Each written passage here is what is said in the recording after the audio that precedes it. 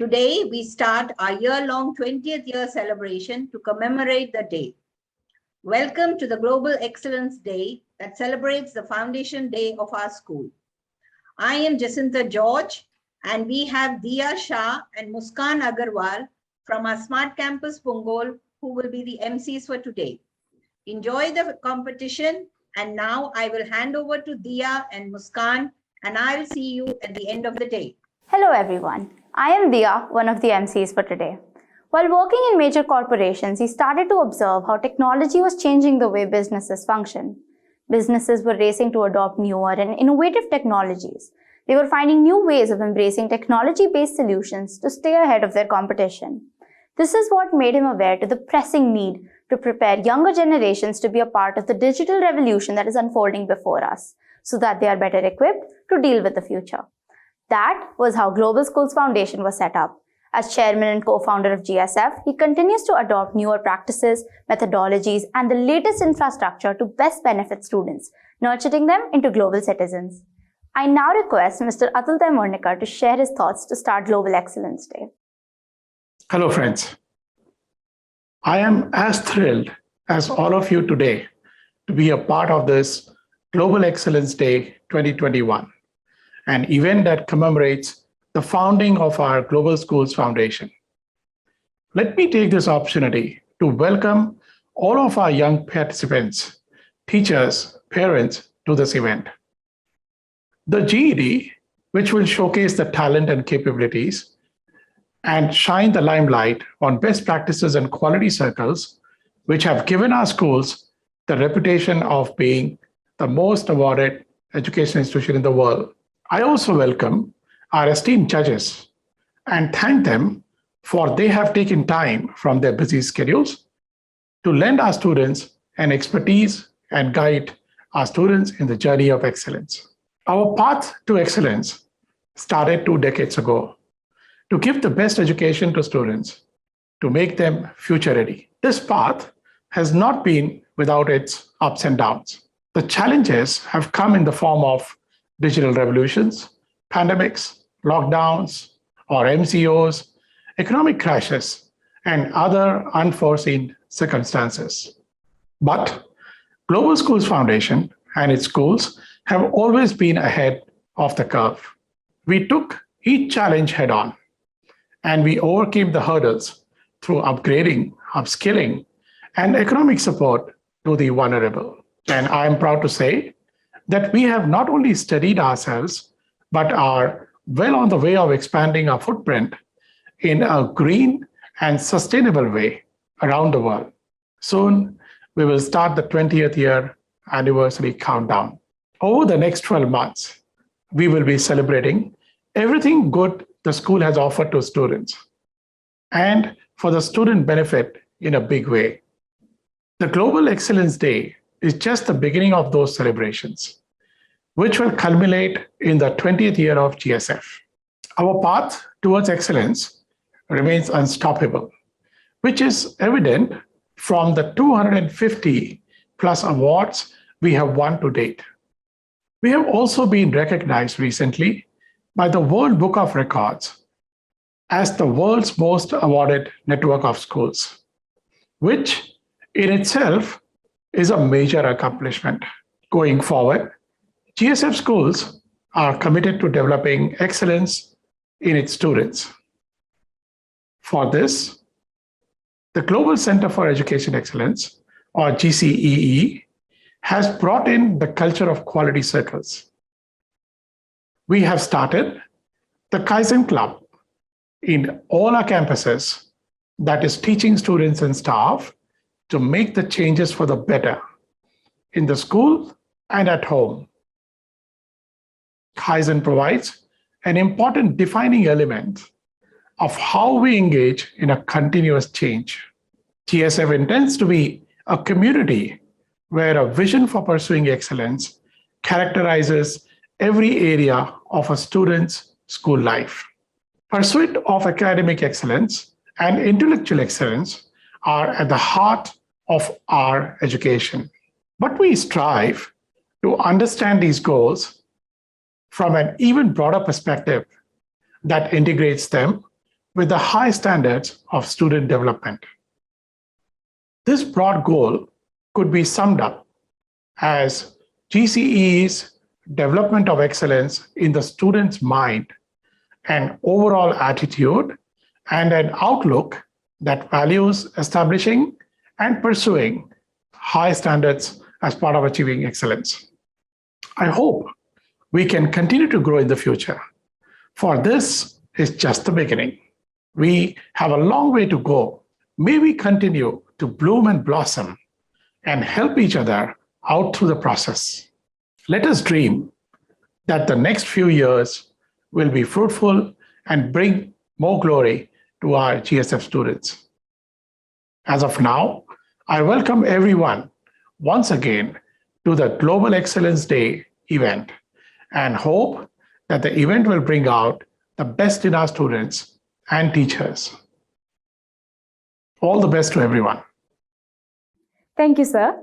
He is the past president of Asia Pacific Quality Organization. He is currently an academician at the International Academy for Quality. He has received numerous awards, commendations, and special recognitions for his work in quality, productivity, and business excellence. Mr. Harnik is the first and only recipient of special award presented by PSB, now ESG, for promoting and managing team excellence and productivity in Singapore in 1998, and was the first recipient of the inaugural Singapore Business Excellence Initiative Gold Jacket in 2015 for his contribution to BE locally, regionally, and internationally. And as School Advisory Management Committee Board member, he was awarded the Service to Education Award 2018 by Ministry of Education Singapore. I welcome Mr. Harnik Singh. First of all, I must say thank you very much for all the very kind words, very nice words. As we know in life, you just do your job. The reward of good job is more job. Yeah? It's always you do your best, you end up doing more. But as you do more with commitment and dedication, without compromising quality, the awards will come to you naturally. I'm fortunate to have worked in many organizations, public and private sector. I was just being myself and the awards came on. And I am very grateful and thankful for all the awards. And I was thankful to GIIS too for the opportunity to work with them and to have friends and collaborate and also contribute in any way. Thank you so much. He is a certified black belt and master black belt Lean Six Sigma, Assessor CII XM Excellence Award. He is a senior professional with 28 years of experience in consulting and executive capacity in senior levels engaged in transformational and improvement programs dealing with Lean Six Sigma, business excellence, operational excellence, and executive of execution. Thanks for a kind introduction. I'm very happy to be part of this event. And as they say that great minds always discuss ideas. So I think we are going to have lots of great minds here. And all the best to the teams who have done lots of hard work in presenting to the forum. And although we have to declare some winners, I must say that every idea counts and it is going to be a part of the life journey of the students who are going to participate. So all the best to everyone. Prior to establishing her own consultancy firm, she was a full-time consultant on quality and productivity in San Miguel Corporation. She is a certified examiner, assessor of the Philippine Quality Award based on MBNQA or World Class Metric System. She is currently the longest-serving assessor in the Philippines.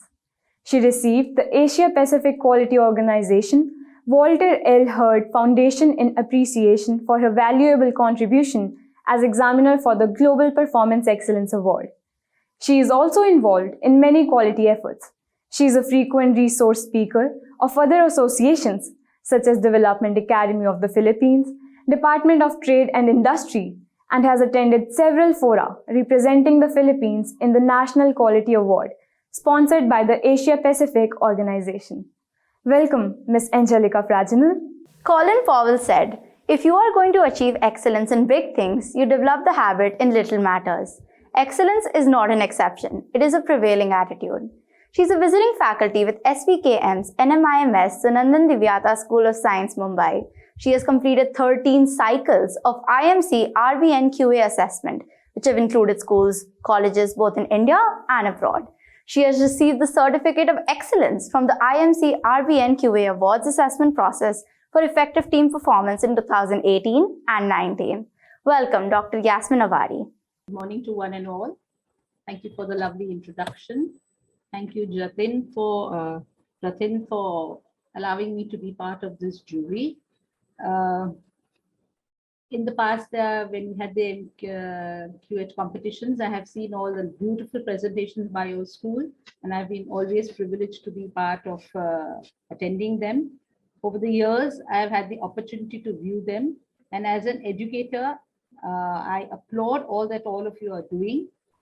It is a privilege to be a part of these global schools because you have the very best facilities which ensure not only student growth, but also their success along with a passion for continuous learning. I look forward to some exciting presentations scheduled today. Wish each and every one of you the very best. May the best one win, and may GCEE's excellence journey proceed and achieve unknown heights in the years ahead. Thank you very much. Thank you, ma'am. I now request our Country Director for Singapore and Deputy COO for Global Schools Foundation, Mr. Rajiv Katyal, to give his thoughts. Dear Global Schools Foundation family, it's my proud privilege to welcome you on this Global Excellence Day. Excellence is a mindset. As an individual, as an organization, either you're oriented towards excellence or you're not. GIIS is an organization which is oriented towards excellence. It was set up with this global vision of creating a global role model for teaching and learning, and with a mission to produce global citizens who are nurtured holistically through excellent teachers to become global role models as students for the world and excel in life. This is why we celebrate the Foundation Day of Global Schools Foundation and GIIS as the Excellence Day. What does excellence mean? Excellence means excellence in everything that you do. Excellence, for instance, can be in academics, the teaching learning process in the classroom, the way teachers handle students, the way students learn. This entire process of academics is oriented towards excellence.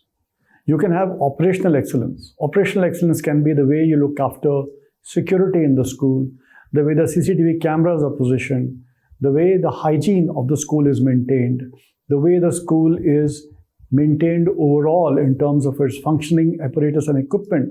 That's operational excellence. Excellence can also be in the way you interact with your customer. In our case, both the parents and students are customers, and we have to take care of them. They often have problems, they often have complaints, they often have suggestions. How fast do we get back to them is very important. A responsive organization is by itself an excellent organization. Excellence can be in the area of technology. As this world is changing and technologically evolving at a breathtaking pace, how fast are we evolving along with it? Are we into robotics? Are we into Internet of Things? Are we into artificial intelligence? Are we teaching our kids coding? It's excellence. The way technology is evolving in the way teaching learning process happens. To what extent do we use technology in our classrooms? So these are multiple ways in which excellence pervades the organization and makes the whole institution called GIIS, the Global School Foundation, an institution oriented towards excellence. Now, we have a Global Center for Education Excellence led by Ratin and team. But I think every part of GIIS is a center of excellence. Every school, every department in the school, every teacher in the school, every non-academic person in the school, every person in the head office supporting that has to be oriented towards excellence. And what better way to celebrate Global Excellence Day than to create a competition. A competition not from the point of view of saying, I am better than you, but from the point of view of all of us learning together and developing the spirit of excellence. So we have quality circle projects happening in various schools, in various campuses, or in non-academic areas, where teachers, students, operational staff combine together, sometimes work maybe alone in groups, and they create and work on projects. And then a well-known panel of experts gathered by the GCE team judges these projects on quality circles done by all our staff across the campuses. Yes, there are winners for best presentation, for the best project. There are platinum awards, gold awards, silver awards, and so on. And yes, they salute the best projects. But the best thing about this is because all of us work on these projects and we participate, we improve some area of our functioning, we strive for more excellence, and therefore the whole organization goes up the ladder of excellence. The second big innovation this time is the Kaizen Club. Kaizen basically is a concept which generated in Japan, and it talks about gradual improvements which lead to an overall humongous improvement. So there are so many Kaizen projects which are happening, which are being taken up by students, by teachers, by staff, and sometimes these projects are for 2 hours, sometimes they are for 2 days, sometimes they're for a week. But they pick up an area and strive to make it better. And again, we have developed a Kaizen Wall of Fame. We have developed, again, platinum, gold, and silver awards for all these Kaizen projects. The whole thing has to be that we are ultimately an education organization whether towards producing students who make a name for themselves in the world or succeed in the world tomorrow. And it's these quality circle projects, these Kaizen projects, this striving for excellence, which makes every part of us improve. And we look to more widespread participation year after year. So have a great Global Excellence Day. Enjoy yourself, enjoy the awards, but more importantly, enjoy being part of the spirit of excellence, the spirit of quality, the spirit of being globally distinct. Thank you. Those were some excellent words of wisdom from Mr. Katyal. Now, without further ado, let's begin the proceedings. Only with quality people, quality products can be produced and quality services be delivered. Quality people are those with good and smart characters. Schools are character-building organizations, and students are the real products of the organization. By introducing quality circles among young students, GCEE develops their leadership personality when they grow and work in the future.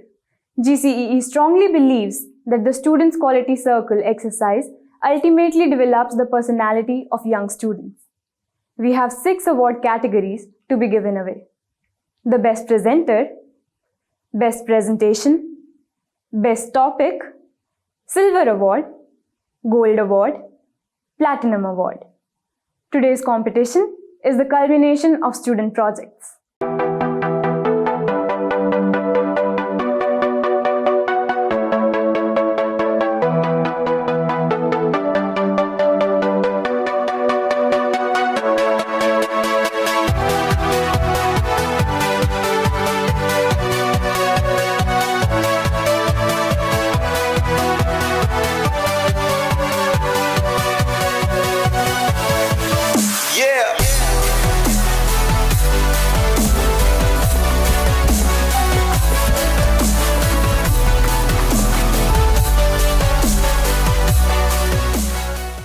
Stress is a normal part of life for teenagers and can be caused by many different things.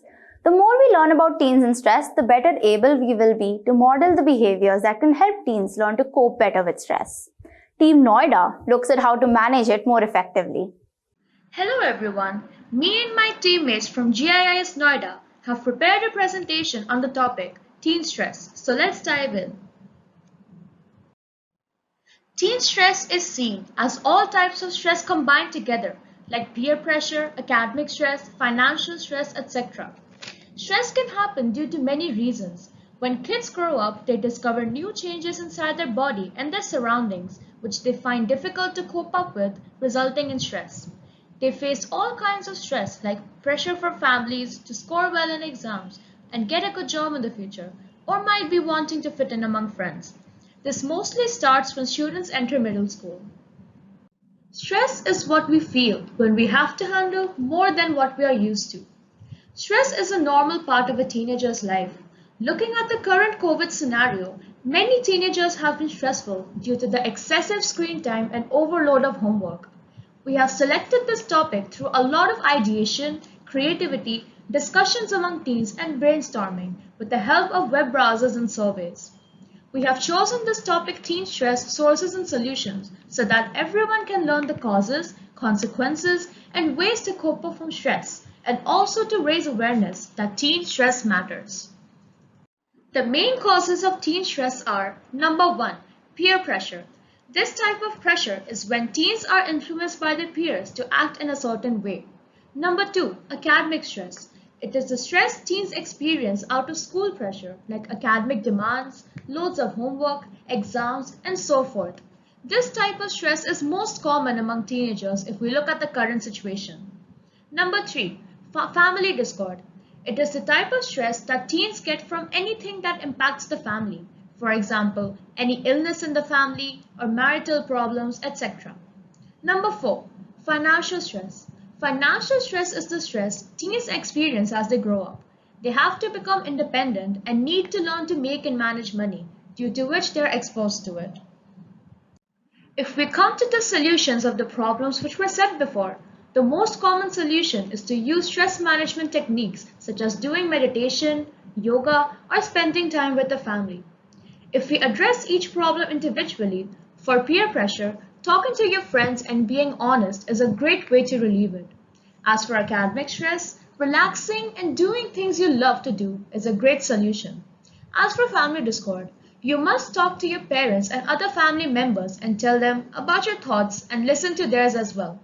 For financial stress, the teens cannot personally do anything. They can only look on the positive side and try to remain happy. The main thing to remember from all this is that no matter how bad things get, there will always be a way out of it. Our team conducted 2 surveys about social stress and peer pressure respectively in 11th grade so that we can understand how much stress our peers are in. It was hard to gather proper information through online surveys, but our team tried our best to gather as much as possible. As per the information we received, seeing the bar graph about social stress, we can clearly state that a lot of people can't handle school-related stress very well, as the green bar is the greatest above school-related stress. This graph is about peer pressure. Even though we can see that not many students suffer from peer pressure, there are many students who do suffer from it and its consequences and have a hard time from it. The given graph has been taken from the survey conducted by our team. This graph shows that most teenagers either indulge in leisure activities like music or dance, or spend time with family and friends. This proves that the solution mentioned previously really work. Besides that, our school also keeps conducting stress management sessions for students who are not able to handle stress, and parenting sessions too, so that parents are able to help in coping up with any kinds of stress.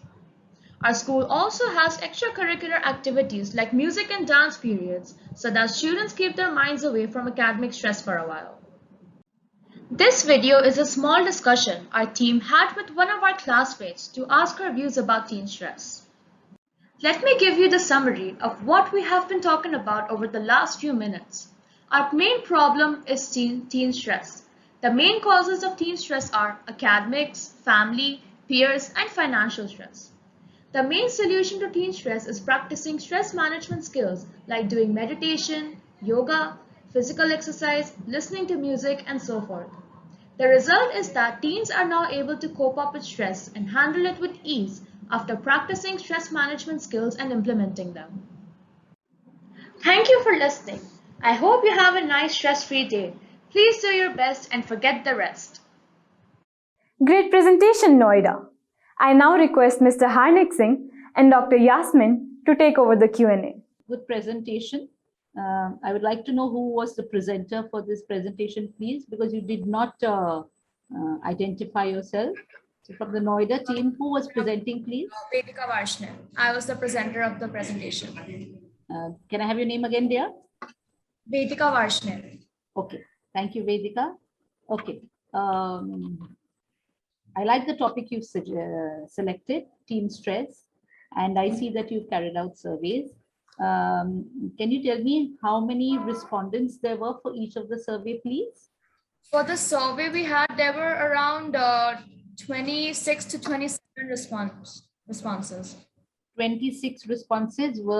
Did everyone do both? you did 2 surveys. So did everyone do both the surveys? Yeah, both the surveys were basically like a part of one survey only. It was divided into 2 sections. I see. Okay. And it was only restricted to your 11th standard, as I understand? Yeah. Your school students? We had some one-to-one interactions with some of the other students, but the survey was for all the 11th standard students. Of Noida? Yeah, of Noida. You did not go to any of your sister schools? We had some one-to-one interactions with some students in our neighborhood. So yeah, we also collected data from there. Those neighborhood is different, separate schools, not GIIS schools. Yeah, but most interactions were with our school only. Most interactions. Okay, fine. And one last question. What type of analysis did you do to get your graphs, your statistical data? Most of the graphs were taken from the surveys only. First, we found out like what is the type of stress that students are experiencing the most. So that would be academic stress, because due to this pandemic, online classes started. So there are many students who are facing from academic stress, who are facing from pressure of studies and getting good marks in exams. So that was the type of stress which students were experiencing the most, and that we analyzed. So yeah, that was the most common thing. And rest of the types of stress too, but we mostly emphasized on academic stress. And we tried to find out the solutions, that what could be the solutions to this. So in the solutions, then we did something. Obviously, there's the stress management techniques, so yoga, meditation, vacations with family and friends. And besides that, if we come to our school also organized some stress management techniques for students. And we also have these class teacher periods of 15 to 20 minutes every morning to discuss about the suppose current affairs or how to manage time. And we have these kind of small sessions in every section of our class. Yeah, but what I would like to learn just in very briefly is what analysis did you do? Did you do a statistical analysis? Did you do some standard deviation or a Pareto? What is the analysis? We had to collect data through online mode. So it was a little hard for us. So the best option we could find is through statistical data we took from the surveys. Thank you very much. Over to you, sir. Can I add a few points? Yes, sure. We use a lot of brainstorming. Aniksa, just one moment. Yes, Ria. We use a lot of brainstorming, and with the help of web browsers and a few organizations like American Psychological Association, we use them to gather many questions to analyze the situation properly. And then we made a survey, including everything we could find useful. And then we send it to our peers so that we could get their answers. They send us the answers and we interpreted it and then added them in our PPT. Great. Thanks for the addition. Any of you, Sneha or Shilpi, would like to add something, please? Among ourselves also, we did a lot of brainstormings and we held a lot of meetings and with our teacher as well. So yeah. That's great. Yes, Shilpi, a word from you. Yes, ma'am. They have done like brainstorming. They have searched the web and they have conducted the surveys. Through that, they have collected all the information. Thank you, Shilpi, ma'am. Thank you. Yes, over to you, Harnik, sir. Team GIIS Noida, good job. You've done a project on stress on teenagers for people all around them. I think this is very common in today's context. Everybody is stressed, even we are stressed. Old people, young people, everybody is stressed. And your tagline of keeping yourself happy and laugh like there is no tomorrow is a good one. It's a very relevant one, and everybody should do that. I just want to get one example, because this is a very wide project and challenges and stress is omnipresent. What is the challenge? Will you just give me one challenge faced by the team in doing this project or getting a viable solution? You know, you have some solutions. What is the main challenge you face? Just share with us on that. Well, if we think about the main challenge was that it was hard to collect data through online modes. Because if we were offline, it would be, the interactions would be more productive, more effective. So in online, we had no other option except surveys and just one-to-one small interactions. So that was a big challenge for us. Okay. Thank you. Thank you so much. And I hope the stress get lower and less, and everybody have a happier way and life in doing our thing. Thank you so much and all the best. Thank you. Thank you.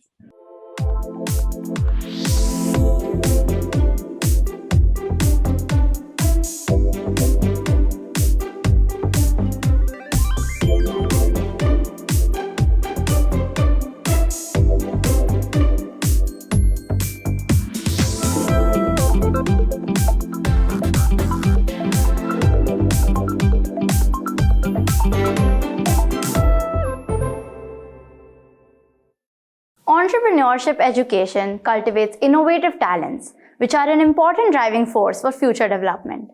Team Dubai shares their innovation-driven development strategies on entrepreneurship education.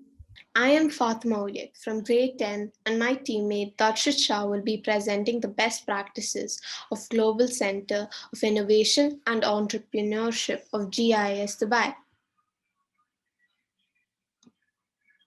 At Global Indian International School Dubai, we believe that innovation is the calling card of the future. New ideas for innovation grow out of the minds of new generation. GCIE at our school provides the students with a platform of wide range of resources and space to create and innovate their ideas into models, revamping their curriculum into reality. Today, we are presenting the two best practices of GCIE, Kuthahal, a celebration of innovative minds, at RISE, GIS, our curriculum for futuristic and learning and innovation. The generation of today is inundated with information and data, right from the time they are birthed, to the time they begin schooling, to the time they finish college. They are constantly exposed to various types of filtered and unfiltered information at a rapid pace, which has become their reality. While information is always a good source of knowledge, the new generation needs to learn what to do with such continuous free flow of information, especially the simple self-analysis of when, why, and how to handle data. At our smart campuses in Dubai, smart learning is an ingrained part of the campus culture. We call it Kuthahal.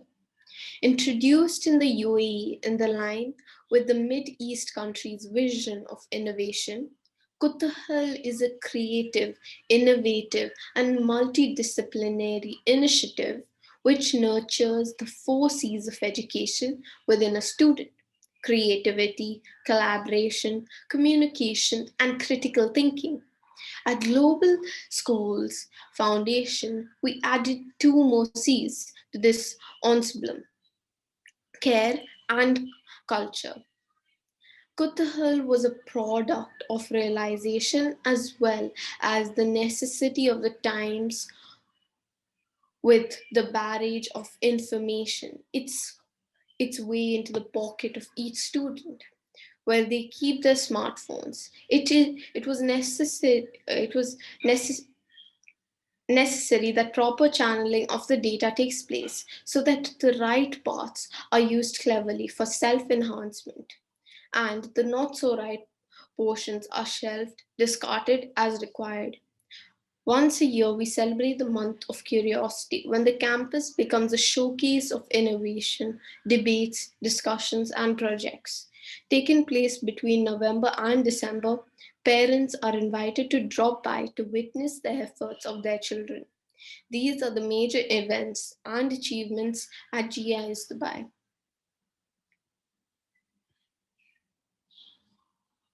Kuthahal Season 1, November 2019.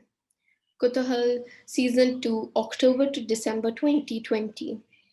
Month of Curiosity, November 2020. Number of students participants, 1,200. Number of schools participated, 27. We were the national winners for Quality and Innovation by ISQ, December 2020. Now I request Darshit to present his topic. Thank you, Fatima. Now I'll be talking about RISE, which stands for Robotics, Innovation, Stream, and Exploration, which is a holistic learning module for GIS Dubai students of grades 1 to 10. The Global Center for Innovation and Entrepreneurship, GCIE department at GIS Dubai manages this hands-on program for every student of the campus to come up with their best creative and innovative achievements.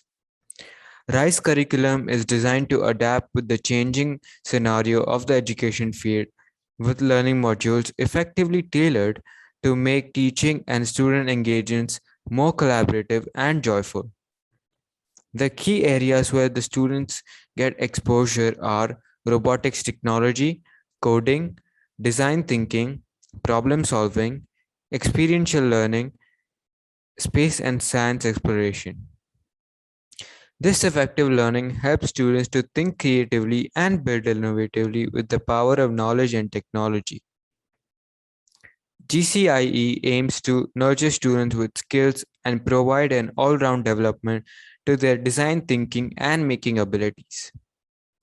It helps foster innovation and creative thinking and provides an environment to develop problem-solving skills, thus making them future-ready citizens.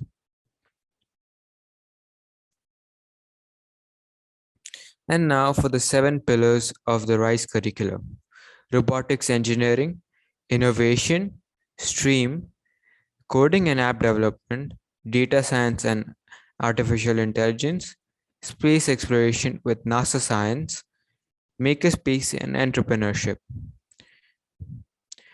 We are also proud to be the winner of the award-winning curriculum at World Education Summit 2020.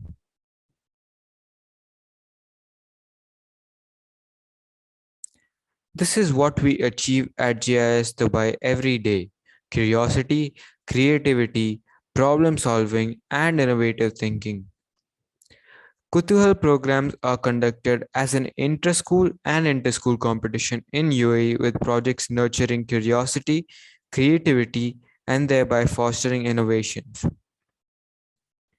RISE activities are a part of regular school timetable and thereby students get regular access to GCIE lab for experiential learning, integrating robotics engineering, science, technology, mathematics, design thinking, and space science. Workshops, summer camps, and winter activities periodically help in creative thinking, explorations, and learning. Thank you. Wonderful best practices, Team Dubai. I now request Mr. Harnik Singh and Dr. Yasmin to take over the Q&A. Well done, team, for having embraced many of these best practices which you have. This Kulutal program and the RISE activities, plus all the stream and things like that, I believe you have done a good job in getting participation level high.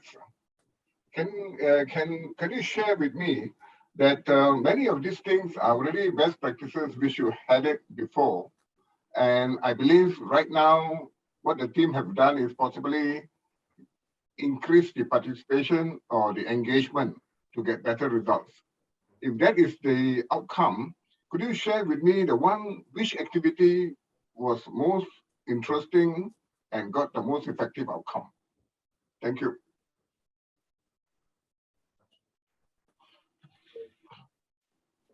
Anybody can answer? Fatima or Shah? Yes, sir. So the outcomes are that we are, when coding, we are making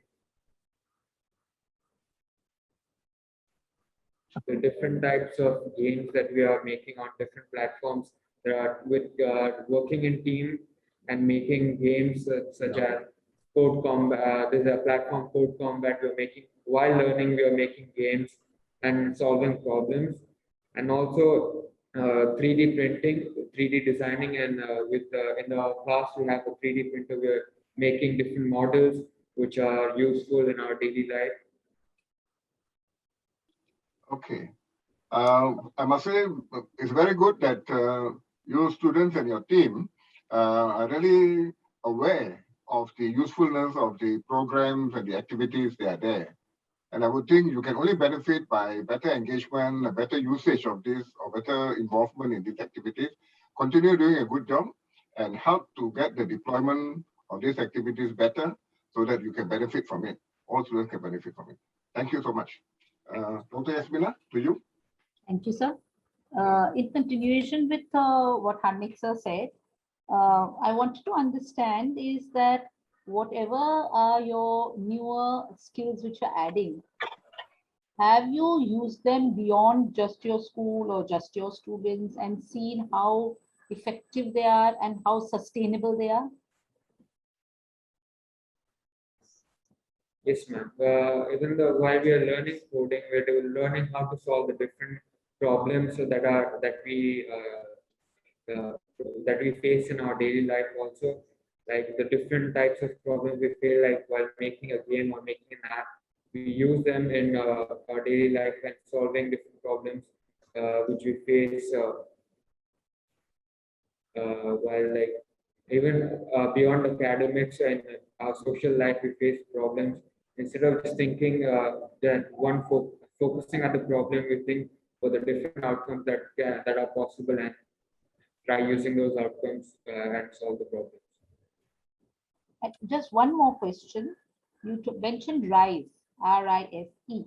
Yes. And you have a curriculum for it, and you got some award for the best curriculum. Now, my question is, with reference to RISE, is this for every student? Is this for students who opt for it? Is it a curricular activity? Is it extracurricular? And how do you go about managing it with other constraints of time, etc., etc.? So if you could throw some light on that. Yes, ma'am. It is for every student, each and every student from grades 1 to 12 in our campus, and it is inculcated in our weekly timetable. And we have one class per week where we do all these activities. Okay. And do you have any like because you have a month of curiosity, you must be having a large number of projects in this. I think Fatima, you mentioned month of curiosity. Yes. And in this month of curiosity, do you restrict your projects to some theme or something, or any student is free to think of any practical, doable project and submit it under the category? Ma'am, the projects ranges from all fields. It can go from science to maths, oceanology. It could also be space related. Okay. And these projects, it helps us to give us a more better thinking on the world around us. It helps us understand what all we are learning in our day-to-day life. It helps us incorporate all these data that we receive into a piece of paper and put it right. So, and since you're looking at entrepreneurship, have you tried using any of these projects beyond beyond your school? Maybe some simple thing you tried it at home or something, or with some friends or something? Yes, ma'am. So we had this topic about how pyramids they were made in maths, and we learned how to with a box. We learned, okay, how could we make a pyramid? How could we incorporate all this? It could be used in other fields, such as while we build Legos, we could just use this. So, and all of these topics which are related to space could also help us understand our knowledge in astrobiology or any astronomical research, any astrophysics. Thank you very much. Thank you both of you, Fatima and Darshit. Thank you. Good day. Thank you.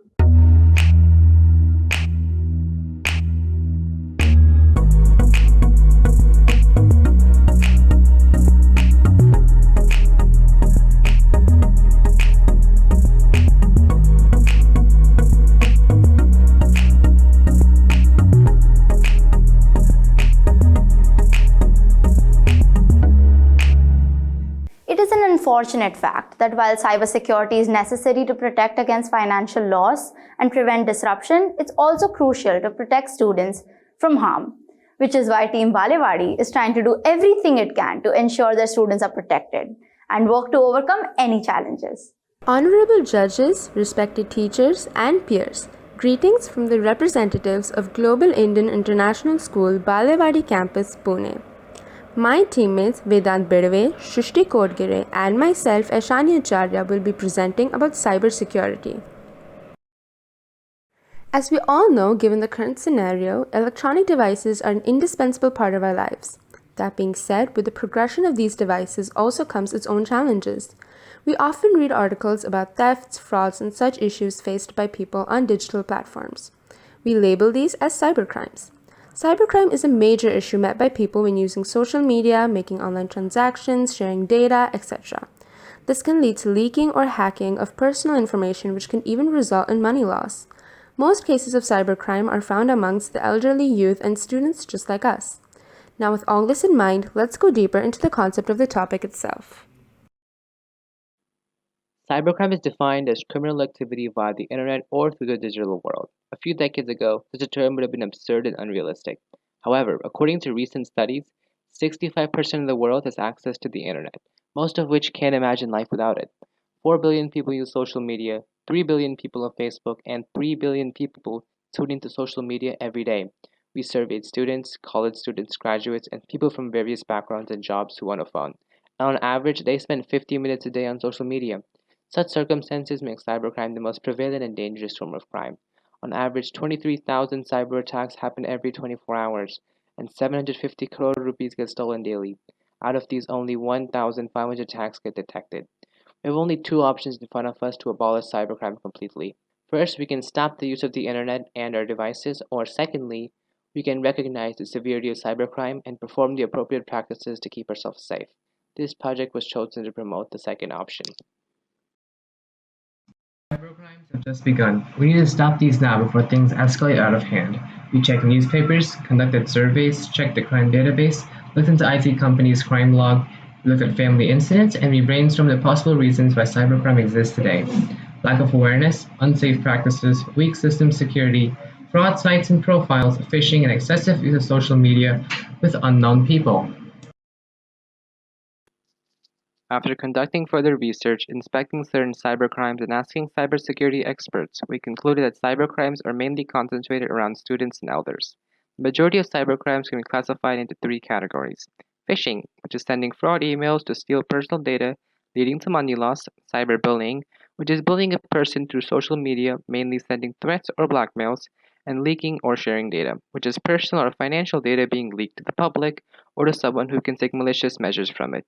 With all the research, we can safely conclude that cybercrimes revolve around these three aspects, which were also the root causes for 99.99% of 150 instances we studied. We used various methods to identify the best solutions to combat cybercrime. So we organized group discussions among some students of ages between 10 to 21 years. The discussion involved sharing of victim stories, steps taken to avoid cybercrimes, understanding the mindset of students towards cybersecurity, etc. Also analyzing the root causes of spread of cybercrimes adds up to find the perfect solutions. We finalized some criteria that would help us in finding out the perfect solutions for our problem. The first is accessibility to solution, by which we mean that everyone can access the solutions. Then it is the cost efficiency, which is an important criteria as high cost can act as a resistance for the solutions to get working. Then we have the simple implementation process, which saves time. As a result of the discussions, we came up with some simple solutions. First, don't repeat your passwords on different sites and change your passwords regularly. Make them complex. Second, use antivirus or malware software. Prevent viruses from infecting your computer by installing and regularly updating them. Activate your firewall. It is important to keep your personal information secure so that you can prevent identity theft. Fourth, make sure your social networking profiles are set to private. Be careful of what information you post online. Fifth, always think before you click on a link or a file of unknown origin. Never reply to emails that ask you to verify your information. Sixth, Wi-Fi, which is a wireless network, is vulnerable to intrusion if it is not properly secured. Seventh, be cautious when giving out personal information on the internet. Make sure that the websites are secure and that you've enabled privacy settings when using social networking sites. Eighth, while making online transactions, be cautious. Avoid conducting financial or corporate transactions on unsafe networks. Ninth, if you are a victim or if you suspect a computer crime, identity theft, or a commercial scam, report this to your local police. Now, as we have the necessary solutions for a mass problem, let's see how it is to be implemented. We first try to implement those solutions ourselves and then advise the other students to follow the same and share their experience. We organized a meeting and discussed about this with a group of students and got to know that some of them had implemented few of these solutions earlier only, whereas some were not at all aware about these. We faced multiple challenges in the implementation of these solutions. Some of them were mindset challenges, resistance to change, difficulty in comprehension by the students, etc. To combat these challenges, we had prepared an implementation plan. Firstly, we had explained the students the importance of cybersecurity. Secondly, we provided them with a brief yet simple understanding of what they had to do and why. Next, we regularly checked if the solutions are being implemented properly. Lastly, we took their feedback and analyzed it to verify the results. Our implementation plan resulted to be successful to a great extent. Another survey conducted after the implementation of the solutions showed that the students were less vulnerable to cybercrime.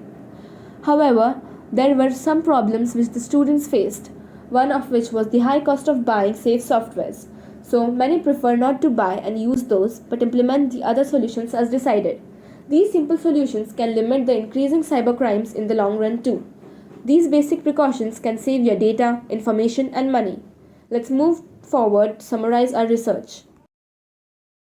Our project was implemented with the intention of spreading awareness on cybercrime, the causes, solutions to combat it, and results that can be achieved with just a little more effort on the security aspect of it. We do hope our project has found the audience with a better understanding on cybersecurity and the benefits of implementing them. With that, we come to the end of this presentation. On behalf of my team and myself, I would like to thank Global Indian International School for giving us this opportunity and platform to present our ideas. Thank you. Team Balewadi definitely showed us how important cybersecurity is. I now request Mr. Harnik Singh and Dr. Yasmin to take over the Q&A. The team has taken on a very, very big issue, a challenge to the whole world, cybersecurity, the global issue. But it's also very important that we are conscious and we are aware. You have shared a lot that you all have done, and I would take it that many of the things are actually work in progress, because cybersecurity is an ongoing challenge. Can you share with us some specific issues to your school? Perhaps something which is really impacting GIIS, Balewadi, or maybe GIIS as a whole school. And then how and what have you done, and the solution that can have an impact in this area, so that we can understand why this was picked up and the knowledge you have acquired, the understanding you have, and then address something which is more closer to you. That means your school in Balewadi or either the GIIS. Just pick up one example and share it with us, please. Sir, actually, as far as our school is considered, we haven't really experienced much cyber crimes as such. However, there are certain instances of cyberbullying. One actually happened in our class a few days ago. This was during the Zoom meeting when somebody joined in and started with a different, like a proxy name or something, and started bullying a kid online, right? And so we had done the research on like bullying and what it does and like the problems of it. And so the clear-cut solution was to simply ignore the person, and we tried removing him. He joined back. So it just shows that anybody anywhere can just join any meeting, however secure, and start bullying us. So once you did that, is there any impact or is there any what you call assessment, whether there's an improvement in understanding or in the usage or the using of the hardware or whatever? Is there any Yes, sir. So as far as our school is concerned, we joined in classes 7, 8, 9, and 10. We have something known as a morning assembly. First 20 minutes of the class, we can join in and talk about something. So in this, on Mondays, Tuesdays, Thursdays, and Wednesdays, we joined grades. So on Mondays, we joined grade 7, on Tuesdays, grade 8, and like that till grade 10th. And we joined in 3 weeks, right? The previous last time conducted this was last week, last Thursday. So we joined the classes, and the first week we joined the classes, we asked them what their thoughts about cybersecurity are, what they feel cybersecurity is about, how dangerous they feel it is. And surprisingly, many actually like overlooked it. They seriously doubted it could be life-threatening. Next week we assessed, told them solutions. And third week we gave an assessment on cybersecurity. We gave them certain situations, what they would do to handle these. Okay, good. That means the awareness has gone up. Over to you. Indeed. Dr. Yasmina, over to you. Yes, sir. Yes. I just have two very small questions. One is that you said you had groups of students you would speak to, or you would meet up, or you would tackle. Roughly, could you tell me what would be the group size? So, like I explained to Harnik Singh, sir, we went to our classes 7th, 8th, 9th, and 10th, and these were the main groups in our school. Then in our respective societies, we did have, like out of casual talk, we did mention cybersecurity. We sort of did explain to them as well. So in our school, the classes size were approx 25 students. And in our societies, for me, it was like around 7 to 8. And I'm guessing for Aishani and Srishti, the same, 7 to 8. That's great. That's great. Okay. One more very important thing is that students of the higher classes may be using ATM cards or credit cards. What about that type of security? Or you are not looking into that? Because a lot of frauds are taking place. People hack your passwords, etc., etc. So have you given a thought to that? Because we have given a good amount of thought to that. If you have time, can I share a quick 2-minute story? Yeah, I have time. You'd have to ask your organizers. 90% of all phishing attacks happen. You receive an email, right? And the email is like from ICICI Bank, this, some kind of bank, some sort of credential. And it's usually pretty clear that it's not. If you look below, it's going to show some completely fake ID.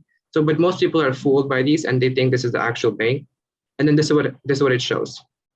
On 15 minutes prior to this message, this much amount of money has been stolen from your account, or this much amount of money has been purchased for this cause.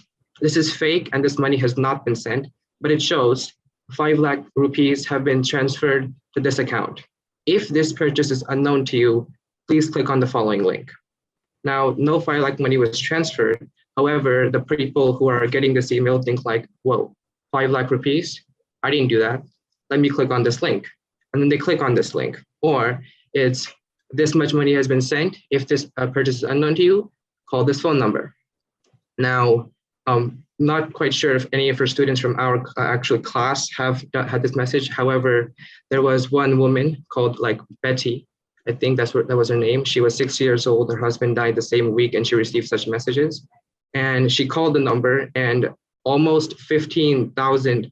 So what they do is they tell you this message, they sort of like spin it off to usually the elderly, telling them, well, actually, this is how the money was transferred. No, that process is incorrect. You type this credential wrong. Here's what you could do to correct it. Send this much money to us. And usually they ask the money in some sort of like either wrap it in a lot of bubble wrap so the dogs can detect it, or put one 500 rupee note in every page of a book. So like that, they ask the people to send the money, usually physically to certain locations through the means of cybercrime, or they simply ask them to do it over the internet. This much money, give me an OTP pin, and I'll fix your bank account, like that. Yeah, that's right. But what do you do to circumvent something like this happening? What advice Well, would you give to particularly your age group? Because today, when you are online or you are doing a transaction, no one really knows that you are 10 years old or 50 years old or 60 years old. A person who wants to rob you will rob you, whatever. So yes, they do try it with the elderly much more because they are not so net savvy or so, familiar with the internet ongoings today. But how would you apply what project you've taken up to also ensure? So could you spread that some type of awareness to maybe elder age groups or something? So that is my question. How would you help circumvent this? Okay, sure. I will definitely get to that. But however, let me just add a point. The people who are committing cybercrime on you often know a lot about you. You'd be surprised. Yes, no doubt. They know your age, your birth, where you're born, where you're living at this point. They do a very calculated attack. Yeah, yeah. Yes, it's a very strong system. Yeah, it's a very calculated attack. Indeed. And the like you explained, how do we spread awareness? So we did explain to all our students, whenever we receive such an email, completely ignore it, right? That's what you have to do. No matter what happens, absolutely ignore it. You shouldn't be receiving that email. If you're usually, for all of us, our accounts have to be linked to elderly, so they will be receiving the email. If you're receiving it, it's not right. Secondly, if you feel like it shows your money has been transferred or you need to transfer this money, don't act at all before consolidating to both your parents, or if you're elderly, to your children or to somebody you know has trust. And so we did spread that, and we did explain, I forgot who, but we did share one cybersecurity police cop number to the people. So if they received such messages, they should contact the police station, not the number in the email. Thank you. Thank you, all of you. Thank you. Thank you very much. All the best.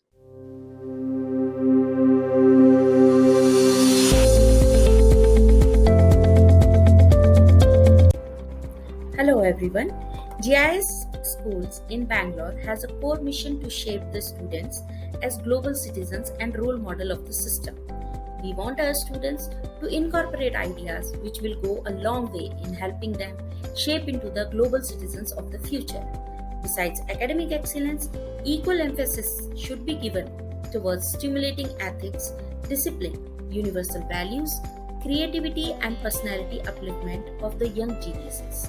To instill a sense of beginning and responsibilities, we would like to encourage them to have a healthy competition and hence develop their leadership skill, which in turn will foster social integration, increase their self-confidence and teach them to follow their passion.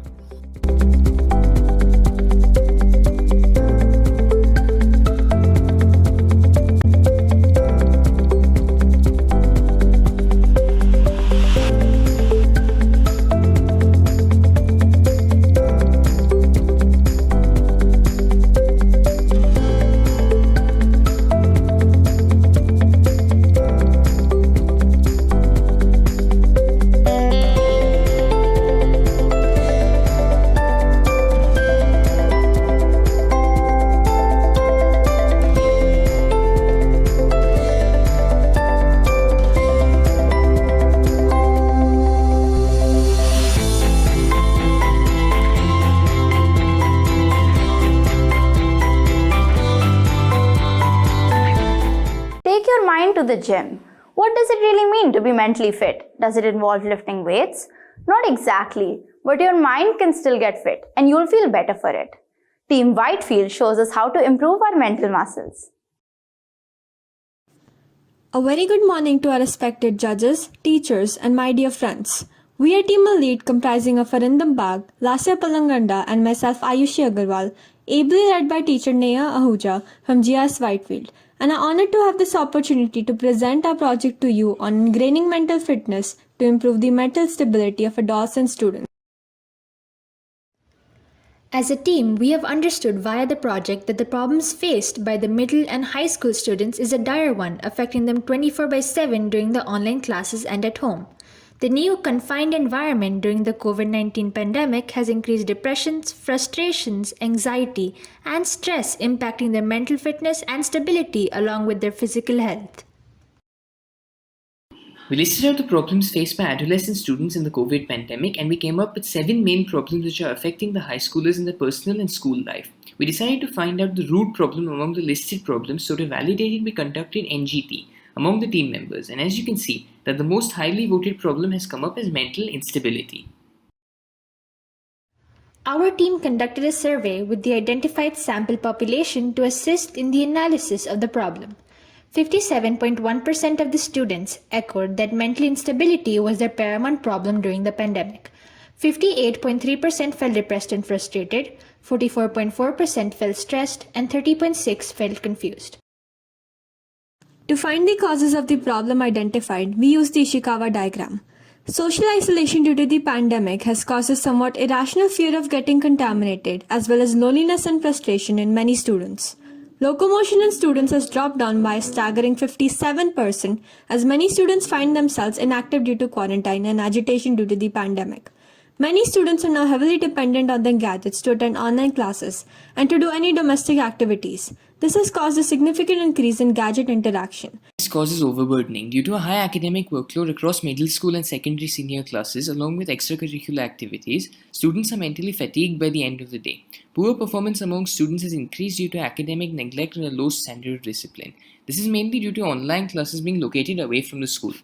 Access learning on screen is leading to low critical thinking skills among students and cyber addiction. A study by Stanford University has shown that for working more than 4 hours a week makes you less productive, leading to poor performance. We used the method of YY analysis to help us get a detailed perspective on the causes of mental instability. Social isolation, decreased locomotion because of safety measures, and a stay-at-home schedule was one cause. Increased dependencies on electronic gadgets for virtual classrooms, to access new learning materials, and digital domestic activities was another cause. We concluded that these are all connected causes of mental instability. Using the 5-why technique, we interpreted that the root cause of mental instability is students getting overburdened with work.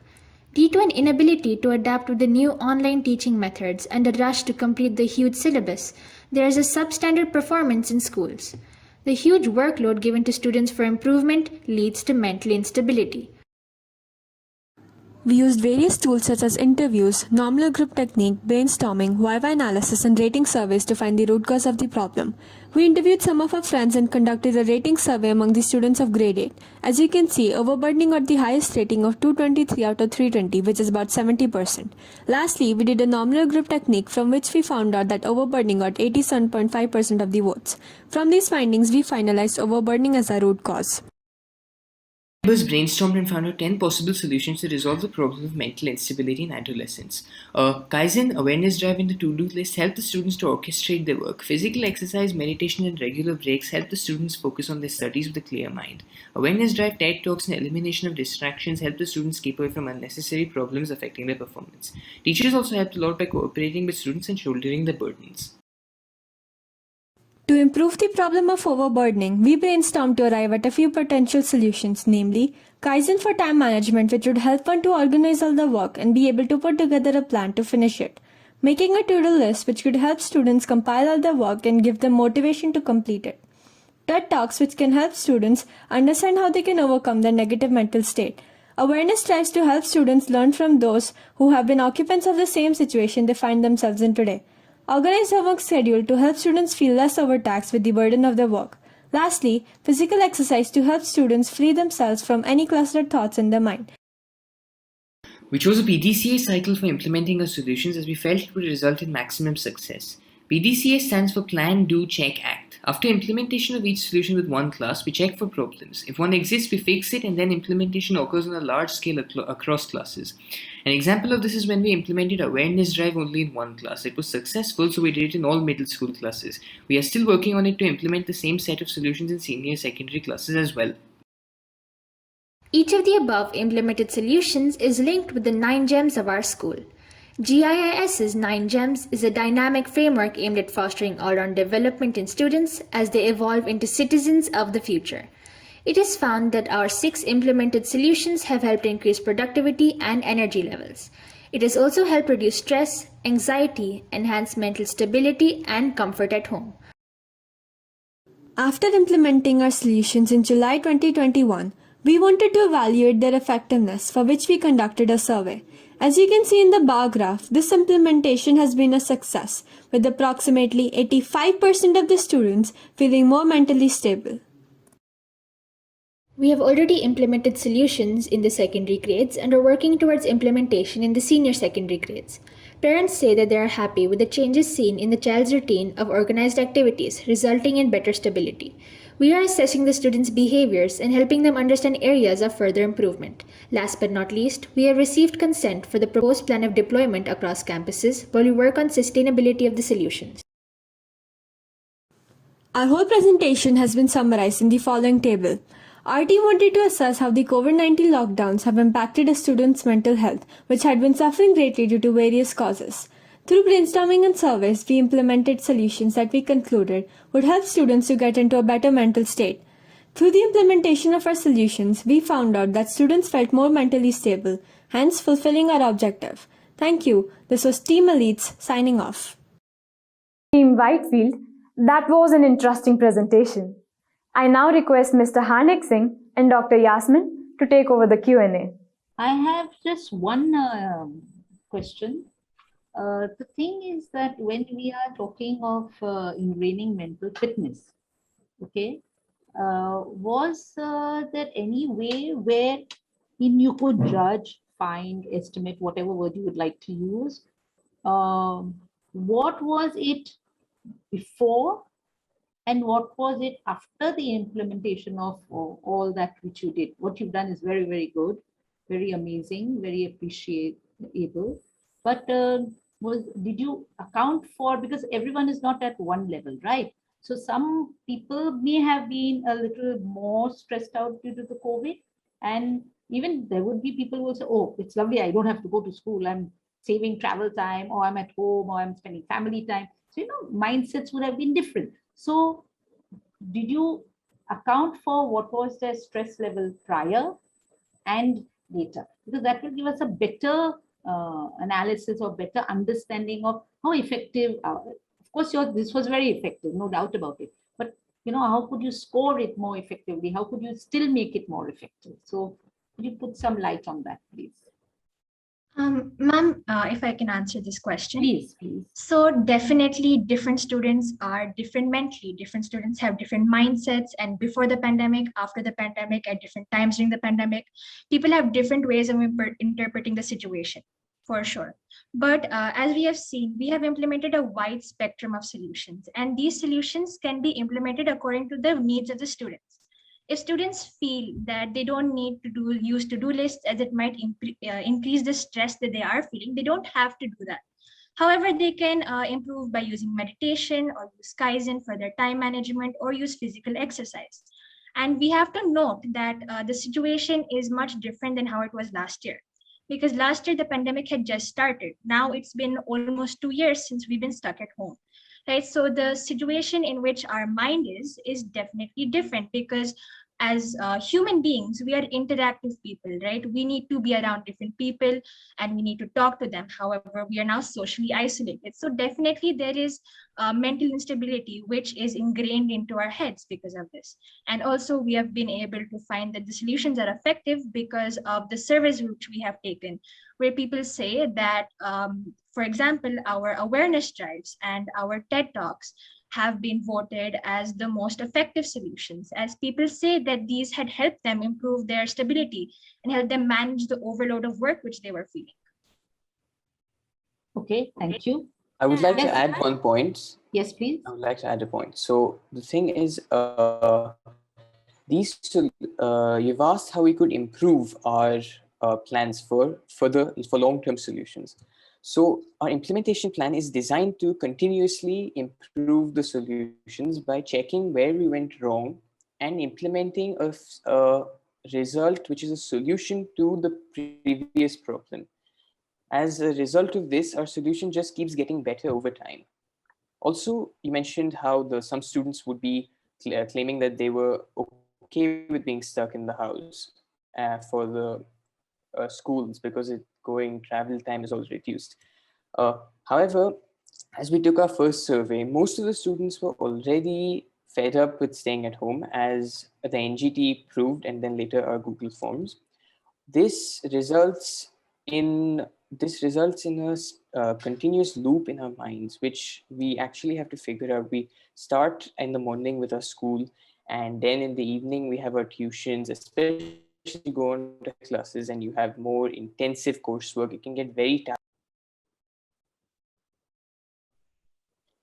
Thanks for the addition. Thank you, Arindam. May I add to that? Please.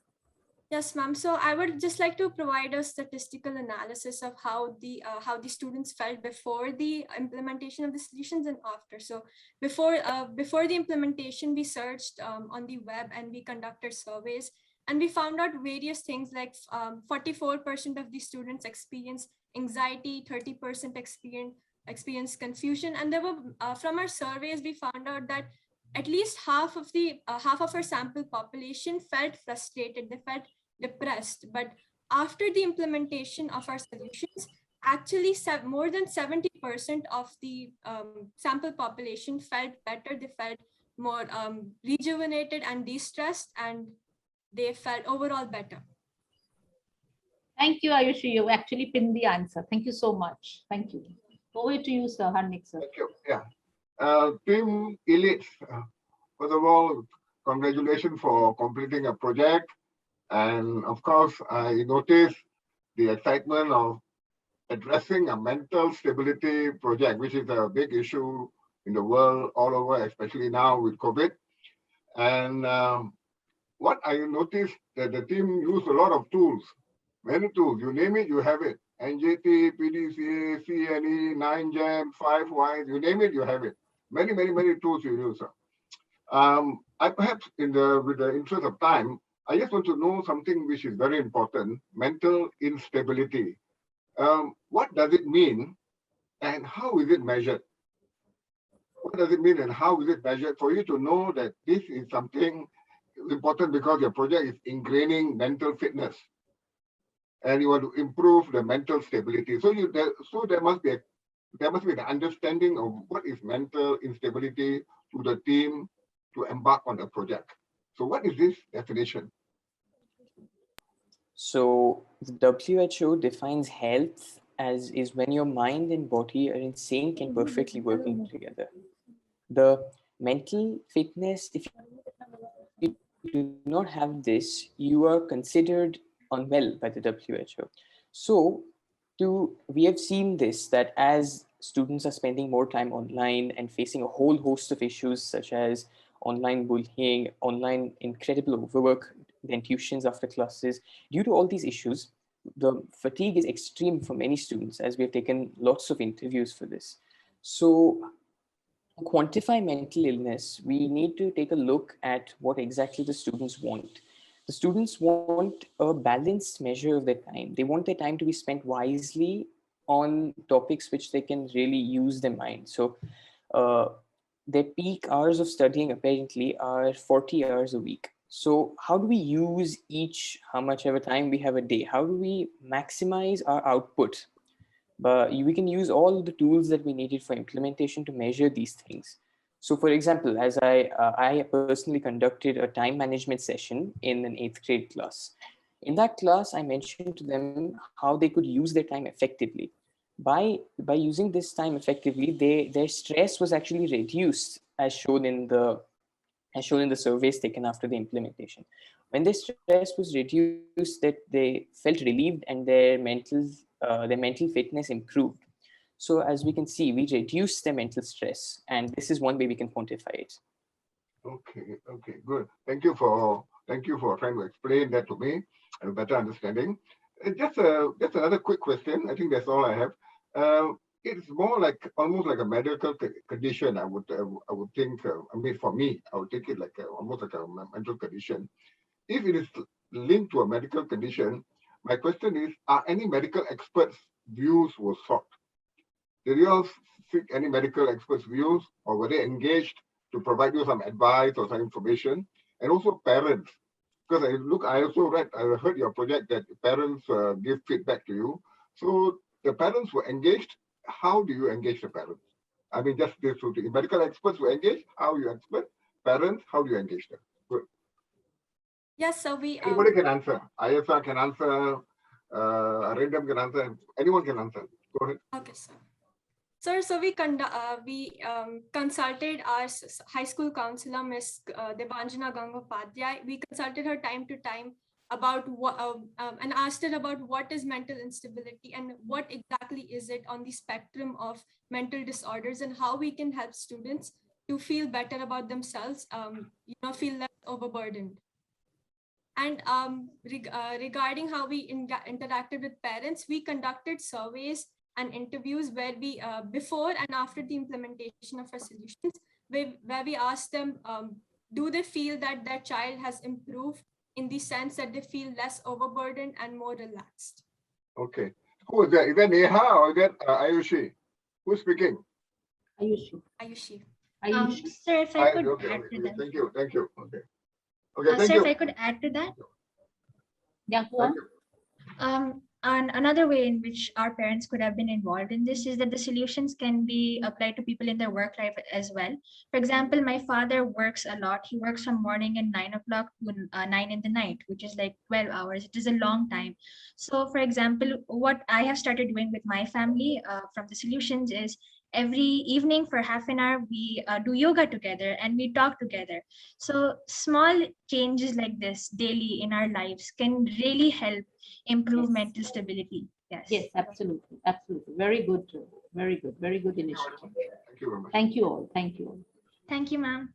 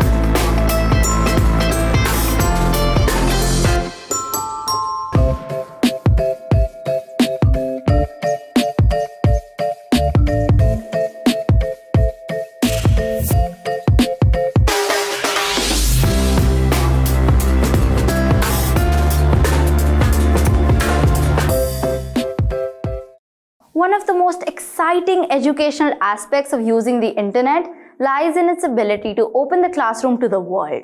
Although the diverse nature of topics available on the internet can enhance the learning experience, students need to be aware of safety issues when interacting with others online. Team Tokyo discusses the social nature of the internet. It is important for students and teachers to be informed of these when using the internet for telecommunications. Hello everyone. My name is Kirtana Ramanujam. Today, my friends and I are here to share with you our quality circle, Shaping Netizens, the Defenders. The problem that was targeted by our team was the lack of cyber safety awareness, mainly among students. Due to the pandemic, there were many changes that were taken up to have minimum disruption in the academic progress of the students. This led to more engagement of the students on the internet for study purposes. However, the concern that then rose was the lack of awareness among them that could be the cause of inviting cyber-related problems or even worse. Therefore, our team decided to take up the initiative to reduce the gap among students and the internet-related issues so as to prevent any threats from arising at most levels. Project selection and purpose. In order to identify the problems, we analyze the statistics of cyber incidents in the K-12 category. From the data, we spotted that the major factors causing cyber-related issues among students were data breach, phishing, ransomware, and denial of service attacks. Geared towards recognizing the major domains which caused the problems, we conducted a poll for all students above 3rd grade. After discussing with student council members and the teachers, we finalized the problems using the nominal group method. For our situation analysis, we looked into the various causes which brought about the lack of safety on cyber platforms through mainly 2 scientific tools, the fishbone diagram and the Pareto analysis. Through the fishbone diagram, we broadly classified the causes of the threats faced online based on the students, teachers, parents, and ourselves as a team. Due to COVID-19, students and teachers have increased their usage of the computers and the internet, which makes them more vulnerable to threats online. Teachers and students also need to be made aware of the dangers of the internet in order to monitor their students. We as a team discussed the current situation of the school and communicated to the students and teachers the safety precautions needed on the internet. We have also used the Pareto analysis, which states that 80% of the positive effects are due to 20% of the actions. So now, we will talk about the tools and analysis used for listing final root causes.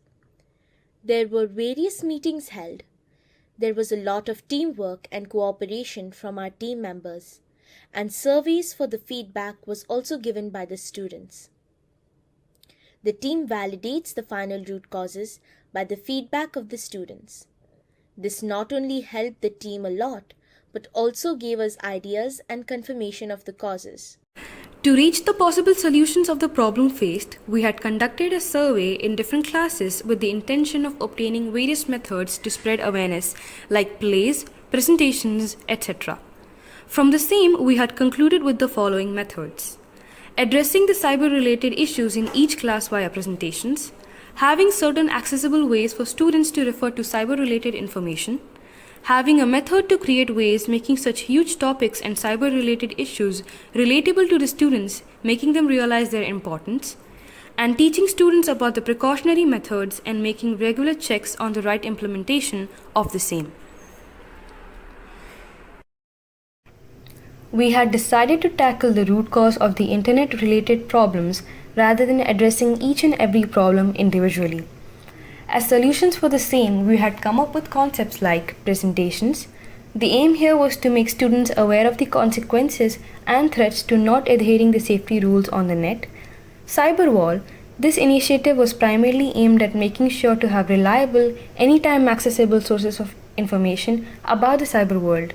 Drama or plays. As form of plays, our motive was to try and convey the message of cyber safety, necessities, and at the same time show that these issues are related to our day-to-day lives, thus tackling the root cause, that is, lack of cyber safety awareness. Project implementation and results. Now, we will talk about how the team implemented solutions to achieve their results, the challenges and how they implemented their plan. Some of the challenges we faced are the challenges with primary children. Since they weren't too familiar with most of the words and concepts, it took quite some time for us to explain these in simple terms. Next is the challenge faced through hybrid classes. As you would all know, due to COVID-19 pandemic, many of the students attended online while a very few of them attended school regularly. This made it difficult for us to explain the threats faced online. We also faced challenges in ensuring the safety of children by monitoring each and every device in school. We had also installed antivirus softwares on multiple devices. So as to combat the challenges faced, we initiated certain implementations. We created a cyber wall particularly for the primary children and made it creative and appealing for their better understanding of cybersecurity. We conducted quite a lot of presentations on cyber awareness. This was not only helpful for physical and online students, but also the parents as well. Our future agenda is to start cyber clubs, create short skits and e-magazines, and to conduct surveys to spread awareness and get a better understanding on cybersecurity. As you can see here, we have created a cyber wall for the primary students, and the photo beside it is where my team and I are working on the presentation of Shaping Netizens. Due to our consistent efforts, the implementation plan bore fruit. The acquired awareness of cyber safety has led to the usage of Norton Safe Search, a service developed to help users identify malicious websites in our school. The defenders, during our regular monitoring sessions, have noticed the increased cyber hygiene throughout the campus. We ensured two-way communication on cyber safety during our awareness sessions by encouraging the students to ask questions as well as asking them to fill out feedback forms. Any project can be deemed successful only when it is sustainable. Hence, to ensure sustainability, we will be regularly conducting activities and awareness sessions concerning cyber safety, along with starting cyber safety clubs in the near future. We have also come up with a way to motivate the students to maintain cyber hygiene. Every month, we will be declaring the student with the best cyber habits as the Netizen of the Month. Now that many things have gone online, the usage of the internet has increased, and so has the need for cyber awareness. So to increase cyber awareness, we explain through PPTs the threats and the precautions that could be taken. We also conducted a play and dedicated a wall consisting of cyber issues. We finalized a few measures that could be taken to increase safety, which include the usage of Norton Safe Search, regular monitoring of students and the search history, restriction of unsafe websites, and the installation of antivirus software. Thank you for listening, and we hope you enjoyed our presentation. Team Tokyo, you surely hit the nail on the head. I now request Mr. Harnik Singh and Dr. Yasmin to take over the Q&A. Team Tokyo, nice presentation. Cybersecurity need of the hour. I would like to just ask you a simple question. You have addressed most of the issues which you picked up along the way. My very simple question to you is that I assume that this project you did was mainly over June, July, August. After the completion of whatever your project was, when you carried out your teaching process, you did put up a cyber wall for the younger generation, younger ones, younger kids, etc. Did you get a chance at any given point in time, post completing the project and now, to try one sample test, like where you could check its efficacy or check for any point you might have missed, or any loopholes, or anything which you feel that, oh, I could have added this and made it better? Anything, some afterthought or some take-home message could you think of? Thank you for the question, ma'am. So, as mentioned in the PPT, any project can be deemed successful only when it is sustainable. So, throughout this QC, we did obviously think of what we'll be doing in the future, because throughout the process, we were first planning it out, then we implemented it. And then when we started implementing, it consisted mostly of awareness, and especially because primary children, as you know, their level of maturity is, lesser compared to the seniors. So we had to put in more efforts there. But along the way, we started thinking of how we can keep this going, how we can keep it sustainable. So we have thought of certain, initiatives which can keep it going. One of them is Netizen of the Month. So throughout this procedure, this QC, we actually conducted a quiz, so which would let us understand whether everyone has actually gained awareness from it. And that was one of the parameters for choosing the Netizen of the Month, actually. So we had it planned, and as the name says, Netizen of the Month, it is going to happen every month throughout this one year. So I mean, that is the way we are going to keep it going. And for any child, it's like when you tell a child, I'm going to give you a candy after you complete this, they'll do it with more enthusiasm, right? Once you give them a prize, they're going to feel more motivated to do it. So when you give this title, Netizen of the Month, they get this sense of, I need to get this. I need to show them that I'm the best. So that particular title, when we came up with it, we thought that that would be one of the best options to keep it going. And along with that, of course, awareness is a never-ending process, if you think of it, and the amount of usage that we are, the amount of internet that we are using right now, it keeps increasing, projects, assignments, even tests. As you know, GIS has been using Eklavya as well. So when we come across certain these kinds of instances where we need to use internet, we are exposed more and more to all the threats that are there. So we understand that it's a never-ending process. So we have already planned it out. So we have also decided to keep conducting awareness sessions every month. And if by chance we come across any certain issue regarding the same, maybe an instance of cyberbullying or like that, we will be taking even stricter measures. But at the moment, we have thought of starting cyber clubs. Netizen of the Month is one initiative, and conducting regular awareness sessions. So in total, we have already thought out the whole process of this total, 1 year plan. Thank you. Thank you. Did you think of, yes? Can I add on a few points to it?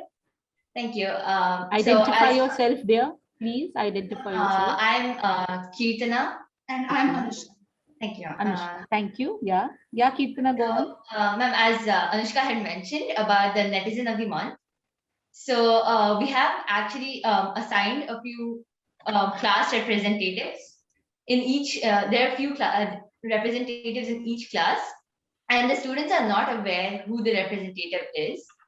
So this is done. This is a one-way communication between the teacher and the student. So the student actually, since we cannot go and monitor every class, the student keeps an eye on his class, his or her classmates, and reports to the teacher about their netiquettes, his or their classmates' netiquettes, and that is a basis how we come up to this Netizen of the Month. And additionally, I would like to add on that another resource that we used in this process was a microsite that we have. It has been very helpful in spreading awareness, and it's both for teachers and students. So there are modules in this microsite about various aspects of cybersecurity.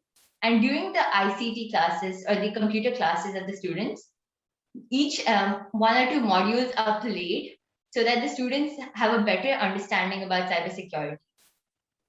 Ma'am, may I add to that? Yeah, please. Go on. So we have also this policy, internet policy. So we have laid out these set of rules. If you bring your own device, for example, because us seniors, we have to. It's most of our work now, maybe Google Classroom, research, it's all on the internet. So we have this set of guidelines, rules that we must follow, adhere to ensure safety online. And that's a part of spreading awareness, right? We are coming to know what we should be doing and what is actually what steps we can take to safeguard ourselves against all the problems online. And also there have been awareness, or you could say sessions on how we can prevent cyberbullying amongst the teachers. So that, because teachers play an important role in the school. Obviously, we are a team and we are the ones who are, at the front leading this. But, when it comes to primary children, we can't be there with them 24/7. We can't be with them throughout this, entire day. So even the teachers are being informed on what they need to do to ensure that, everyone is aware of all the problems and everyone is safeguarded from all these problems online. Thank you. Thank you. Anyone else wants to add anything? Or I hand over to Harnik sir. Harnik sir, please. Okay, sure. Yeah. Okay, Tim, just a short question. I think more or less I've shared a lot.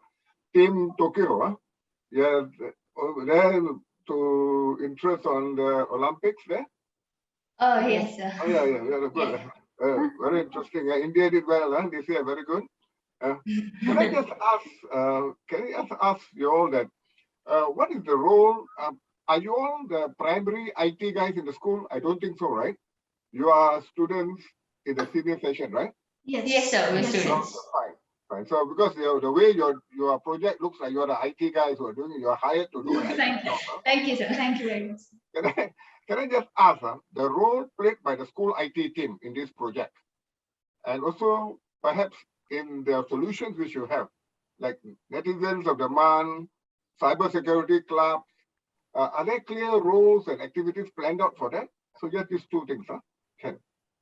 What is your role of the IT school IT team? Maybe the guys who are paid the salary to do IT jobs, right? Their role. And secondly is the sustainability efforts, huh? Your solutions like netizen of the month, cybersecurity clubs and things like that. Are there rules and activities and things like that? Thank you. Thank you for the question, sir. So as stated in the PPT, we have a future agenda as well. So as netizen of the month, we have already started, and we have already, as I mentioned, we have this quick test that we take, and not just obviously testing, not all students would like testing. So as Kirtana mentioned, we also have the school class representative and the teacher. There's a dialogue between them, and through that, the teacher gets to know the status of the of the classes understanding and the children's cyber hygiene. Are they doing well? Are they, because teachers, children are more free with children of their own age, people of their own age. And obviously, if they know that someone is looking at them, they would obviously want to be this ideal person. So we try to keep it secret, so that we can actually make it genuine. We can make it genuine. So that's the procedure behind Netizen of the Month. And in our future agenda, we do have certain like cyber clubs, as we mentioned. Cyber clubs are we are in the process, because obviously starting a club, we need a good committee. We need a good group of people who are actually responsible. We have no doubt started it, but to complete that the initiative, we are still in the process. But cyber safety clubs is one. Another thing is skits. So we have done one skit with primary children, and we are planning on conducting skits to showcase the importance of cyber awareness amongst the senior children too, because skits are a very interesting way, because when you just hear someone speaking throughout half an hour, it's really monotonous. So instead of that, we try to make the children see it in front of themselves, and they can visualize it. So that is how we'll be. Okay, very good. Can I just ask? I know who is Pulkit, right? Because all of you are wearing masks. I don't know who is who. Who is Anushka? Me. Okay, Anushka, you are the one. Then Kirtana is which one? Okay, Kirtana, and then Divya, right? Yes. Divya is the one. Okay, yes. So now I know who is who. Huh? Okay. Thank you so much. So in addition to this, I want to add, like we also have cyber wellness committee in our school, which includes both teachers and students. And as a teachers, as IT department teachers, we are working on the cyber wellness. We are planning how we can, safeguard our IT devices more, to have, more, so that students can focus more on their research work. They are more, safeguarded. So we have cyber wellness committee as well in our school. Yeah. So I would like to add on to what Anushka just said. Can I just add a few points? Thank you, sir. So as she had mentioned the future agendas, there are a few more things. So like currently every week we have house activities held amongst the 4 houses. So one of our future agendas is to actually inculcate and include cyber security projects and probably debates, discussions, quizzes in these house activities, and award house points for any house who shows interest in being a responsible netizen. Thank you so much. I like the passion. We recognize the passion. Carry on doing a good job. All right. Thank you so much. Thank you, sir. Thank you, sir. Thank you so much. Very good. Thank you. Thank you.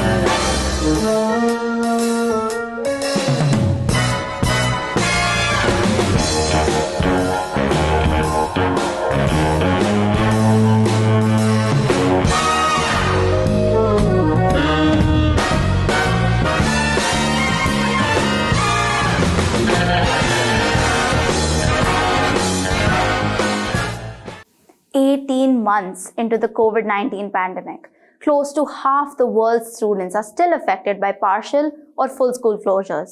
Prioritizing education recovery is crucial to avoid a generational catastrophe. Let us see Team East Coast's efforts to mitigate the impact of school closures, addressing new losses, and adapt to newer learning norms.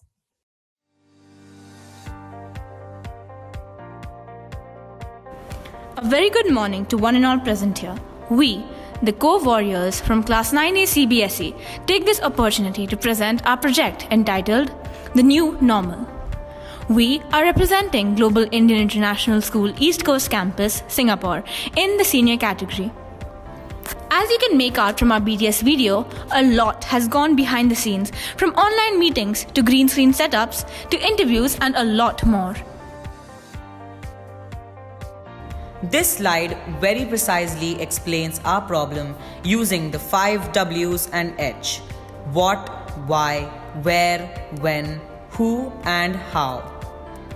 After a lot of deliberation, the problem we chose was impact of COVID-19 on education. As being students, it is an apt topic which has had an immense impact on us, hence need maximum attention. To validate our thinking, a school-wide survey with questions about impact of COVID-19 on education was conducted, where we received over 40 responses thus supporting and confirming our topic. After a detailed brainstorming session by our classmates considering different issues like time management, impact of COVID-19, and stress management, we zeroed down on this topic as it gauged maximum votes. We conducted surveys across all levels to be acquainted with the thoughts and feelings of students in general. We received 40 plus responses, which further validated our beliefs. The survey results were kept open to all as we wanted to maintain transparency.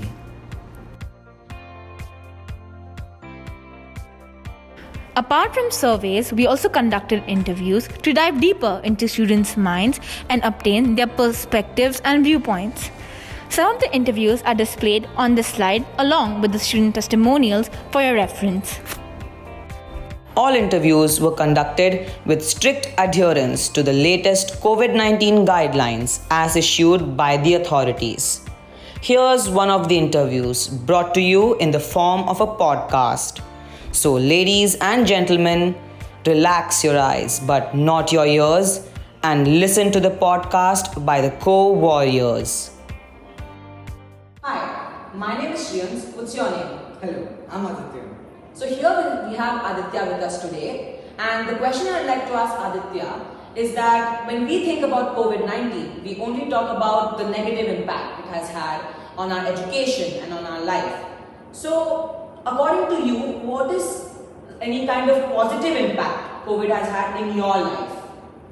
So according to me, like when you look at COVID from a positive side, you can think of it as like firstly, schools are now virtual because of COVID, because of the cases rising. So you get more time, like instead like from the transport of your school to your home or your home to your school, you save that time and then you get time for doing your other work, other activities, and then like on top of that, when you go somewhere out, like it's true that you can't go out every day, but even when you go, there'll be like less people around you, and it'll be kind of more greenery, and like not greenery exactly, but kind of more purified environment. And then we can also say that like because of COVID, like now humans truly understand what hygiene is.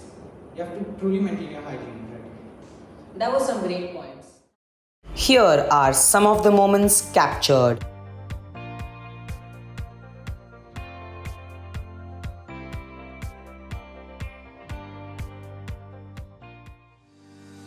The fishbone diagram illustrates how we narrowed down the main root causes leading to the main problem.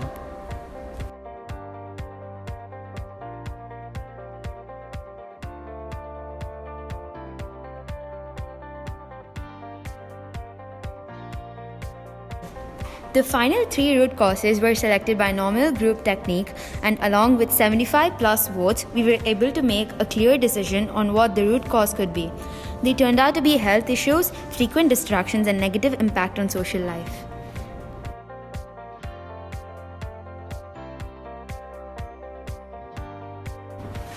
The next and the most challenging task was to develop an action plan with feasible solution. Nonetheless, we managed to come up with some useful solutions, which were also contributed by the students through the survey. Some important solutions included personal lifestyle improvements and cooperation with peers.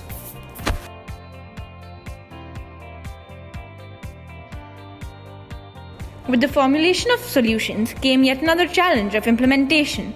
However, we were able to tackle this challenge with ease and managed to etch the solutions in the students' lives.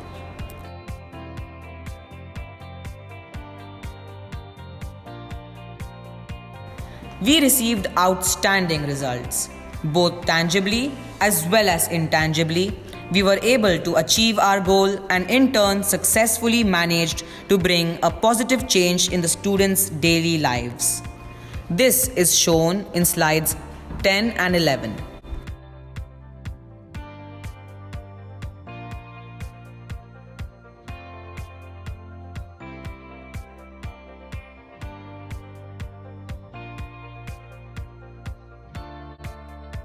This slide covers the entire cons segment in a nutshell and is a summary of the entire process.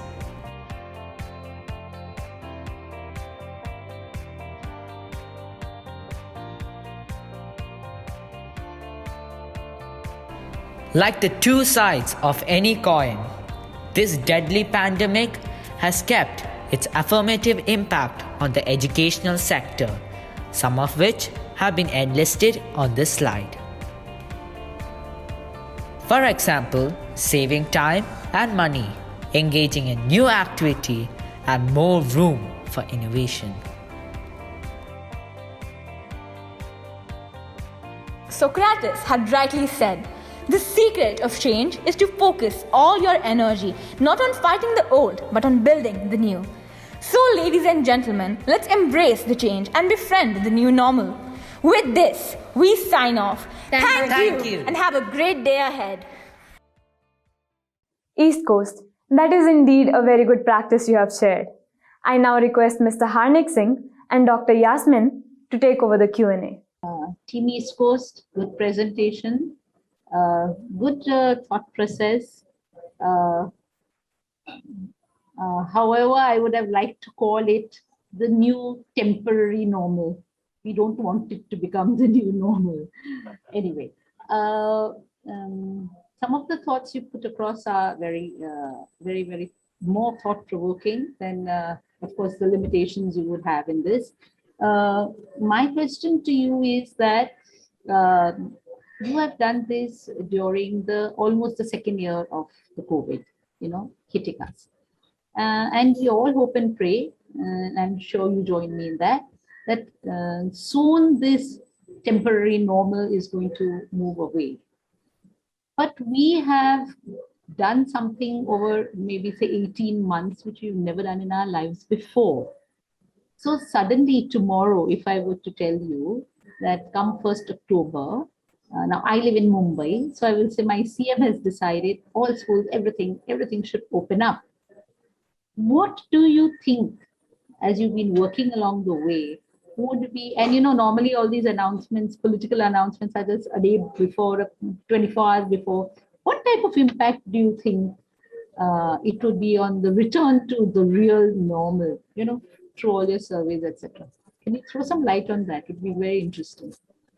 If everything suddenly opens up or just changes, right, to the normal situation, it will definitely come as a shock, because at this point people are somewhat habituated to staying at home or working indoors, right? So it will come as a big shock that, okay, now if you go to... Oh, they're frozen. Because if we can stop everything, travel, transport, meeting people, making new friends, going to school, interaction, and just stay at home within four walls, the chances of us adapting to going back to that situation, which we have done for so long, staying at home, we all have, as we said, the good or the silver lining of COVID, right? We all have learned something new. We all have adapted, developed new hobbies. We've done something new, changed the way we work, changed our thinking to a certain extent. So that those new ideas, the new thought process, the new way of thinking, the creativity, the innovation, the adaptability will be seen in us when we come back, right? So in a way, it will be a very good thing because we'll be able to utilize and work on our potential more when we're back.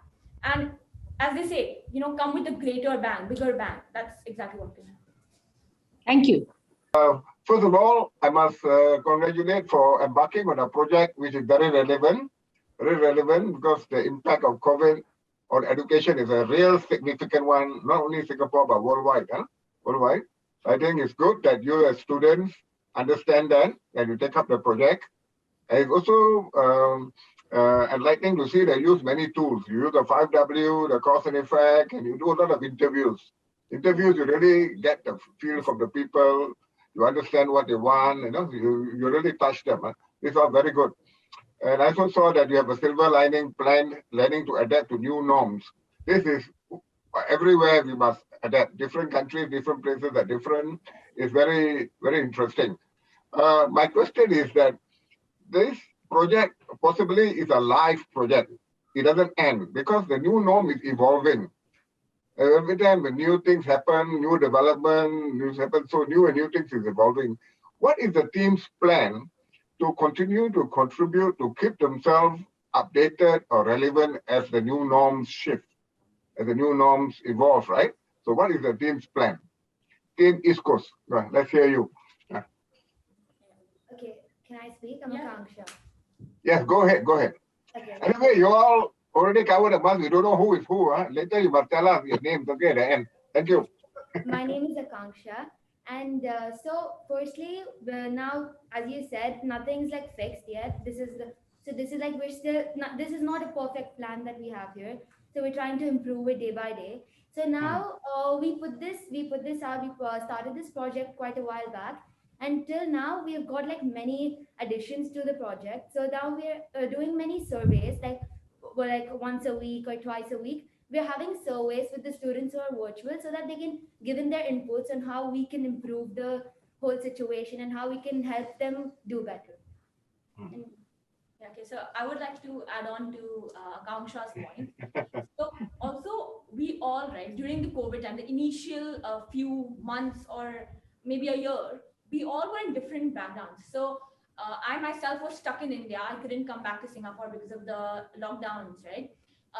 My friend Akanksha here, she was moving from India to Singapore. So she had just come to Singapore. Yes, there was a big change. Yeah, there was a big change. Then my other friends here they also had a different way. So their siblings were also at home, their parents were also at home. So we all had different problems we had to face individually apart from just the schooling that was at home.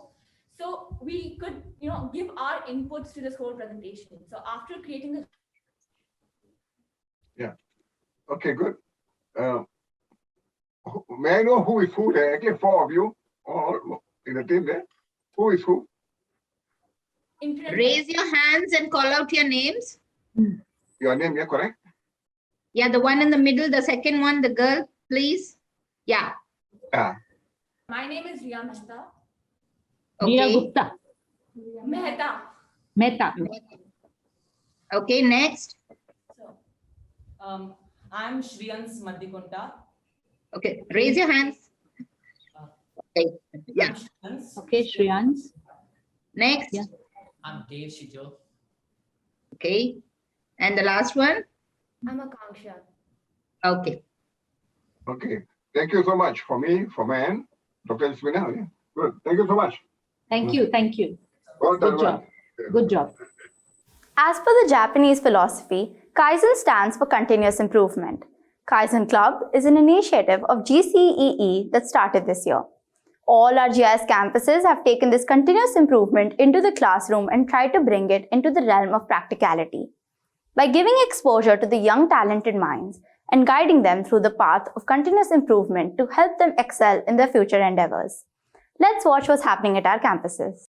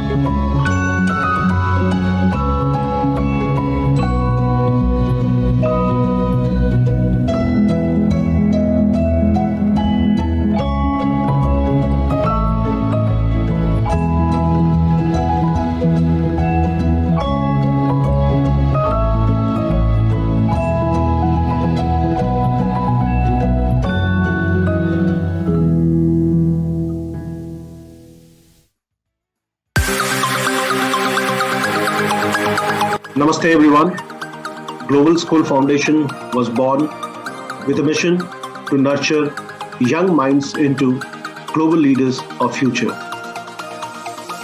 Through teaching of problem-solving approach, which will strongly enhance 21st century skills, GIIS Noida has successfully rolled out Kaizen Club for its staff and students.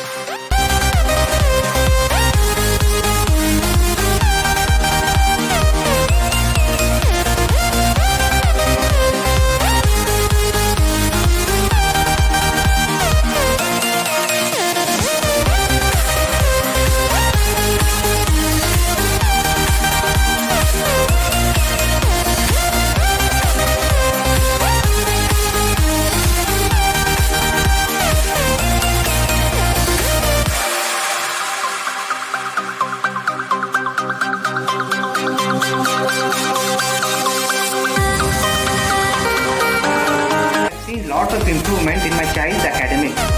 I would like to take this opportunity to thank GIIS Noida's teachers and its management, who have dedicatedly worked in this aspect. They have used different teaching methods and improvement techniques such as Kaizen to name one. I could see visible improvement in my child. Thanks once again to teachers and management of GIIS Noida. Thank you.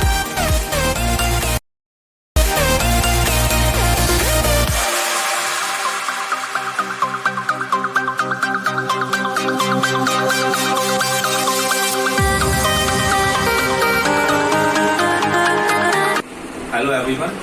I am highly grateful to Sarita ma'am for arranging books even when we are not able to come to school. Thanks Sarita ma'am.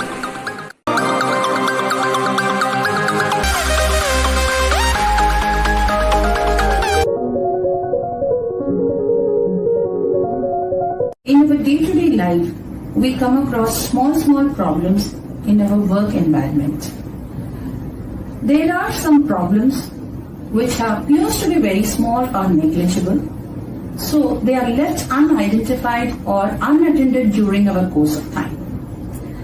Kaizen helps in identifying these problems and provide us with better solution in order to have a comfortable and productive work environment. I really feel proud to be a Kaizen leader.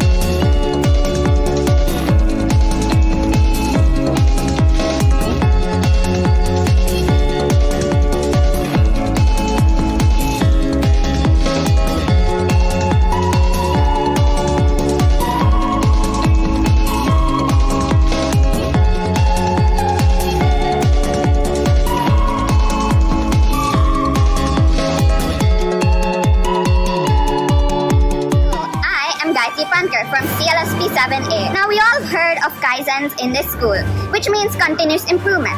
And in total, I have contributed 14 Kaizens. Why we have to contribute Kaizens? This is the question all of you have. Well, it can improve yourself. It can make you a better person, more confidence, more courage. And that's what all of you need. That's what all of you want. So when I heard this Kaizen, I started taking the initiative to fold my blankets. And this has become a part of my everyday life. And I've also built confidence while doing these Kaizens. And I am much neater person now, not like I used to be. I did 7 Kaizens and all of them about balanced lifestyle. Being organized is one of the Kaizens I did. When I'm being organized, I can show how neat I am, tidy I am, to also be a leader and also be a valuable team member. And it will make you very good.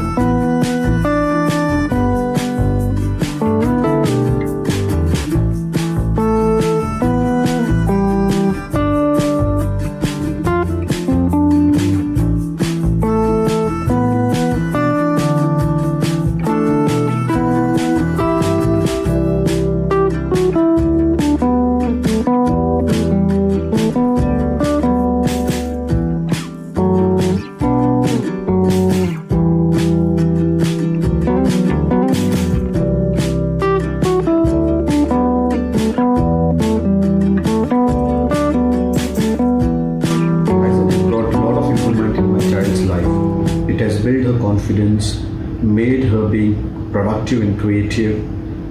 Moreover, what I've seen is it has helped her in being disciplined.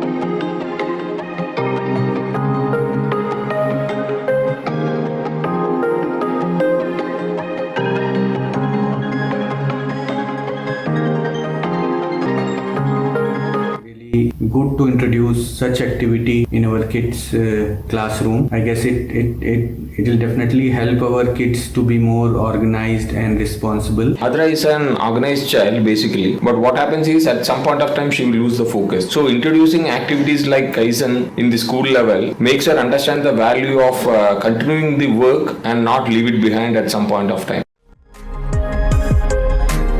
My name is Vihas from 11A. And today, I'm going to explain to you the essence behind Kaizen project. This project encourages for solutions for a vast variety of problems that students face in their school life. The reason why we want students in particular is because they would have dealt with these issues on a day-to-day basis and know the most optimal and efficient manner in solving them.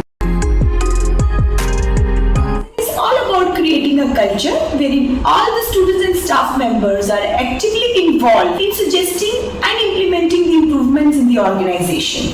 It teaches everyone to think differently about their work. I have done my Kaizen. What about you? I've done my Kaizen. How about you? I've done my Kaizen. What about you? I've done my Kaizen. How about you? I've done my Kaizen. How about you? I've done my Kaizen. How about you?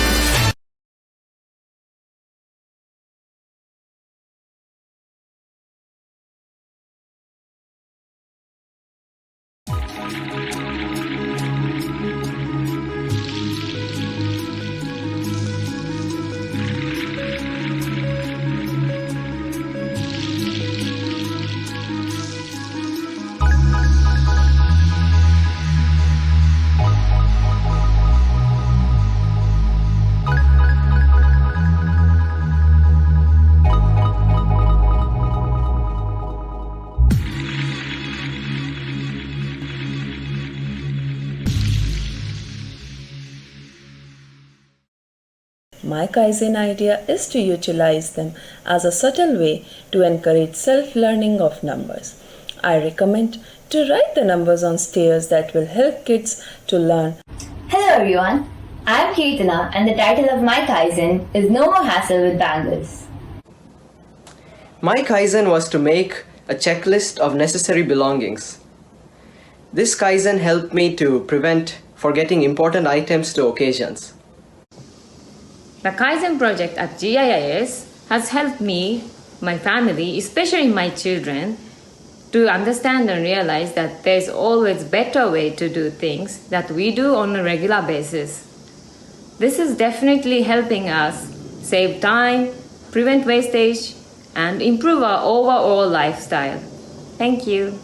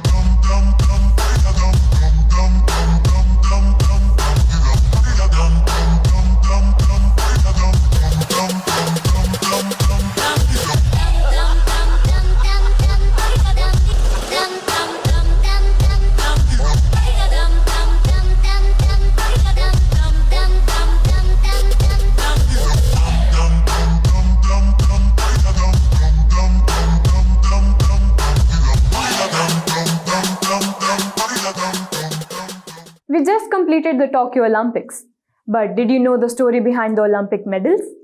As metals like gold, silver and copper are very good conductors of electricity, their use in the circuit of any modern electronic device is significant. About 200 mg of gold is used in almost every smartphone for various fine connections. The citizens of Japan were asked to donate, and nearly 90% of people in Japan eagerly submitted their discarded mobile phones, laptops, computers. And at the end of 2 years, excluding unnecessary plastic parts from these devices, only the metal part was melted down to about 32 kgs of gold, 3500 kgs of silver, and 2200 kgs of bronze, making a total of about 5000 medals for all Olympic events. Tokyo Olympics became the first Olympics in history where all medals were made from recycled metal. Team Malaysia is also looking at e-waste management in their school and community. So let's watch. Warm greetings to one and all. We are the Imaginators from GIIS Malaysia. As Annie Leonard once said, there is no such thing as a way when we throw something away. It must go somewhere. I, along with my teammates Abhishek, Aryan, Karthik and I Laukya, have addressed the topic Eliminate E-Waste. E-waste or electronic waste refers to the disposal of electronic devices. We have analyzed the problem and worked together to come up with causes and solutions. We have also tried our best to contact and contribute to reduce e-waste. By brainstorming, the problems that were most concerning were identified, and we started working on managing e-waste. We looked at global statistics and found that only 35% of people knew about e-waste, and when we conducted surveys in our GIIS community, we found only 30% knew the definition of e-waste. The COVID-19 situation has further escalated this problem. The goal of our school is to become an environmental leader by creating awareness about the importance of recycling electronic devices and keeping them out of landfills, and then practicing recycling ourselves. So we decided to take steps immediately to solve this issue. The tools used in order to find the possible causes were done using numerous methods. Reports and surveys were conducted, a discussion was held, and an analysis of the surveys was done. A cause and effect analysis was done, which involved an Ishikawa diagram or a fishbone diagram that listed the possible causes. Technology, people, process, and others for the problem in different situations or locations.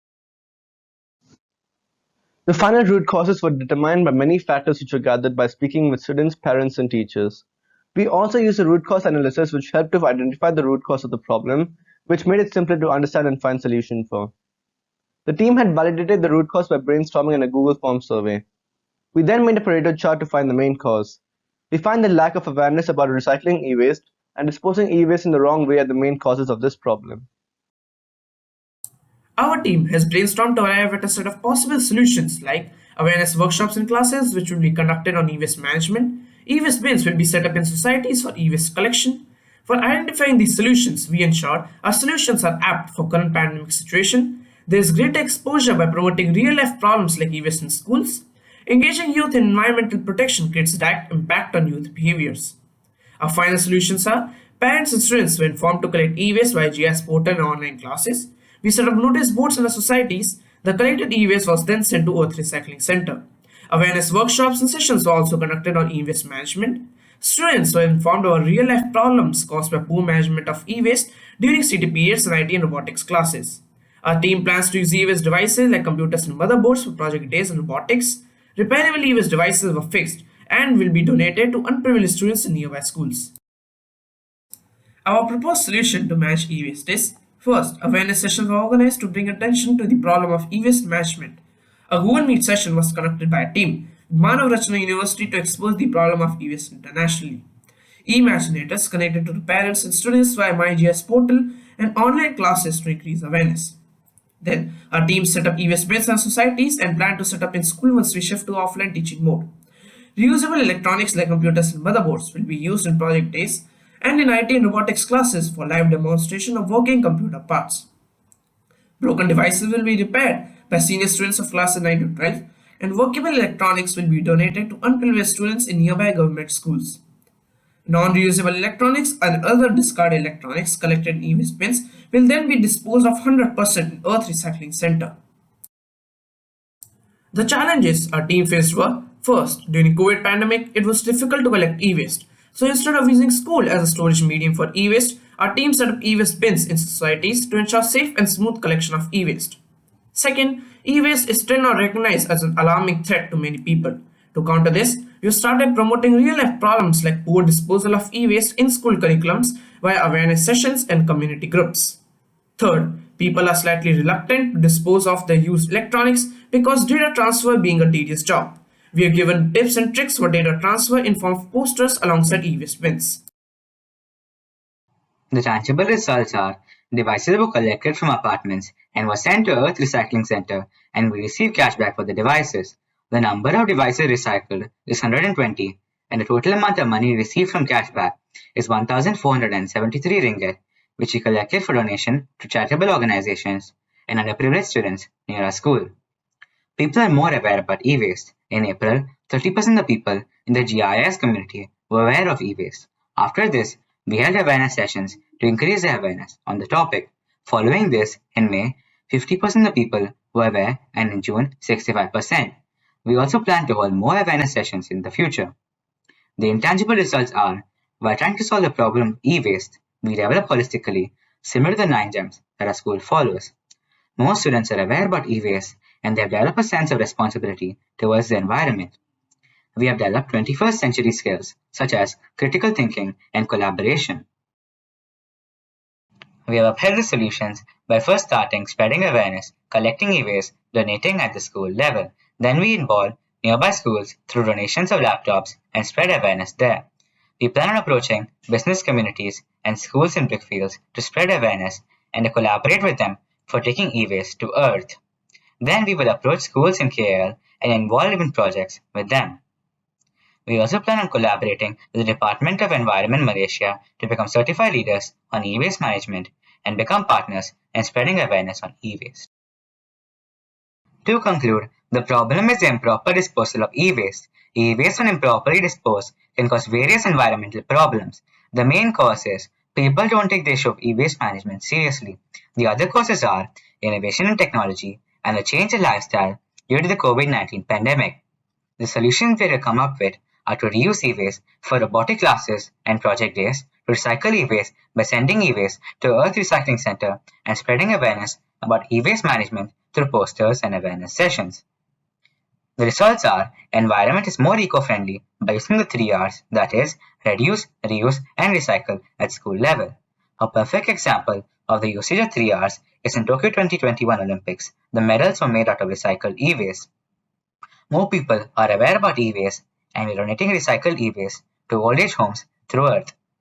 As B. Johnson once said, refuse what you do not need, reduce what you do need, reuse what you consume, recycle what you cannot refuse, reduce or reuse.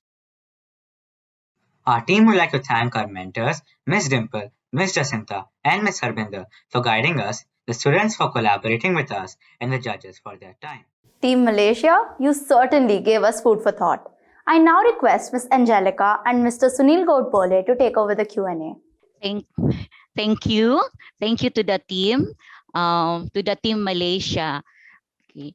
may we request each one? You have your names already, right? Okay, so Neil, may I shoot the first question? Yes, yes, yes. Please go ahead. Okay. So what are the tools and techniques or the approaches that you've used to be able to come up with your list of solutions?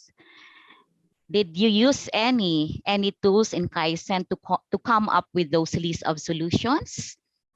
Anybody who'd like to answer that? May I take this question? Go ahead. Go ahead. So we first we had awareness sessions in our school with teachers, parents, and students, and we got to know how many people were actually aware about the problem of e-waste. And then we made a fishbone diagrams and Pareto charts to know the main causes and how we could address them. And then we brainstormed to come up with these solutions, and we implemented them. Okay. Now, in coming up with this one, what are your greatest challenges, okay, in implementing the solutions to the problems that you've identified or selected? Good afternoon, jury member. May I answer your question? Okay, go ahead, Arjun. As you know now that we're in a pandemic, it was really hard to collect the devices from the parents and the people willing to give the devices. That was one of the main challenges. Another challenge was that people were very hesitant to give away their old electronic devices because a lack of awareness about e-waste.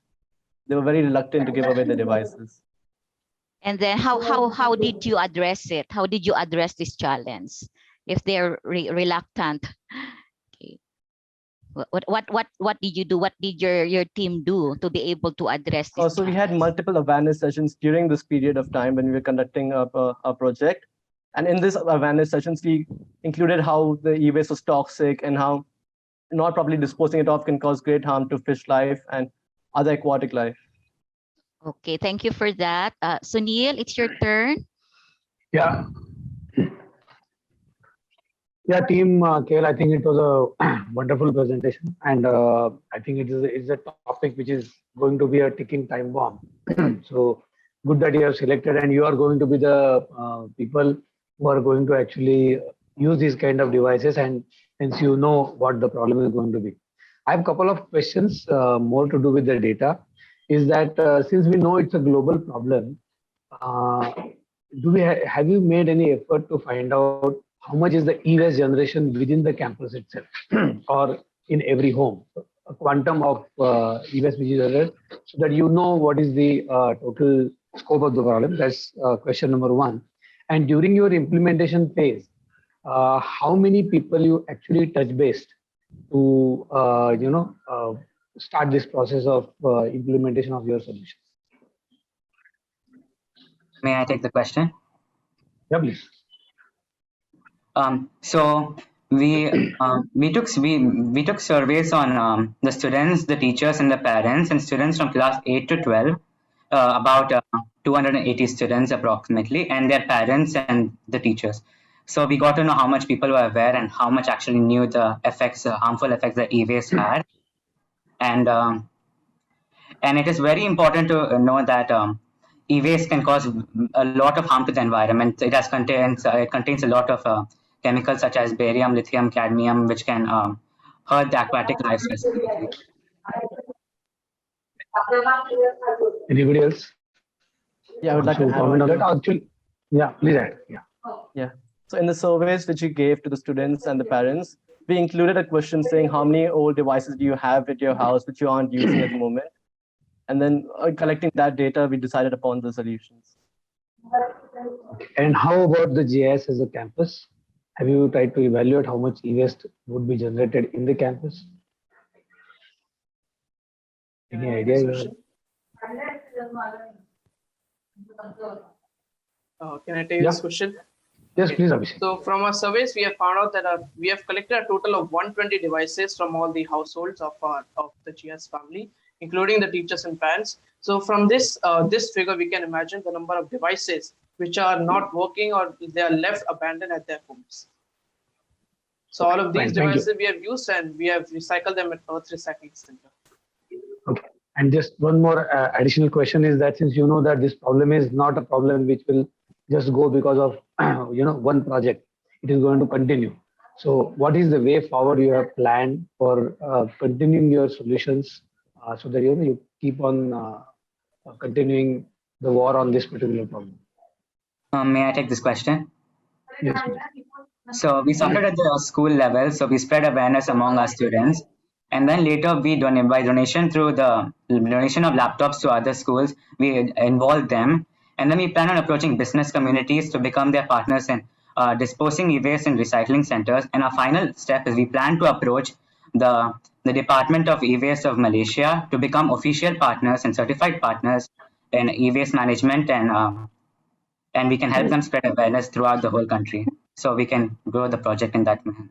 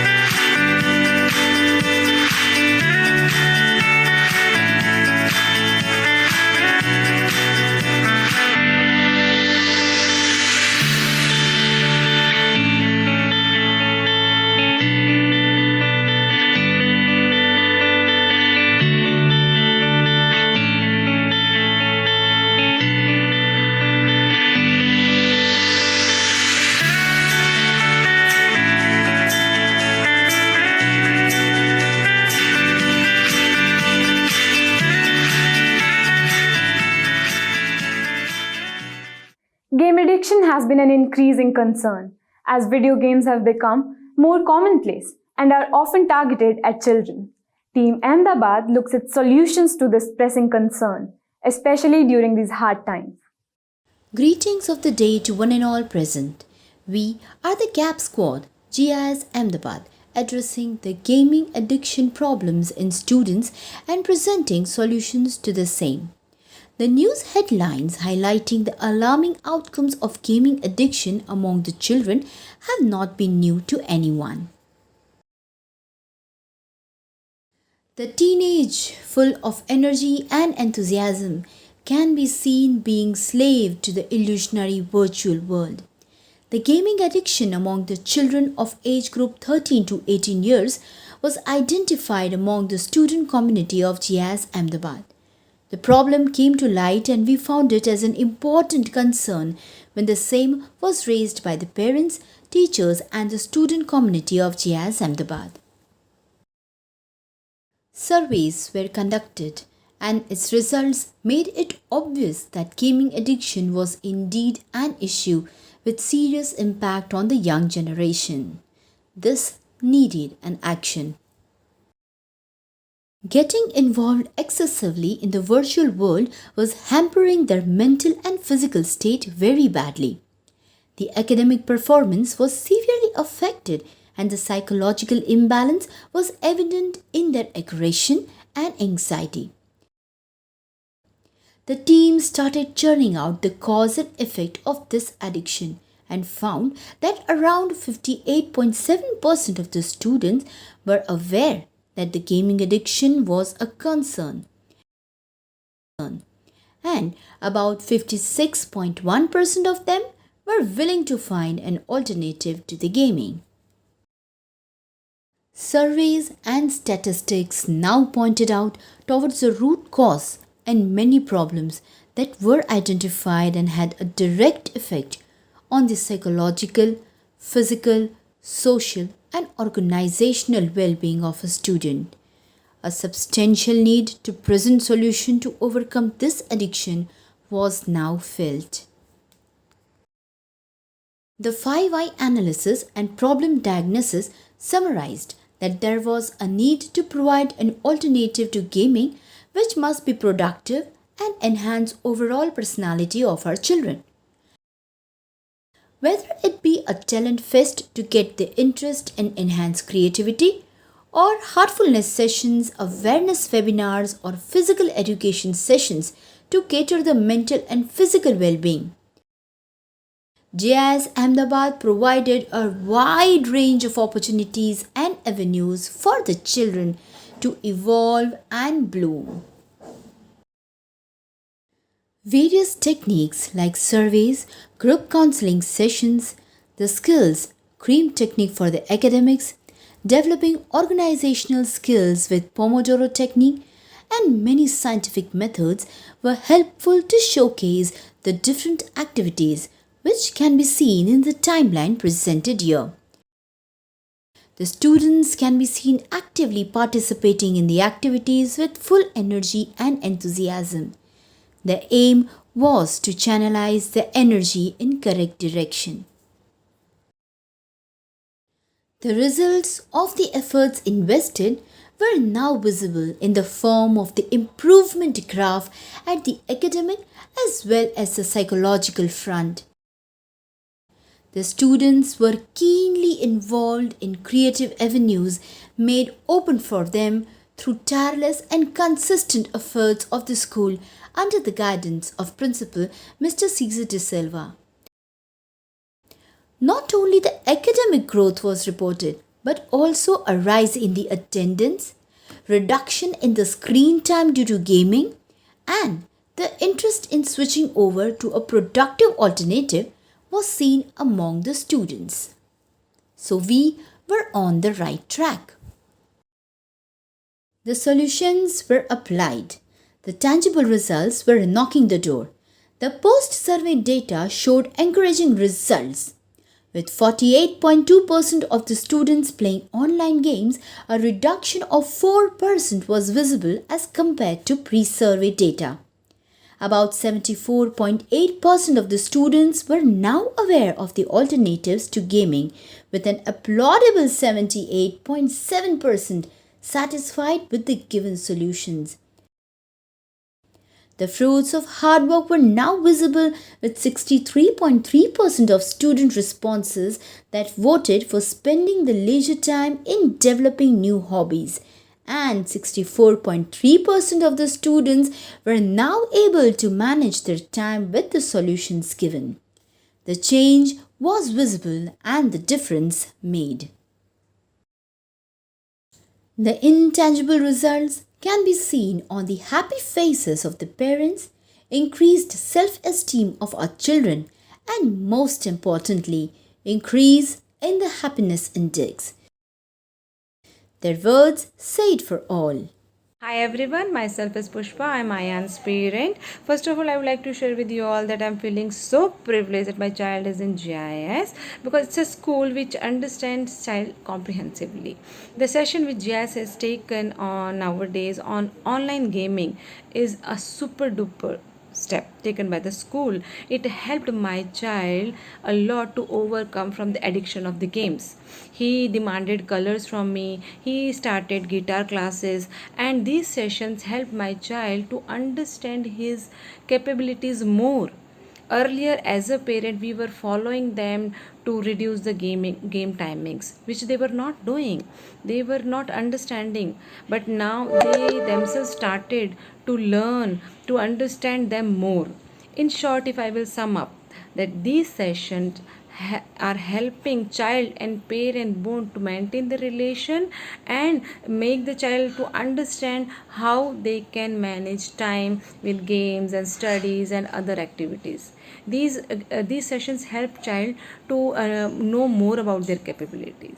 So I'm so proud to be associated with the GIS. Thank you so much everyone. Keep the work going on. Thank you. The GAP Squad decoded the mystery of gaming addiction by identifying the problems and its causes and presenting solutions that brought visible results. There is no space that cannot be filled. All you need is the correct substance or material that would not only fill the space but add on to the beauty of the entire masterpiece. So is with the gaming addiction. With the final solutions, GIIS Ahmedabad has been able to identify gap, apply solutions for the gap, and fill the gap in making the alternatives reach the children so as to make these future global citizens shine with pride. Gap is a challenge, but remember, a gap can always be filled. Thank you. Wonderful presentation, Team Ahmedabad. I now request Ms. Angelica and Mr. Sunil to take over the Q&A. Okay, to the team AMD, right? Okay, so you really have a very challenging problem. And that problem, it's really experienced worldwide. Even in our country, that's really a concern, the online gaming. Now, my first question, actually, I have two questions. Okay, so the first one, in your problem identification, you focus more on the ages, okay, ages 13 to 18. How come you just focus on this age group? Any reason for that? So anybody can answer. So, ma'am, I would like to go ahead. Can I? Go ahead. Go ahead. So, yes, ma'am. So, pre-survey day, we had surveys before we started working on the project. So, the surveys clearly indicated that the problem was majorly found in the age group of 13 to 18. That is the teenage. And that is where we thought that we need to focus upon these groups. And yes, we have designed our curriculum. We have included this in our school curriculum. And we are planning to start it for the ages like classes 8th and below that also for the middle schools. Okay, so you want to expand it, right, to Yes, other ma'am. to other ages. So how do you plan to sustain the effective implementation of your solutions to the other age group? Yes, ma'am. So as I said, we have included this in our curriculum. So already there are classes, life skills period. We have life skills period every once or twice in a week. And so from heartfulness sessions to continuing the counseling sessions with a school counselor, we also try to find a more creative way for activities as an alternative for gaming. And we'll continue conducting quarterly surveys that, and depending upon the response of the survey, we'll design our future plans. Okay, thank you for that. And my second Ma'am? question, okay, go ahead if you want to answer. So about taking it to younger students, so we already have it planned for our higher grades. So that is from 7th, 8th to 12th standard. So we know, like we have come up with solutions. That's why I was telling you, we've come up with solutions. So what happens with younger students is to get them to cooperate with us, it takes a little time and they're not willing to accept it. And these students, they're not usually into gaming more because teenager students after the age of 13 get like most of them have their own phones, have their own devices, so they start playing. But students younger to that, parents in India, they don't give them their own phones, so that's why they don't have enough devices to play with, so they can find other things. But when you're at a certain age, you get a device and you're not being monitored, so you'll play whatever you want. So to get it to them, we'll like once they start growing, once they're understanding what is, once they accept that this is the addiction is a problem, we'll take it to the younger students also. Okay, thank you for that answer. Ma'am, I would like to add okay, to go ahead. Yeah. Good afternoon, sir. Good afternoon, ma'am.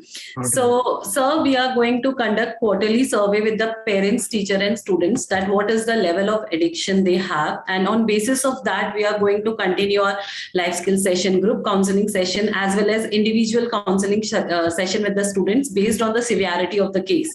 So we are going to, so our next survey is due in the month of October. So it is going to be a continuous plan and we are continuously right now working on that through various activities. So we have not stopped that. So it is continuously in the process.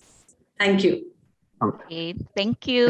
Okay, so my next question is that you came up with so many solutions, right? So what made you say that the outcome, okay, that the outcome or the benefits derived from those solutions, okay, that you mentioned, it's really because of the solutions that you've implemented, right? What made you say it's because of your solutions? That's the reason why you were able to address the problem. May I go ahead? Go ahead.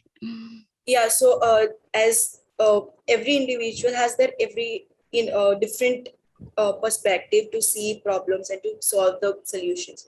So keeping that in mind, we tried to implement as many as possible, as well as many as creative way in which we can implement the solutions. For example, the cream technique and the other techniques, so that any one student can find the best or the possible technique or the solution which they can use for themselves in see reducing the game addiction and everything. And personally seeing at my home, even my brother used to play with the games and much more. But as he is attending all these mindfulness sessions and everything, he has started going out, and I could really see that change in my house itself. And that's what makes us feel that the solutions which we have come up are actually making some impact. Okay, thank you. Thank you for the Ma'am, teamwork. Oh, you want to add more? Go ahead. Go ahead. So, ma'am, we are given our data for the pre-survey and pre-survey and the post-survey. So, ma'am, in the post-survey, we have seen that there is a considerable amount of reduction in gaming addiction. So, first, there were students who were not aware that they are addicted to playing games. So, when we got them to awareness, and then they got acceptance that they are addicted to gaming.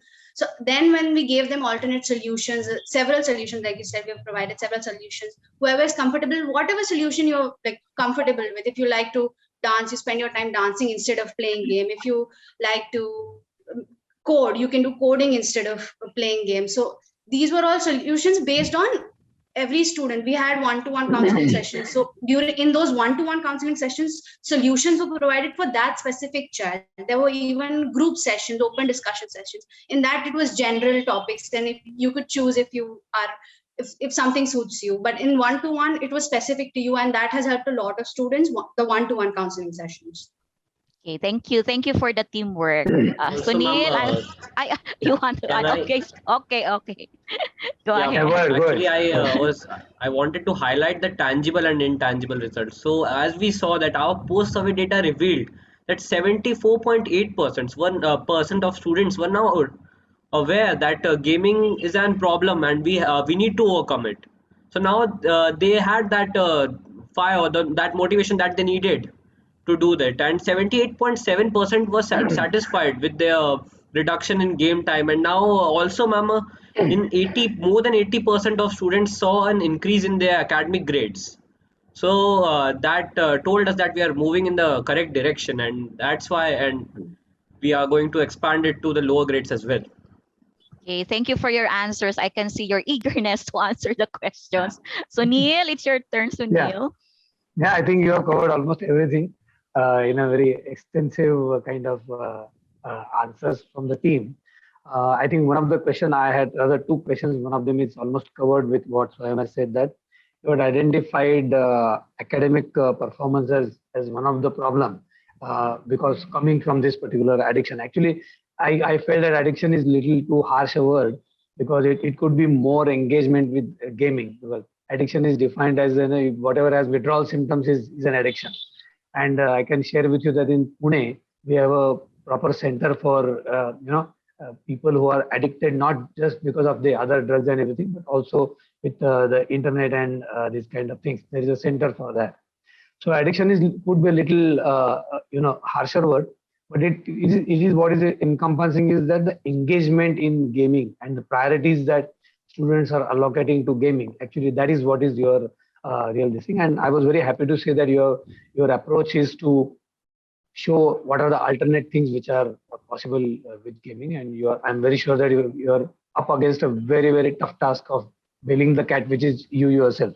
So now the academic performance was identified as one of the things. So can you quickly summarize that? What was the result on the academic performance, and did you measure it student by student, saying that these students were affected and it was their performance before and then performance after? Yes, sir. So basically, in our report cards, we have the measured the amount of the teachers keep us a target for the students to achieve, and if this target is not met, or if the target is just met by 1% or something, then the teachers come up to us to and ask us what's the difficulties faced, and then we have the one on counseling. And also when our targets weren't met, and even our parents saw us that we are giving the priority to gaming rather than the academics. So the concern was told from the parents to the counselor. Even there were few counseling the reports which were made by our counselor that she had gotten problem filed in her files, and got an email from a parent that the XYZ student or XYZ my daughter or son is facing these issues and could not concentrate on the academics. So that's how we thought that academics should be one of the the thing where we need to work upon. Impacted. Yeah. So I wanted to ask you that as a part of the solution verification, one is a survey, but these are some of the tangible things that did you check the academic performance of the students who were actually, according to you, addicted or were engaged? And then once they came out of that, they reported that they are spending less time. And what is the change in the academic performance? Did you measure it? Yes, sir. So, like in our report cards, we have the section wherein our growth or the higher in grades or every increasing or the decreasing of our marks is measured. So after all this our project, we just recently had our exams, and it was quite evident and seen that the students were performing well after all our solutions and the implementation of the solutions. Yes, also I would like to add something, sir. Yeah. So yes, sir, we identified that 22 students had that gaming addiction problem, as reported by their parents as well, and their personal feedback to the counselors. Now, after in the post-survey data, when we analyzed those 22 students, their report cards revealed that more than 85% of them had excelled, and they had like performed better, and it was a cumulative 5 to 7 percentage in grades. And so that extra section of strengths and area of improvement, which is provided in our report card, that also gives us the idea that where we are lacking. As a teacher, he or she can identify what a student is doing wrong, or what a student can do better, and what are his strengths that he has to strengthen more. So yes, sir, these things have helped us a lot and kept us motivated throughout. As I think I got the answer of what I was looking for. And another thing, just on the lighter note, since games is such an addiction or engagement, have you thought about converting this addiction to your use by converting some of the educational programs into games, where that addiction can be used in a different way? So, sir, I would like to answer that. Sir, we are already using gaming quiz with the students during academics as well as other activities. So we have already started that. So we are using game for the quiz, academics and other creative activities. They are using online time for online virtual competitions instead of just playing online games. Thank you. I think that's all from my side. Thanks a lot for Sir, I would like to just add a bit that you said that you have used the word addiction. So I would just like to add, we use the word addiction because some of the students were actually showing the withdrawal symptoms. So it was reported by parents. It was noticed by teachers as well that they are sitting in the classroom and parents and teachers are calling out their name and they are not answering. And on calling up to parents, we get to know that during classes, they are playing games, and at home time also their mood swings were reported. So that's why we were concerned that some of students are getting addicted. They are on the first stage and some are moving towards that. So we use a stronger word because of the reason. Thank you, sir. I think that's okay. Thank you. Okay, thank you.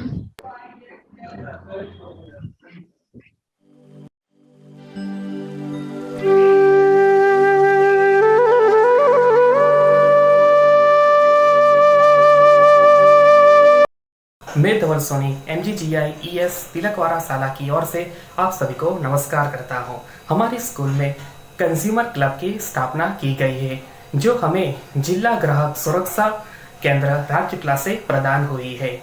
इस club में हमारे साथ कुछ हमारी शाला के अध्यापक और छात्र जुड़े हुए हैं जो एक साथ ग्रुप में मिलकर इस माध्यम से क्लब के बारे में जानकारी देते हैं और ये जानकारी एक ग्राहक के लिए अति महत्वपूर्ण है। इस क्लब का 3 मुख्य कार्य है। पहला विजन, दूसरा मिशन और तीसरा GSF is renowned for education excellence, and as part of its CSR initiative, it aims to provide educational opportunity to children of the underprivileged so that they can go on to make a contribution to their communities when they grow up. The MGGIES, Mahatma Gandhi Global Indian Education School, from Tilakwada gives an equal chance at opportunities that can not just change a child's own life, but also that of the generations to come.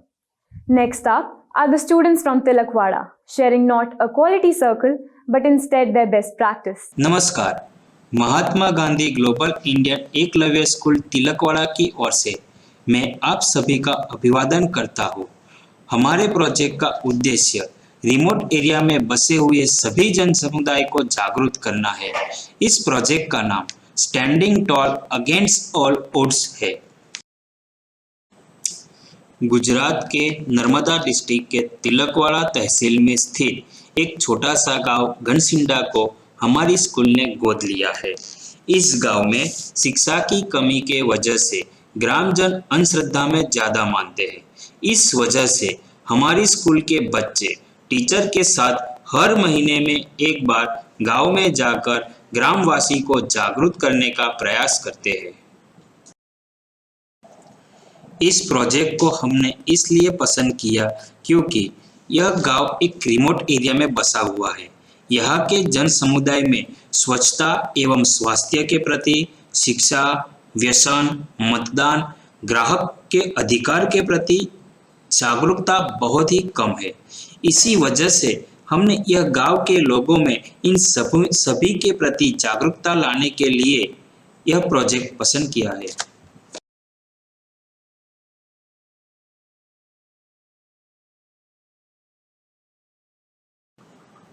हम हमारे school के बच्चों को शिक्षा एवं बौद्धिक, आध्यात्मिक, मानसिक, शारीरिक सभी कौशल्य में पारंगत हो ऐसे उत्तम विचार प्रदान करते हैं।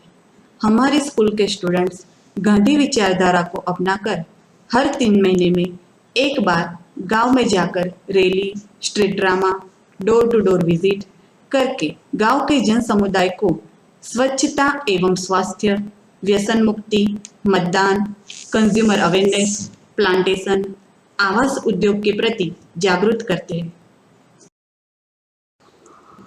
हम हर साल गांधी जयंती 2 अक्टूबर एक त्योहार की तरह मनाते हैं। इस दिन हम स्कूल कैंपस और गांव में प्रभात फेरी करते हैं। इसके अलावा हम गांधी विचारधारा का प्रचार करते हुए स्कूल के बच्चे एवं ग्राम जन समुदाय को स्वच्छता, सत्य एवं अहिंसा का पाठ रैली या स्ट्रीट ड्रामा द्वारा समझाते हैं। हम हमारे बच्चों को गांधी विचारधारा के आधार पर एक उत्तम चारित्रवान और राष्ट्र के विकास के लिए अपना योगदान दे, ऐसा प्रयास हमारी स्कूल की ओर से किया जाता है। हमारी स्कूल के योगा टीम गांव में जाकर ग्रामजनों को मिलकर अपना स्वास्थ्य किस तरह से स्वस्थ रखे, इसका ज्ञान विविध योगा द्वारा समझाते हैं। गांधी सेंटर के अंतर्गत साल भर में विविध कार्यक्रमों का आयोजन किया जाता है, जैसे कि स्वास्थ्य एवं स्वच्छता, व्यसन मुक्ति, करियर गाइडेंस, ट्री प्लांटेशन इत्यादि।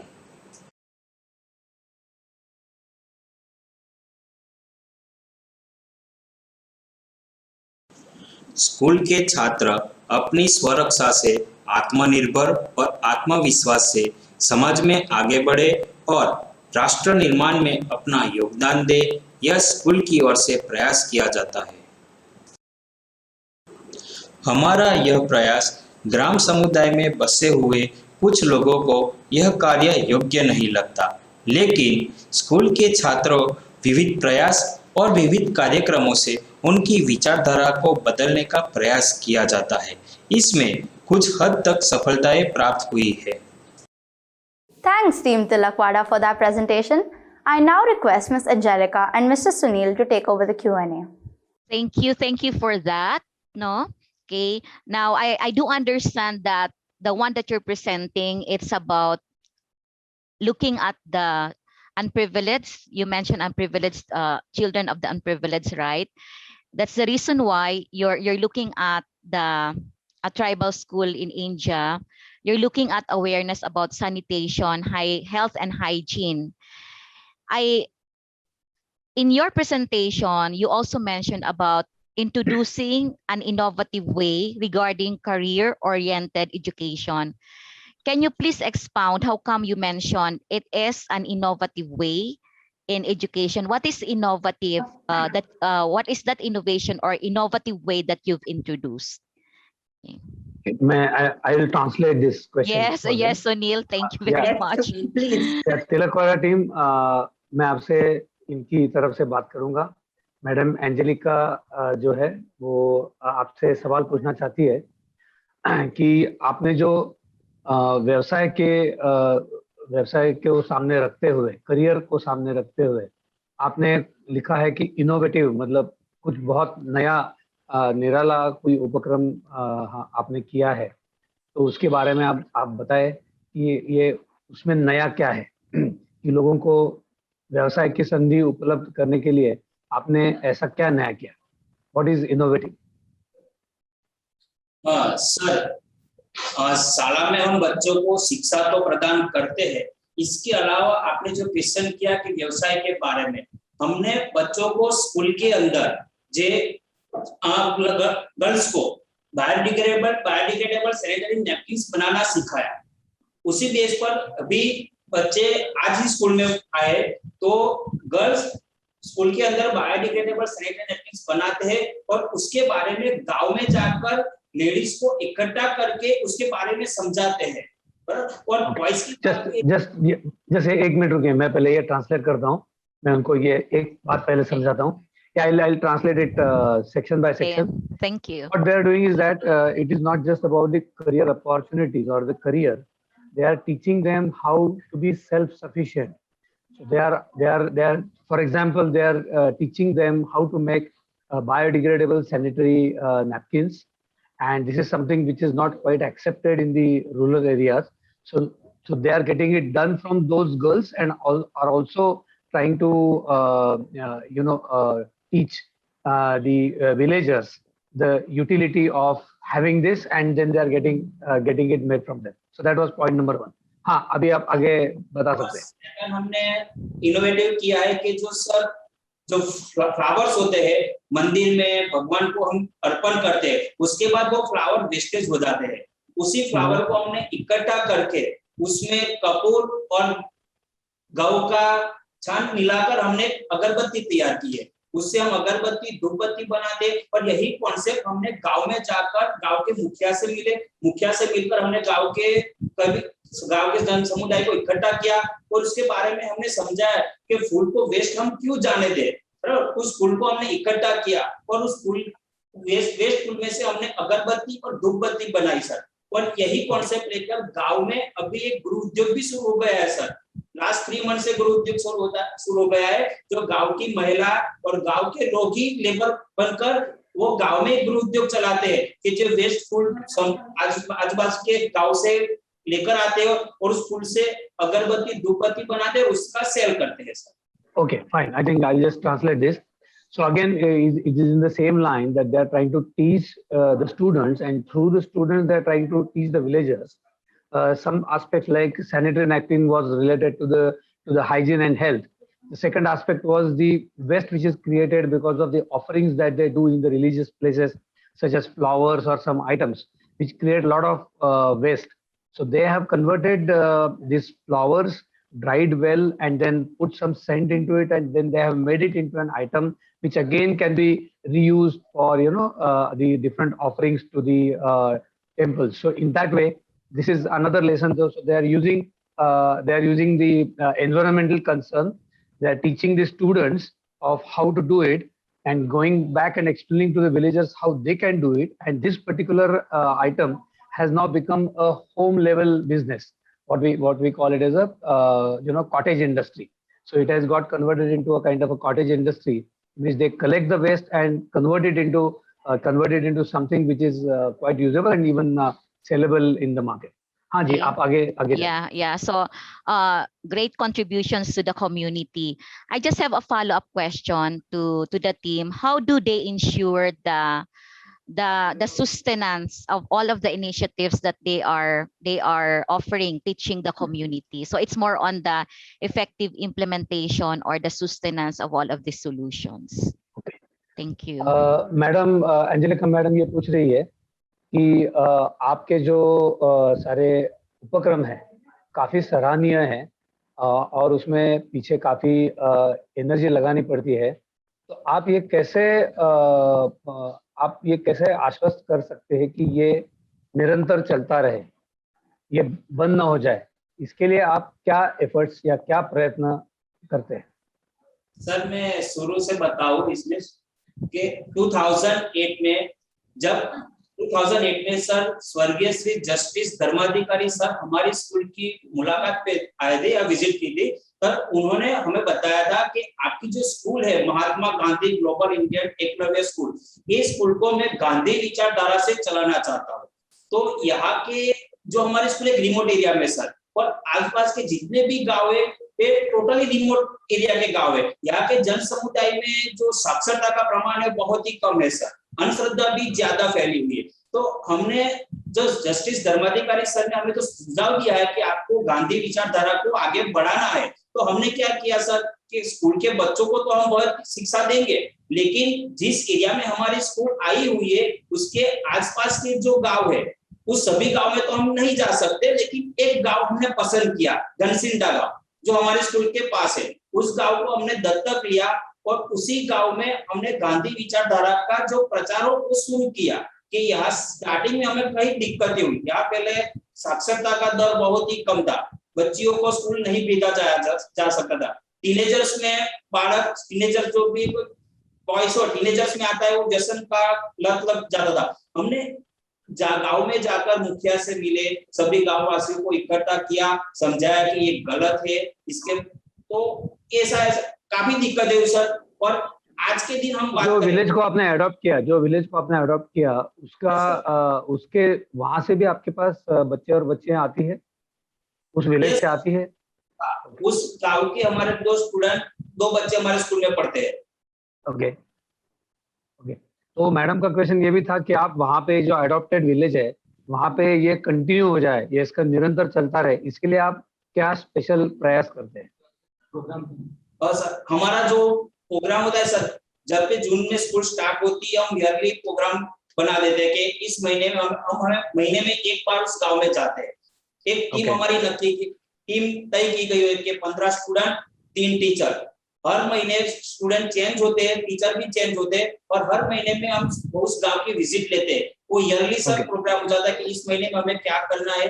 अभी सर लॉकडाउन चल रहा था, लॉकडाउन में बच्चे स्कूल में नहीं, तो फिर भी हमने लॉकडाउन में ये बंद नहीं किया। टीचर तो यहीं पर थे, टीचर अगर छुट्टी पे गया तो उसकी जगह पर हम दूसरे टीचर को वहां भेजते थे और जन समुदाय के सतत हम संपर्क में रहते थे और वो जो भी गलत काम कर रहा है उसको हम उसके बारे में टोकते थे कि भैया ये मत करो। ठीक है, I think thank you, I think I got the answer. Madam, it's a little bit longish answer. What he's saying is that the very premises on which this school was started was our great Mahatma Gandhi, and his principles are to be followed in this particular school. So this school will be run with his principles of simplicity, cleanliness, self-reliance, those kind of things. So the students become kind of a messenger in the different villages to carry it. So that is the first thing, that the villages which they work in, the students from that village are also participating in this particular school. These villages are having very low literacy, and that's why there is more superstition. Girls are not sent to the schools, and hence they have to make a special effort. So what they do is they convert this particular thing into a program. So there are many villages surrounding the school. They have adopted one village as a part of the school program, and in this adopted village, the students from that village plus other students. They have made a team of 15 people along with some teachers, and this team changes every month so that everyone gets an exposure of this particular activity.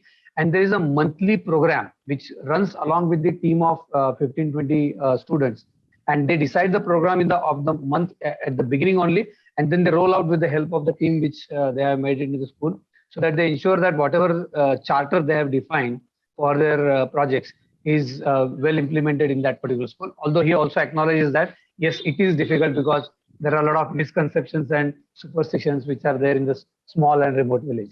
Yeah. Okay, thank you for the answers. Thank you to the presenter students. Sunil, is it okay if we ask them to introduce themselves? Yes, please. ये जो आपकी team है Tilakwada team, आप खुद का परिचय कराएंगे? एक हाथ ऊपर करके आपका परिचय कराएंगे, नाम बताएंगे आपका? My name is Goel Ranveer. I am a science teacher in school. Ranveer, yes, right? Oh. Ranveer, no? Yes, sir. Yeah, Ranveer. Ranveer. Ranveer. So he's Ranveer. He's a science teacher. Yes, madam.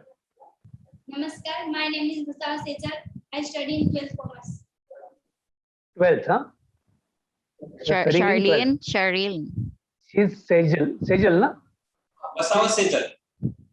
Sejal, yeah. So she's Sejal and she is in 12th standard. The next girl. नमस्कार, मेरा नाम है तड़वी रवीना. मैं कक्षा 12th में पढ़ाई कर रही हूँ. आपका नाम वापस जान सकता हूँ? Vanita, you said? तड़वी रवीना. फिर सर सुना ही नहीं दिया मुझे. करीब आपके. Oh, Tanvi. Tanvi. Tanvi. Tanvi. Okay. Okay. Her name is Tanvi and she is at 12th standard. Yes, please. Ravina. Ravina. Tanvi, Okay. Tanvi Ravina. Okay. Yeah, she is Ravina, Ravina, Ravina from 12th. Yeah, and the last person there.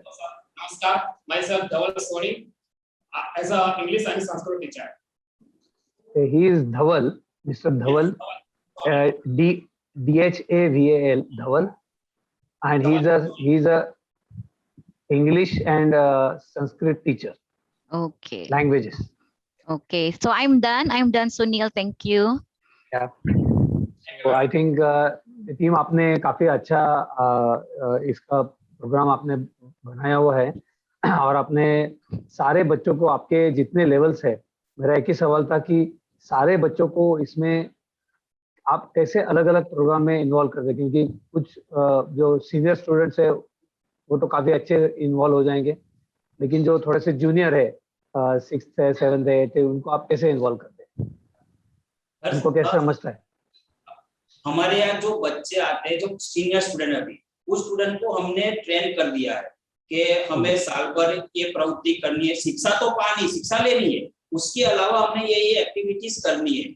और हर साल जो नए बच्चे आते हैं, उस नए बच्चे बड़े बच्चे होते हैं, उन नए बच्चे को ट्रेनिंग देते हैं कि हमें साथ मिलकर एक कार्य पूर्ण करना है। इस तरह से हम आगे बढ़ते हैं sir.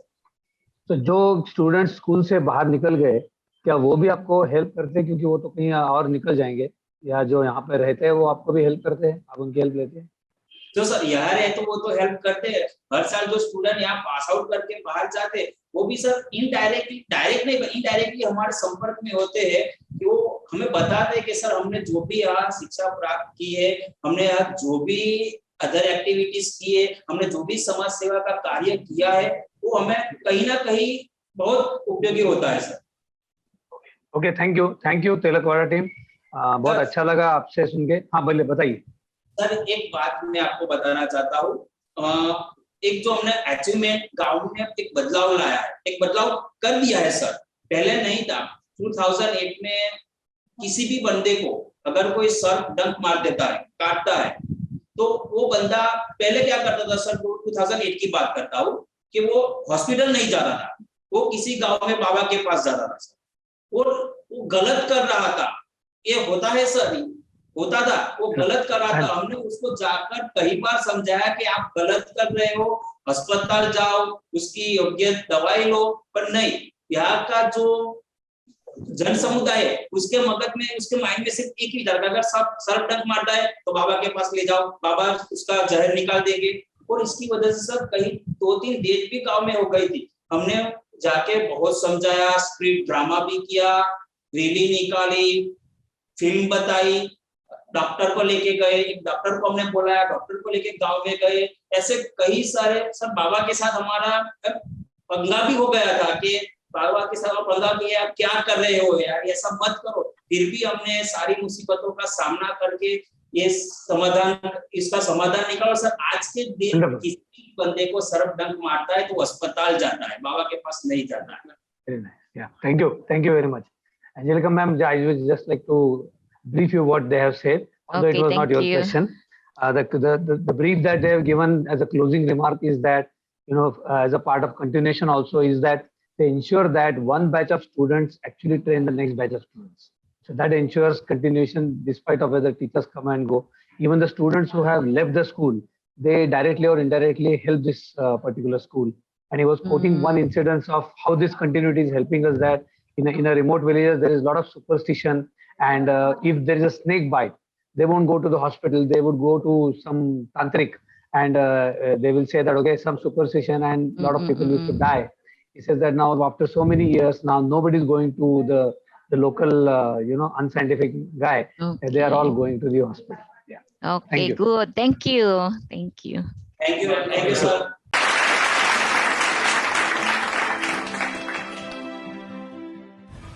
Hi, I am a MacBook, and my life is a little crazy. The reason for this is not one, but four individuals. If you have anything in mind, like you can choose one issue on that day. I can't think of anything. I'm supposed to write an article on SDG 17. SDG 17? I have no idea, but how about we use that as a good topic? Great. Because none of us know what that is.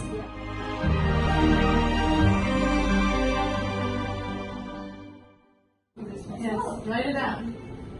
Okay guys, so the winning topic of the QC is topic 5 with 19 votes out of 20. Yeah, what is the topic again? Lack of awareness among students about SGT 17. No, it wasn't a piece of cake to bring to you what they presented today.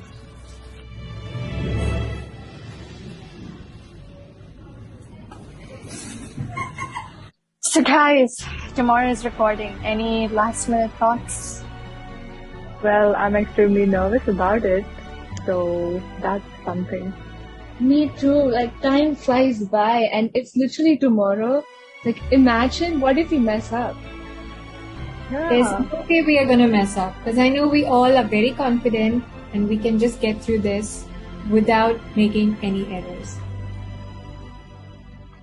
We're finally done, guys. Can we stop? Yes, this journey has been a roller coaster, and I wish these young ladies all the very best for their presentation. Weaving sustainable development goals into the GIS culture empowers everyone to make informed decisions in favor of environmental integrity, economic viability, and a just society for present and future generations. Team Smart Campus Pangol addresses sustainable development challenges and has come up with the best practice. Good day to all. We, the team #FutureMakers, would like to introduce our members, Arya, Dia, Anushka, and I, Dior. The problem faced in the GIS pedagogy was lack of opportunities in curriculum that emphasize on the Sustainable Development Goal. This has created lack of awareness among students, leading to scarcity of importance given to crucial global goals. The 5W1H tool was used to analyze the problem. This problem was identified within the GIS community, and an aim was set up to sensitize students and nurture global citizens. All stakeholders of GIS volunteered to actively propose events and competition throughout the duration of 8 months, throughout the year 2021. Project selection and purpose. Efforts like collective brainstorming and surveys were performed to select an optimal topic.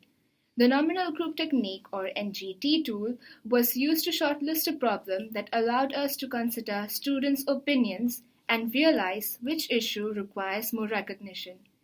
Out of the 5 selected problems, the 5th issue, that is, lack of awareness about global goals, was the problem emphasized with the majority of the team members. Our team, #FutureMakers, thus decided to move beyond home and school abroad to focus on positive contribution towards the society.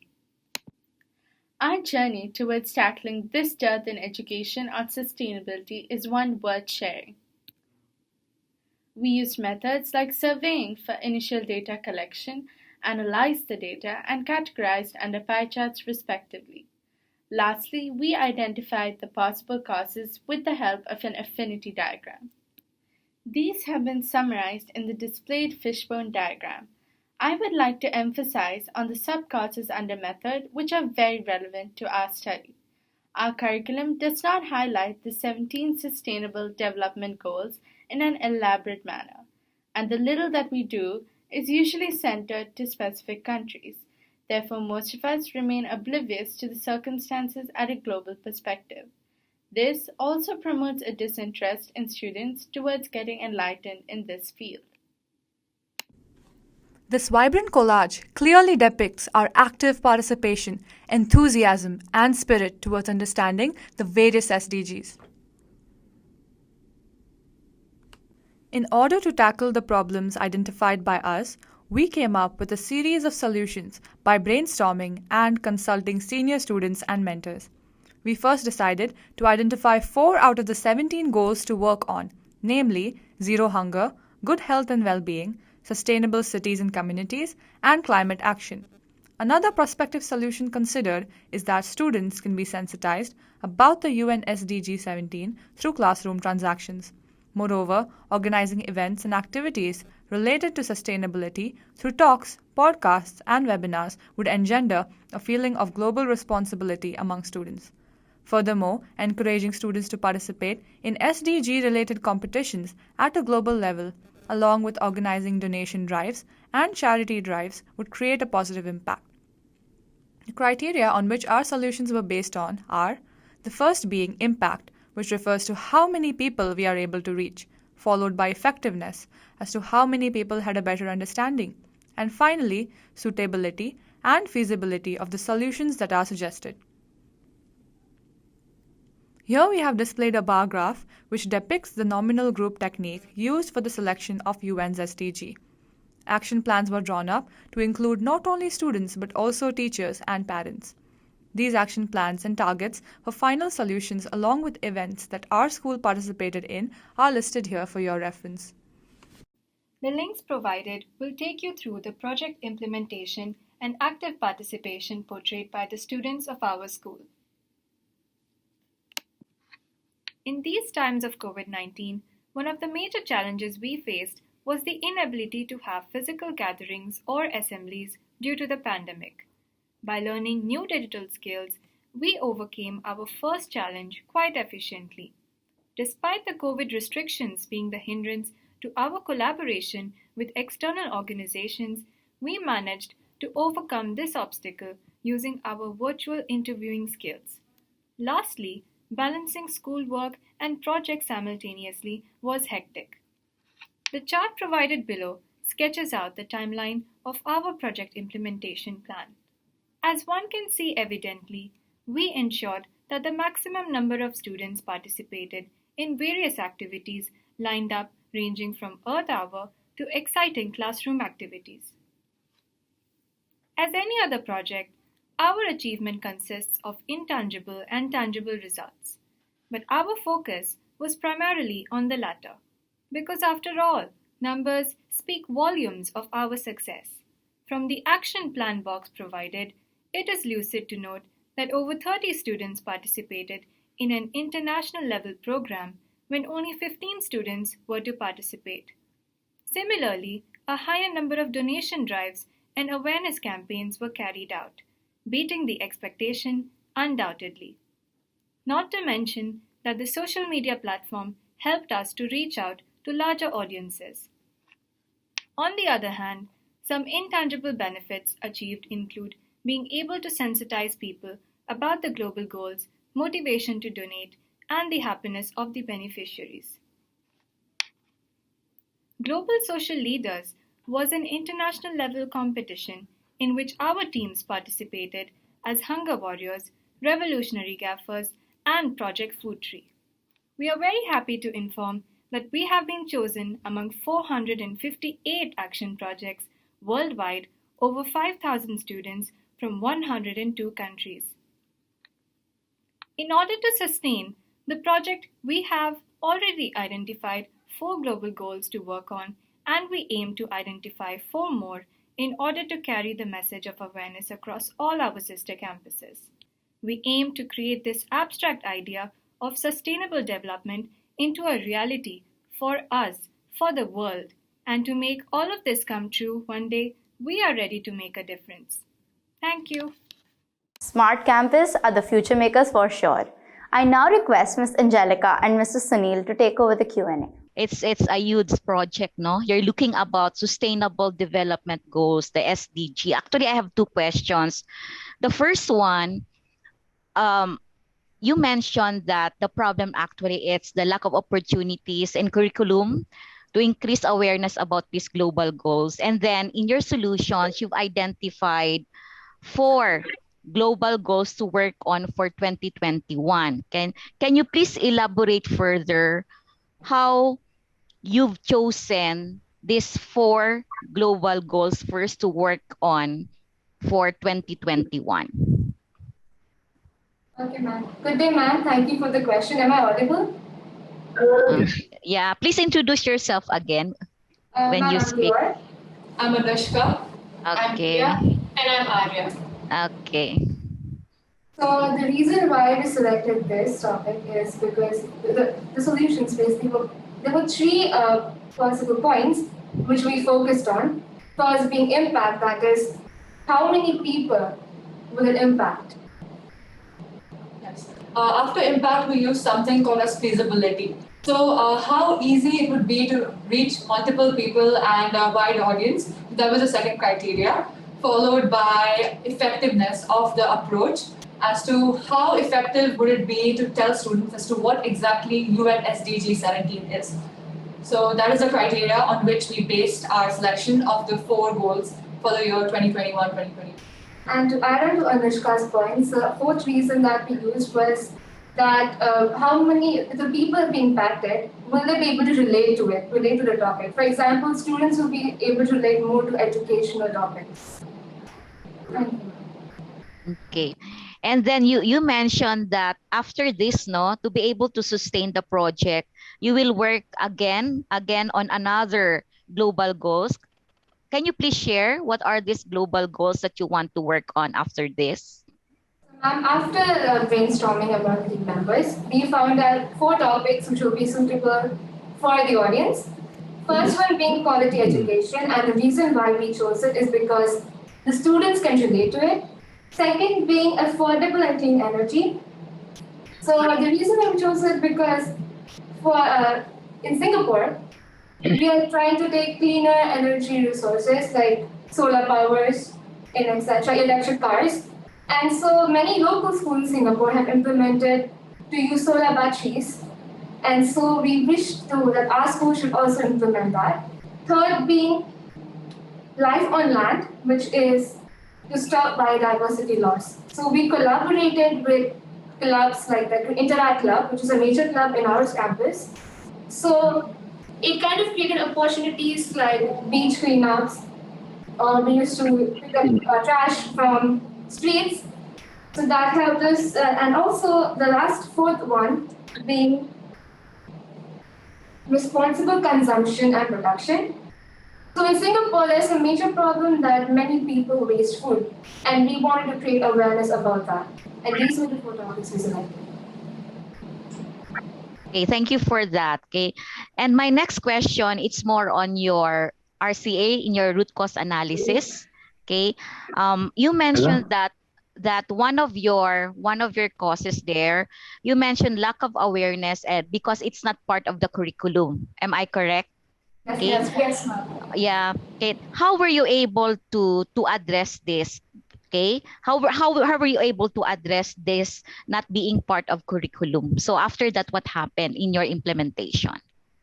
Okay, so thank you, ma'am, for this question. That being said, for us, yes, in our curriculum, we do not have environmental studies or sustainable goals in an elaborate manner, but we do focus on it in a superficial perspective.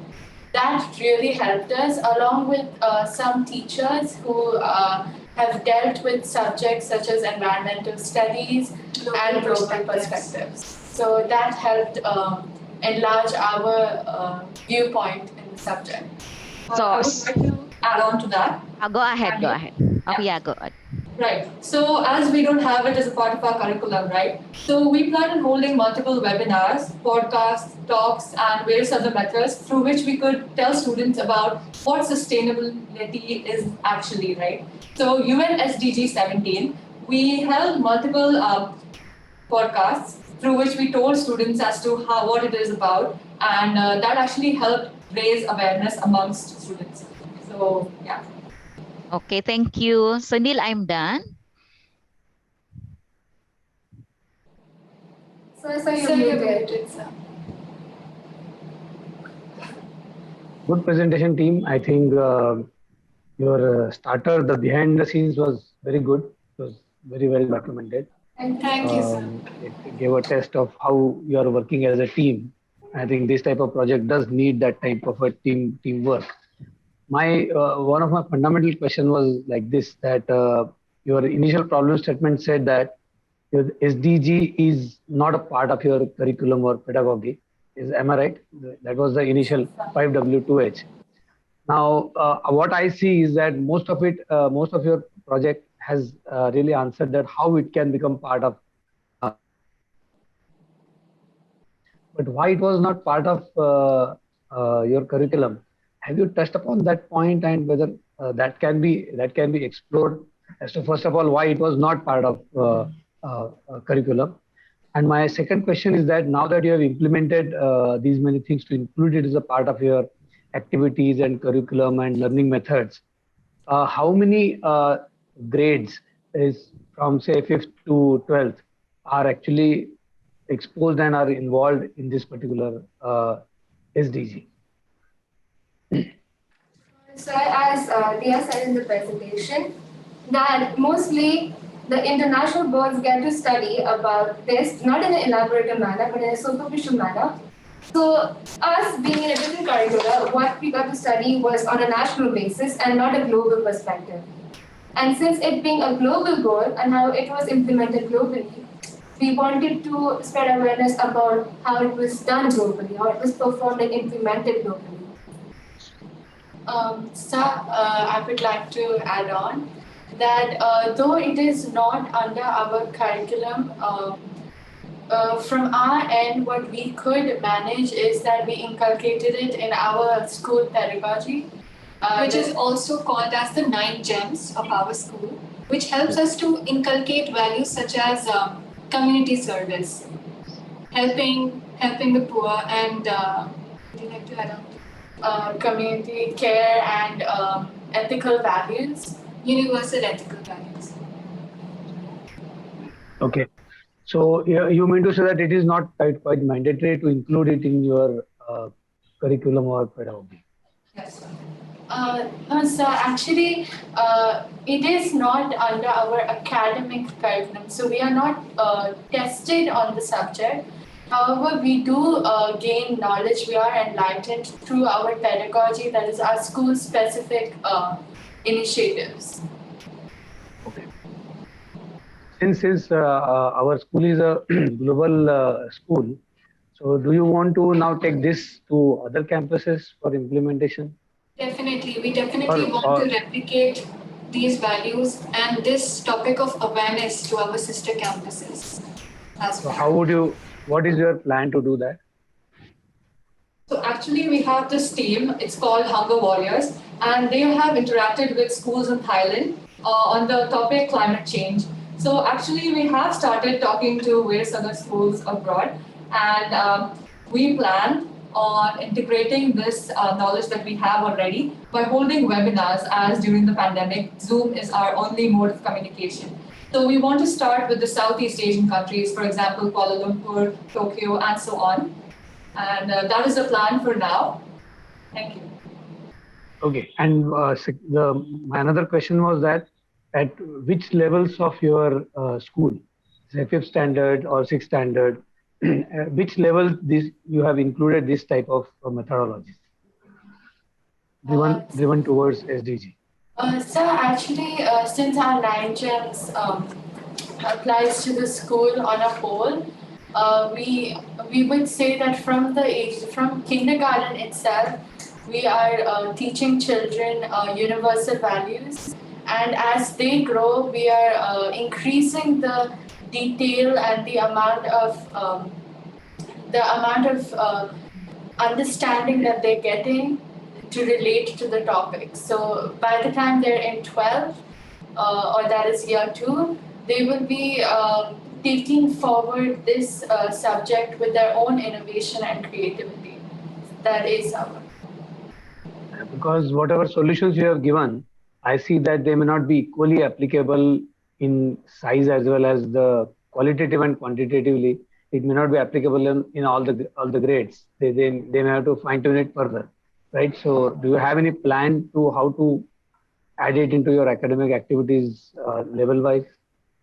So I would like to answer this question. I think as we move from lower classes to higher classes, we would like to take up topics with which, children are able to connect to. Something as simple as zero hunger. I think children from lower grades can also understand this. The concept of food wastage and how we can make our environment cleaner using the 3 R's: reduce, recycle. So you mean to say that is also part of your implementation process?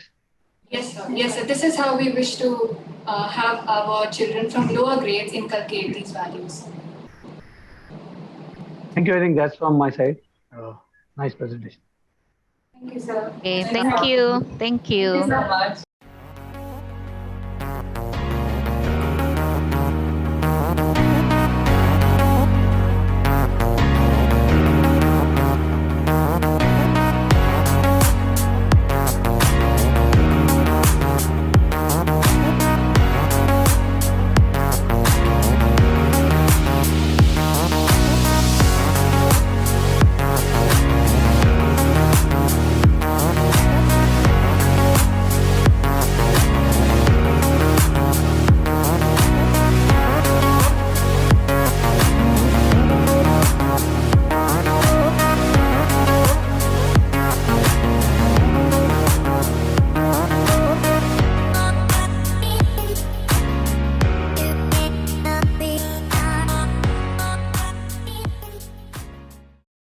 First challenge is line, it will be live or online.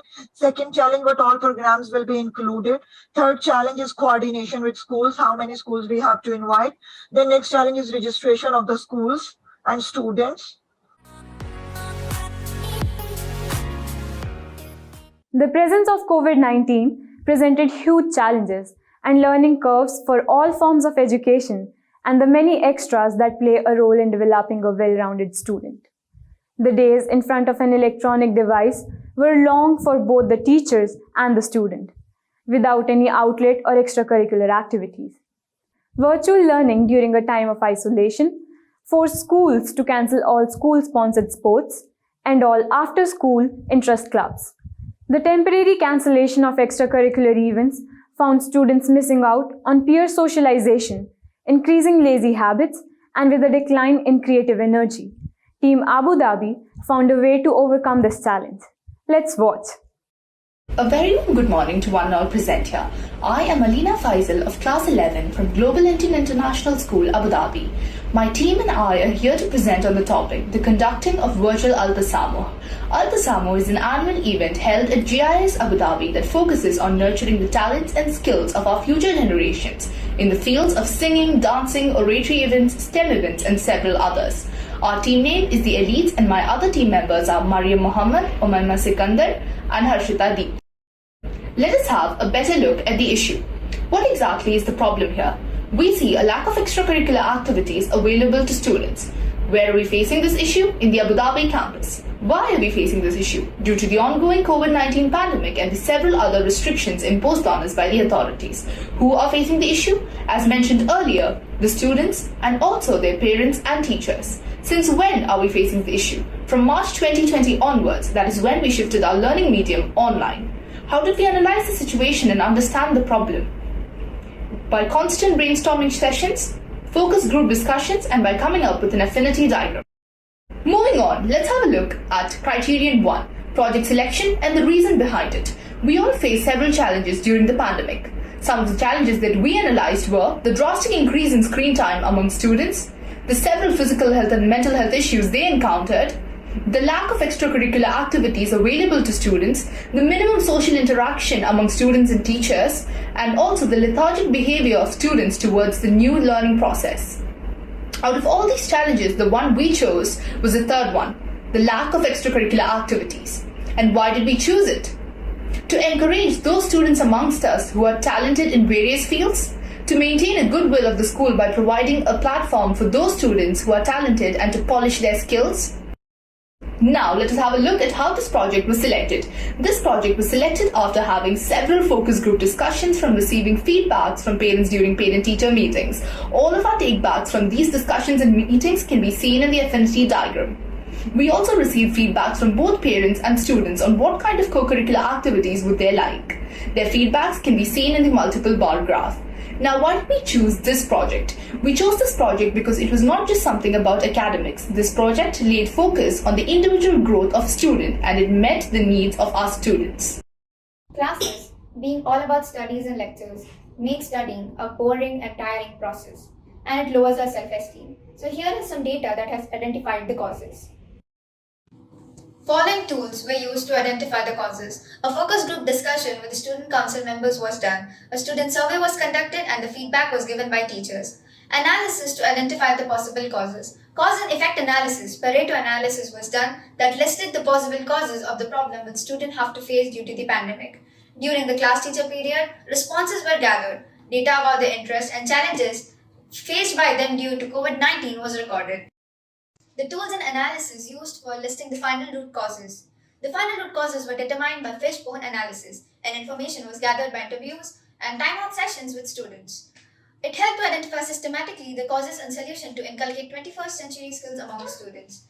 How the team validated the final root causes. The team validated the root causes by doing a question and answer session with students and students rated according to their perceptions. Student responses were converted into bar diagrams, which showed that the highly rated root cause was less opportunities offered due to the pandemic.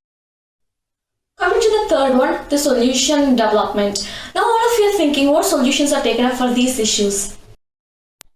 In this, we'll see what methods are used to identify solutions. These solutions are identified through brainstorming, focus group discussions, and critical quality analysis. Coming to the first one, what were the possible solutions? The Altasamo inter-school competition would be conducted virtually. It would be a combination of cultural programs, STEAM, art and craft, and literary programs. It would be either live or pre-recorded. Like some competitions were kept pre-recorded to avoid technical glitches. And new rules and regulations were modified to support the virtual platform. Also, orientation would be conducted with students and other school participants. Now coming to the second one, what was the criteria used? The most efficient way was to build self-esteem to the students, also social, emotional and physical well-being of the students. Now going to the next one, what were the final solutions involved?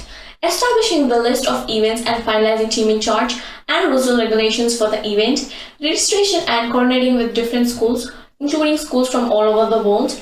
Virtual opening ceremony would be followed by the events on different links. Pre-recorded events like video or image would be displayed during the event. Creative eye and linguistic luminary events would be live and held simultaneously on different links. Going to the last one, how were they identified? These solutions were identified through brainstorming and final process flowchart. Now I hand over to Umaima for fourth criterion. Criterion for project implementation and results. In this, we are going to talk about what are the steps that we took to implement virtual Altasamo. Starting off with what are the types of challenges we faced and how did we address them. The types of challenges that we faced were technical challenges, registration of participants, working parents, coordination and communication, and the compilation of results and dispatching of certificates. All these challenges were addressed and taken care of by the teachers and coordinators in charge as shown in the given table below. Now, what was our implementation plan and how did we make changes to implement it? Our implementation plan was dynamic and short. Given below is the event flow chart that helped evaluate time and fatigue study, which was modified as per the requirement. Moving on to the tangible and intangible results that we have achieved. For tangible results, we observed more number of schools and students participating, and due to the event being virtual, there was a drastic change in the cost of operations as well. For intangible, there was innovative brand enhancement, publicity, and sense of accomplishment. Now, are these solutions and outcomes sustainable? Virtual Altasamu is a sustainable project that has been organized by GIIS Abu Dhabi for the past 5 years. It has made it possible to bring schools from all over the world to a single platform. Now, to summarize about our topic and the results we have achieved, the problem we faced was the lack of extracurricular activities offered to us. The cause was the COVID-19 pandemic and regulations put on by the authorities as well as slow personality development. The solution we came up with is Virtual Altasamu, organizing various events for us to participate in. And as we all know, hard work never goes in vain. Saying that, the results we have achieved are more involvement, more innovative ideas and cost-saving methods, all these making Altasamu an sustainable project. I would like to conclude by saying this initiative has helped us as students gain a wider exposure to the real world, giving us a learning experience and active participation towards virtual programs and activities. This has also helped our school grow on different grounds. That brings us to the end of our presentation. Thank you. That was interesting how Team Abu Dhabi did not miss out on extracurricular activities. I now request Ms. Angelica and Mr. Sunil to take over the Q&A. You work on the topic regarding the lack of extracurricular activities. Now, earlier you've shown a lot of problems, right? And then the one chosen based on the approach that you did or the technique that you did, this is the one, the extracurricular activities. My first question is that, okay, can you elaborate us? Because given all of the projects, you zero in the extracurricular activities. So can you please elaborate, okay, how come based on the survey, for example, how many did you survey, how many participated, and then how come you came up with this extracurricular activities? Although you discussed it earlier, but I really want to go through the process on how you will able to identify that this is really the problem, okay, based on the technique that you did. I would like to take up the opportunity to answer this question. First of all, go ahead. First of all, thank you for the question. So we chose this topic out of everything else because we realized that just academics will not lead to the holistic development of students. They need something more. We need something more that can help meet the personal requirements of students. And even the students of multiple intelligence need a platform to showcase their talents. So that is why we chose extracurricular activities. And for the surveys, we had around 465 participants. And even parents had participated for the survey, and we had around 238 parents who participated for the surveys. Okay, so in other words, you were able to identify the problem based on the number of respondents. So most of them selected, correct? Most of them, the one that they selected, it's about the extracurricular activities. Am I correct? So that's the process that you did, okay? Now, in the implementation, you've mentioned also that you've experienced so many challenges, okay? Given all of these challenges and working on this project regarding extracurricular activities, what are the lessons learned, okay, by the group?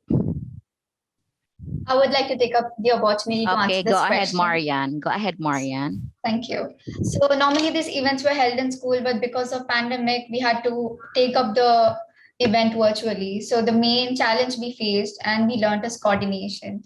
Regular meetings with the conducted with the coordinators, and an orientation session with the participating schools were conducted. Compilations of results. The main lesson we have learned here is coordination. Okay. And then my next Like to question, add up go ahead, Harshita. Yeah, we also learn the importance of oh my. communication. We also learn the importance of communication in it because we realize how important it is to communicate with the other schools that are participating as well. Because we had more than 20 schools who participated. So it was really required that we communicated well so that the event functioned smoothly. Ma'am, may I also add something? Go ahead, Harshita. Yes, ma'am. Thank you, ma'am. As there were a large number of students participating from different schools, so the main challenge, as Mariam said, we faced was coordination. So different links were also provided for different events, so that it will be easy for us to maintain a stable and processing, stable and good events. Okay. And it's also nice to note that you mentioned because of your initiative and it's now done virtually, right?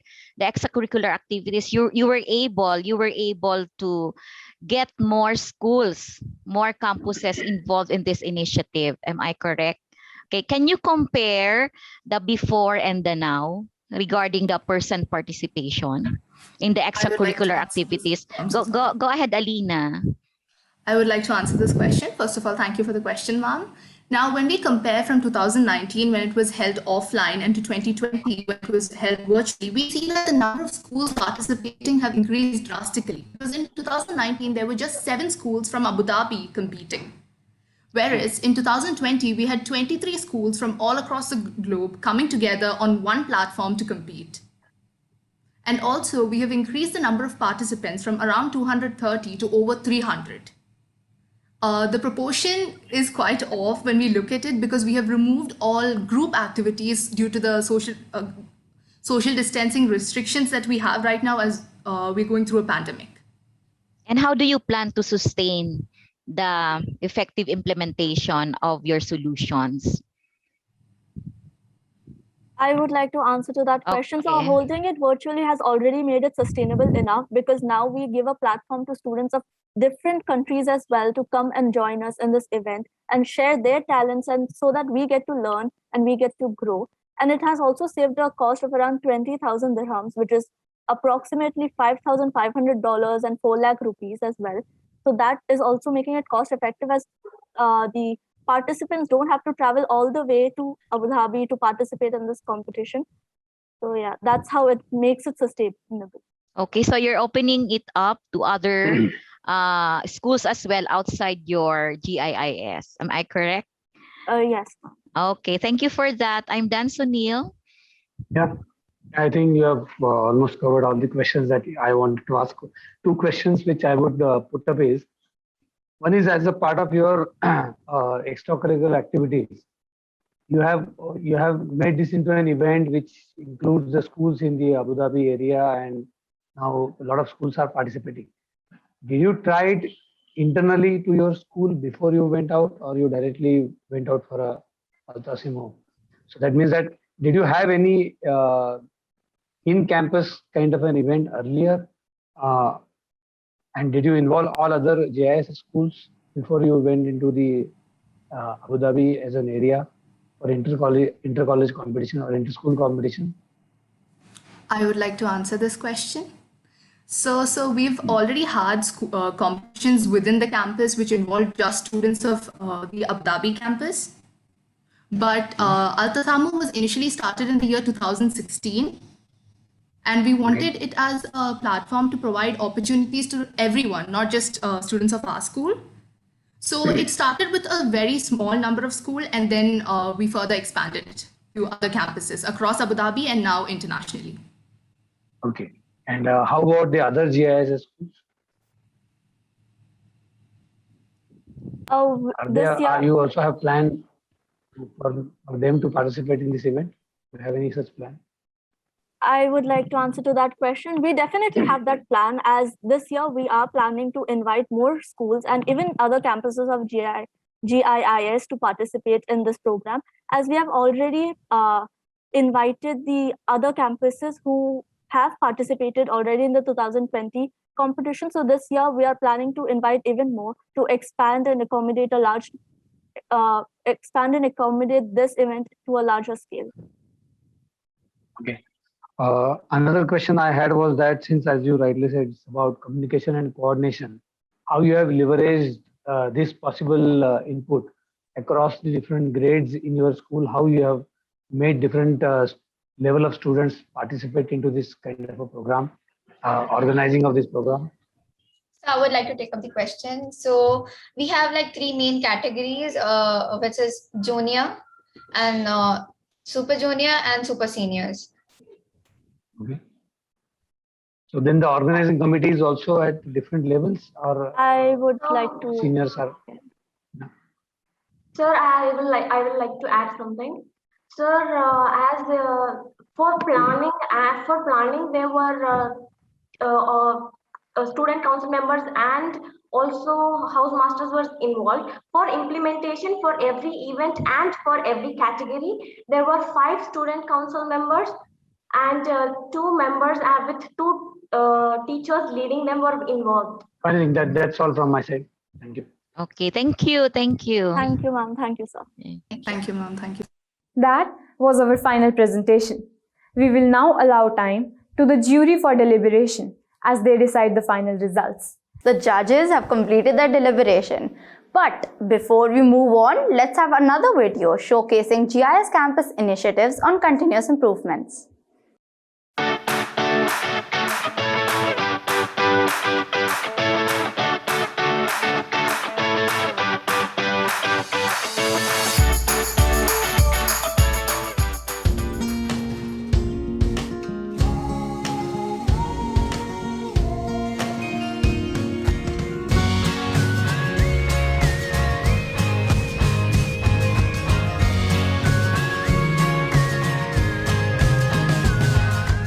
It's wonderful to introduce Kaizen to the student, as it is very important for student to become a better person. I think in the pandemic, where we all were thrown to new challenging situations every day, we have realized and learned the importance of Kaizen. As rightly said by Bapu, be the change you want to see the world. Yes, as a teacher, I wanted to see change in my student, which would surely show them the right direction in their life. I started implementing Kaizen whenever I felt any challenges, and this process of continuous improvement helped me overcome these situations. This has indeed helped my students improve gradually. I am really very happy to adopt this change for better. Without change, there is no innovation, creativity, or incentive for improvement. Those who initiate change will have a better opportunity to manage the change that is inevitable. Hello everybody, my name is Prisha Sharma. I'm really excited to be part of this Kaizen journey. The main goal of this journey is to improve your productivity and response towards everyday situations.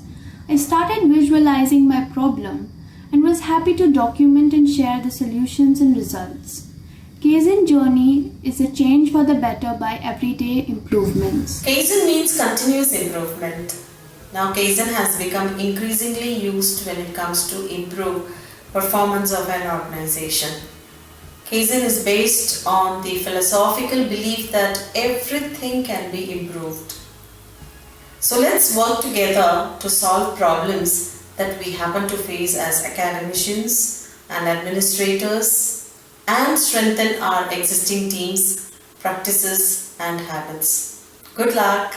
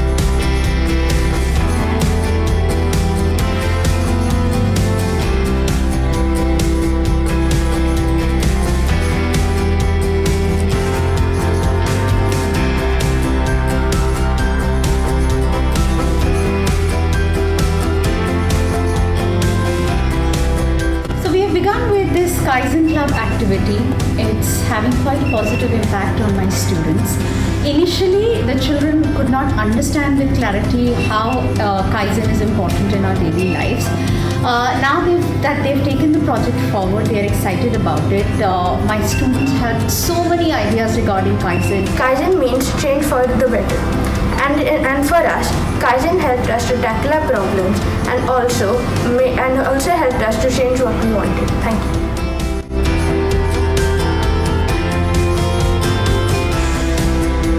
We don't believe that dreaming is enough. We need to take a bold action to make our dreams become reality.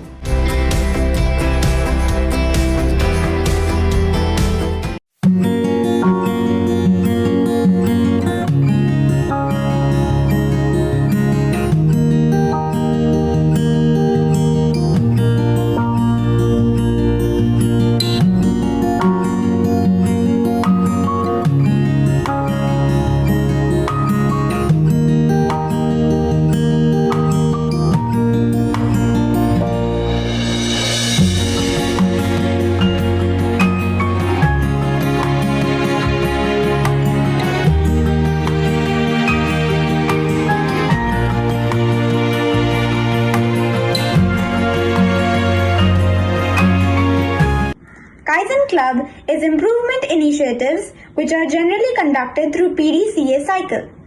One way it benefited me is that last year we were assigned a lot of homework in one day, so it proved to be a burden to complete it. But because of Kaizen Club, the problem is resolved. Now teachers are assigning homework for only 2 subjects per day, which is very easy to do and does not become a burden. Thank you.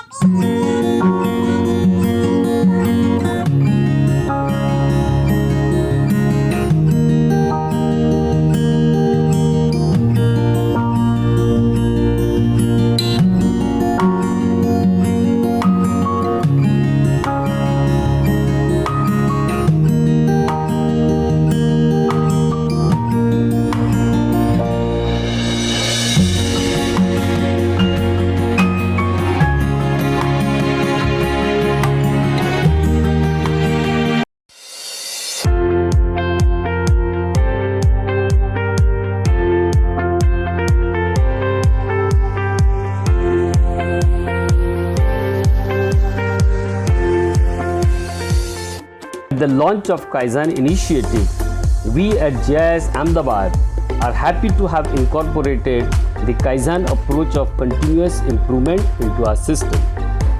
The Kaizen fever is catching up rapidly at GIIS Ahmedabad. Thanks to this initiative, the students, teachers and parents have developed the Kaizen mindset. New ideas for improvement are coming up from all the quarters, and they are being implemented, which in the long run will benefit all the stakeholders. My best wishes to GIIS team for taking this initiative to greater heights.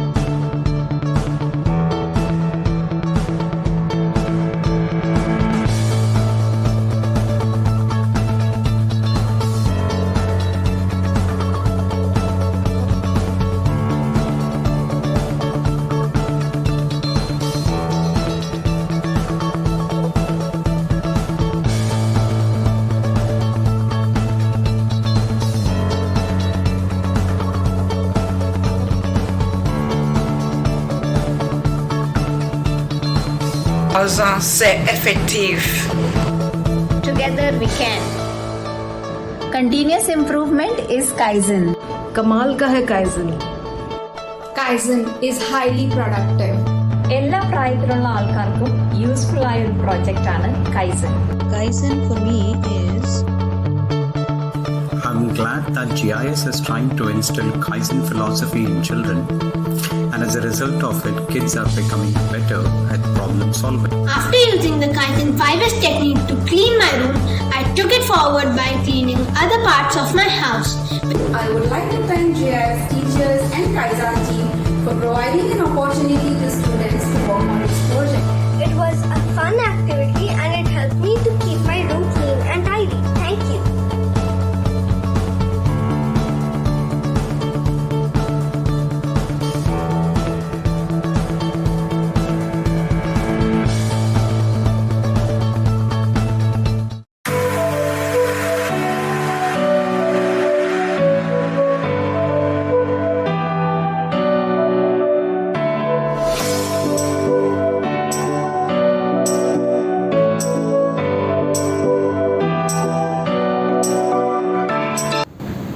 Hello everybody.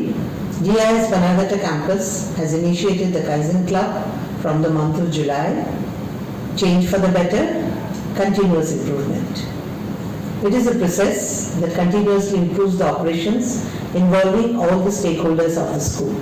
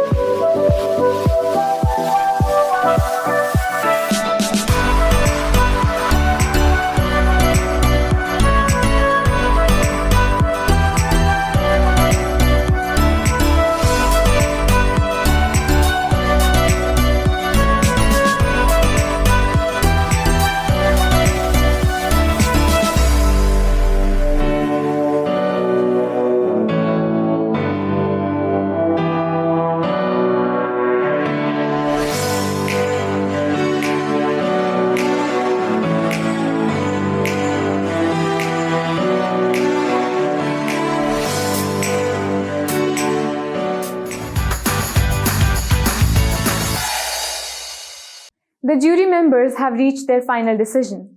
Before we announce the winners, I request the jury to say a few words. Over to Mr. Sunil, sir.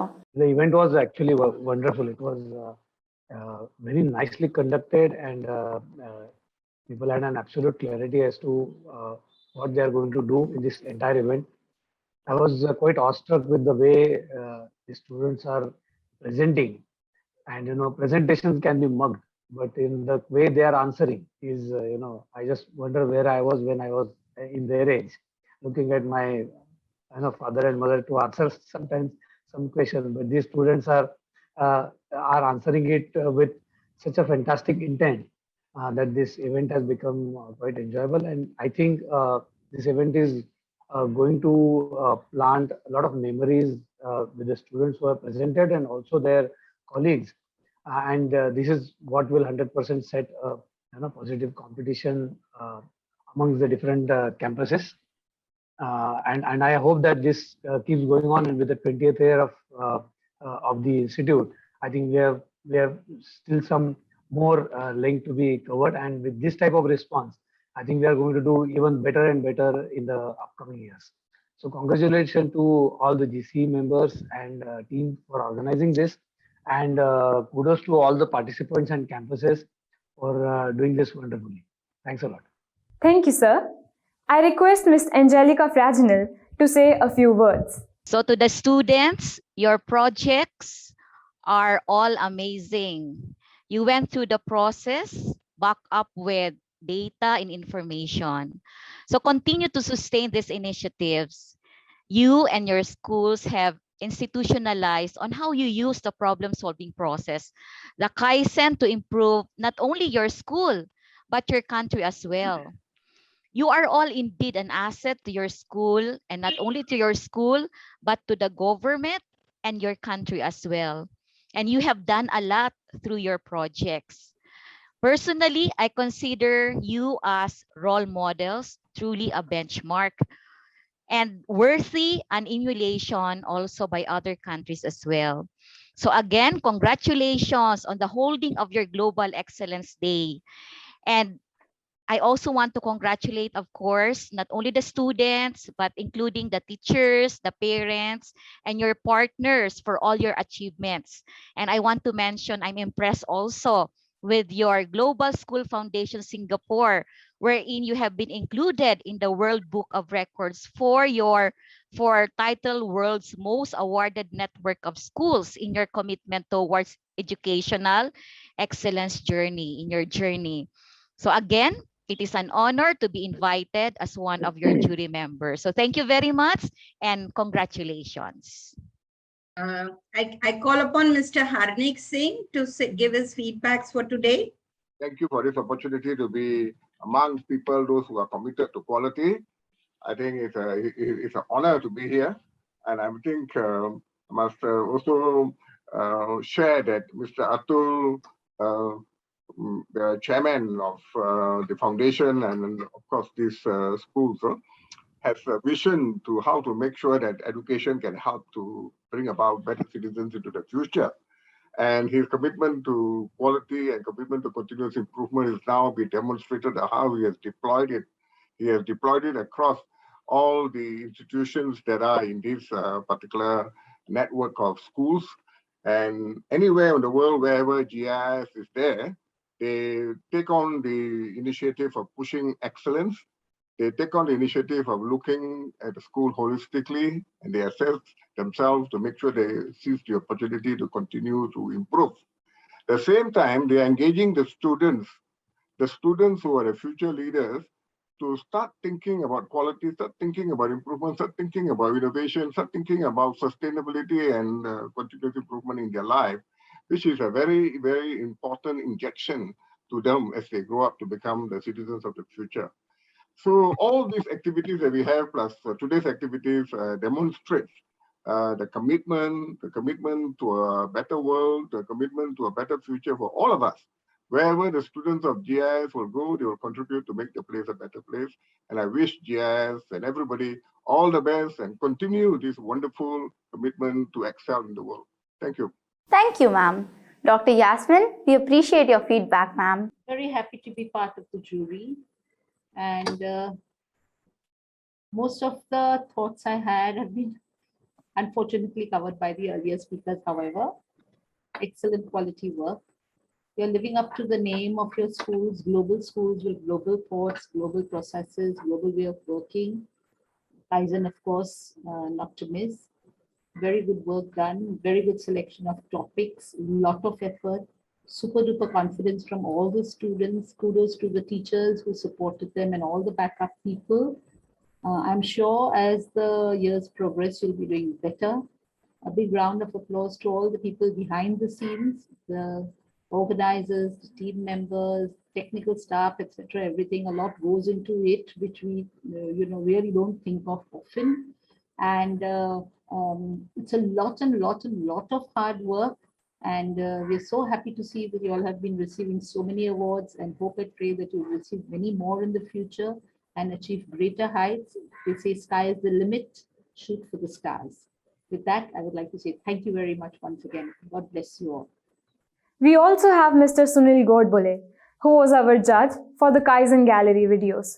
He has been associated with GIIS as a facilitator and guide to the implementation of Kaizen clubs in all our campuses. He was also the judge for the Kaizen videos. Mr. Sunil, over to you, please. Do share your thoughts. I was very happy to be part of this team who has taken up Kaizen Club in such a way that I could not imagine that.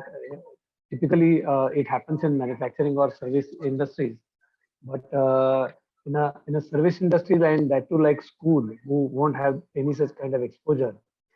The only reason I can give for a grand success of the Kaizen Club as an initiative, the energy that the students bring.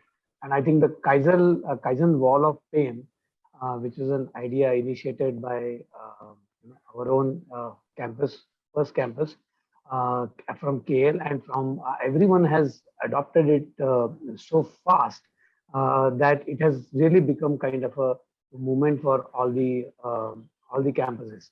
So I really congratulate all the campuses for latching onto something which is very good, and replicating a success into is a very difficult part. Taking corrective actions on the problem is very easy, but replicating success needs a broad mind, needs an enthusiasm, and I think Kaizen Wall of Fame, if I see that is what it is reflected in.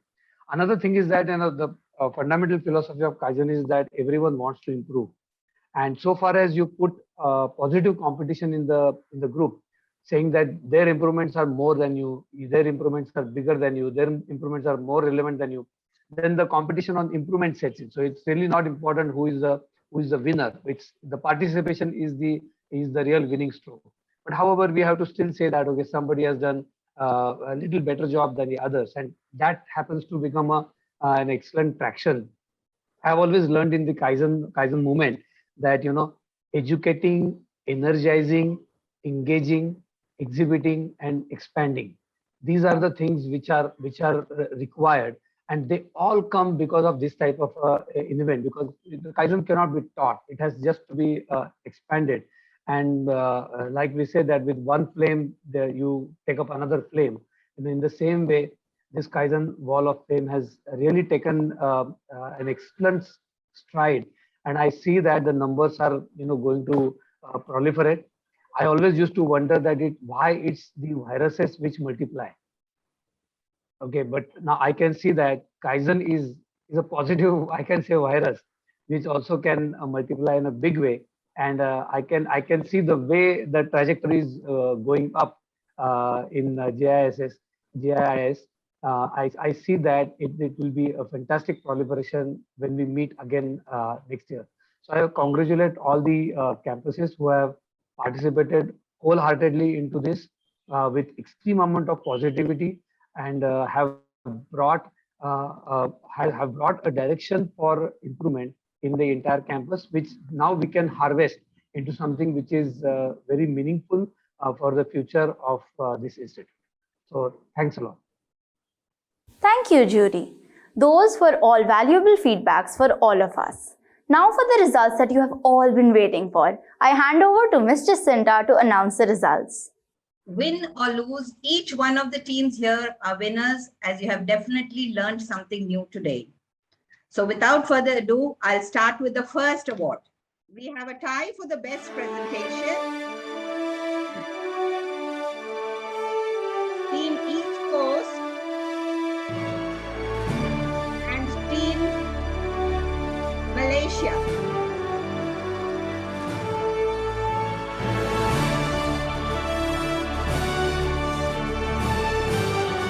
Our best topic, again we have a three-way tie between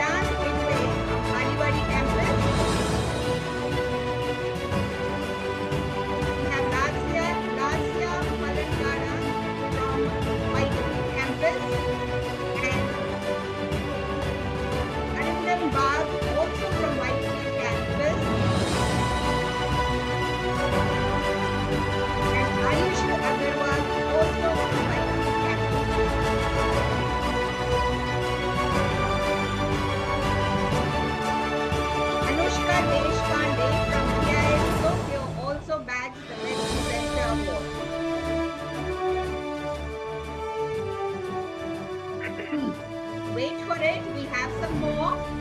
We have Shivakshi Gupta from GIIS Ahmedabad. We have Riya Mehta from East Coast.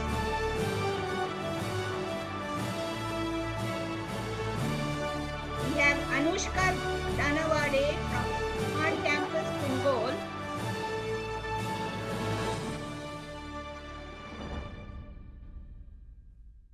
We have Umayma Sikandar Swad from Abu Dhabi campus.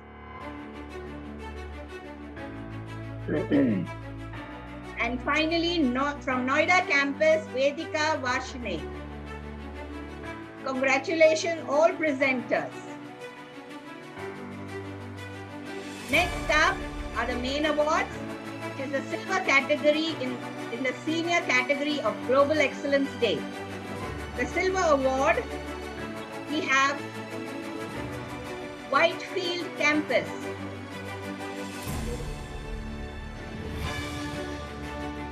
The gold award in senior category goes to Team Ahmedabad.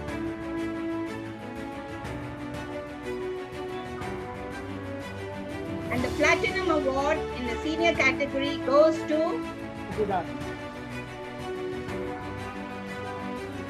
yes, Abu Dhabi campus. Congratulations, all winners. Okay, we are not done yet. We had a pre-judged presentations for the Kaizen Gallery, and I have the results for that. So we are awarding the Kaizen Club initiative in each campus. They presented their 2-minute videos, which we are pre-judged by Mr. Sunil Godbole. You have seen these videos over the course of the days. So here are the winners.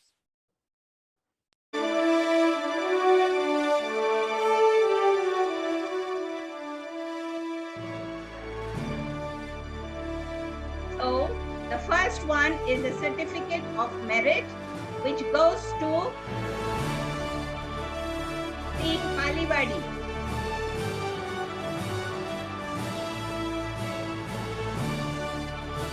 The bronze award for Kaizen Gallery goes to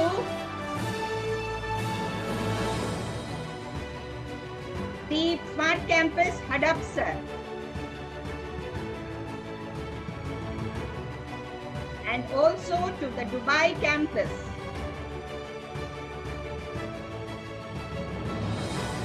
The silver award for the Kaizen Gallery goes to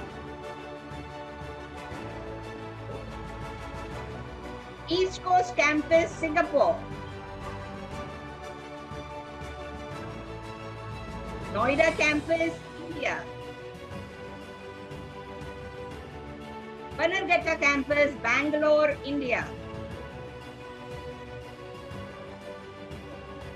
The gold award for the Kaizen Gallery goes to GIIS Malaysia Campus. Whitefield Campus, Bangalore, India. GIIS Ahmedabad, India. GIIS Tokyo, Japan. Smart Campus Punggol, Singapore. And GIIS Abu Dhabi Campus. Congratulations to all the Kaizen Gallery winners. Now we have overall champions for the Global Excellence Day based on all the awards and all the scoring that was done.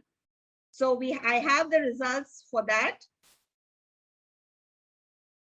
So we are giving out silver, gold, and platinum for campuses that did amazingly well.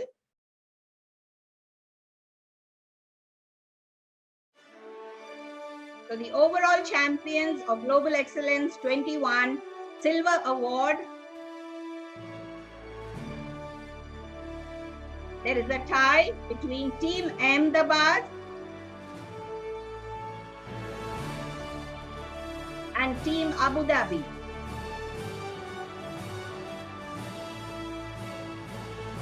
gold award for overall champions goes to Smart Campus Pungol.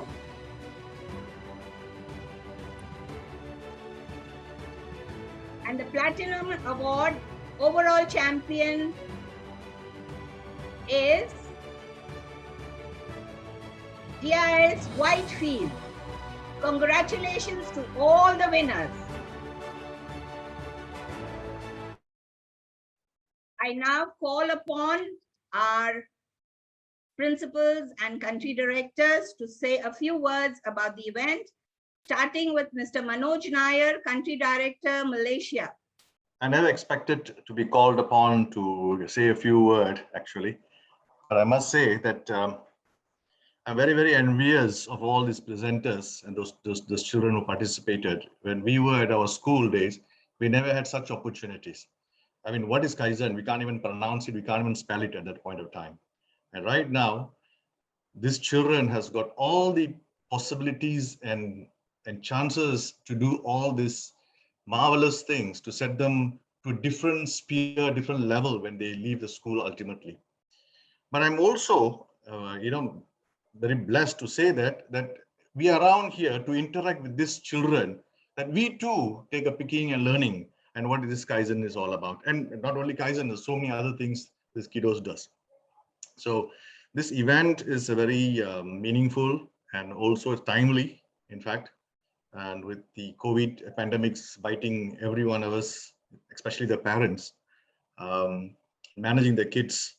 At least now they know the children can make up their beds properly and probably put the toothpaste, in the right place, toothbrush not lost, and so forth.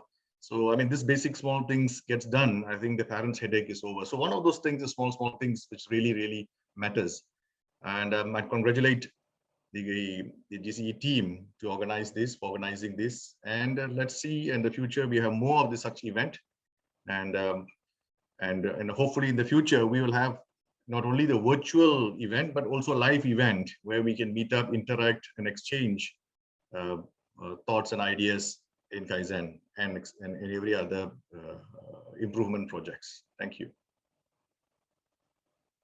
Thank you, sir. So over to our principals, not in any particular order, starting with Ms. Madhu Khanna.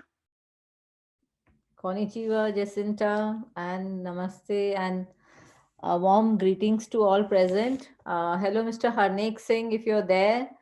It's nice to see you here. And also I saw lots of, familiar faces in jury members. It's a real nice platform to meet everybody virtually through Global Excellence Day and through GCE team. Jacinta, compliments to you for conducting this event for 3, days. And your team at the back end, Ratin, and all of you who have really worked hard. I mean, of course, you all deserve the credit, but it is indeed heartening to see, that the chairman's vision, is realized through this event. I remember 2019 when it was, said that students should not only look at doing the event in GIIS and in Singapore, should take it forward to all campuses. And I see that GCE's brought that synergy, and all students are participating, all campuses are participating with a lot of enthusiasm and energy. So this credit goes to all participants, all teachers, all my fellow colleagues who have enthusiastically, participated as much as they can. And the Kaizen movement is really, taken up very well. I have personally learned through it. I also started, applying Kaizen to my personal tasks as well, getting better organized. So I wish everybody all the best and congratulations. And let me all winners and participants. Let me take this opportunity to say that this Global Excellence Day was first tried by Madhuji at East Coast in 2019 on a pilot scale. So, it is the seed which you had sowed in 2019 at East Coast campus. And now from there, this entire initiative has grown. So Thank you so much, for coming up with that idea, showing the way for us.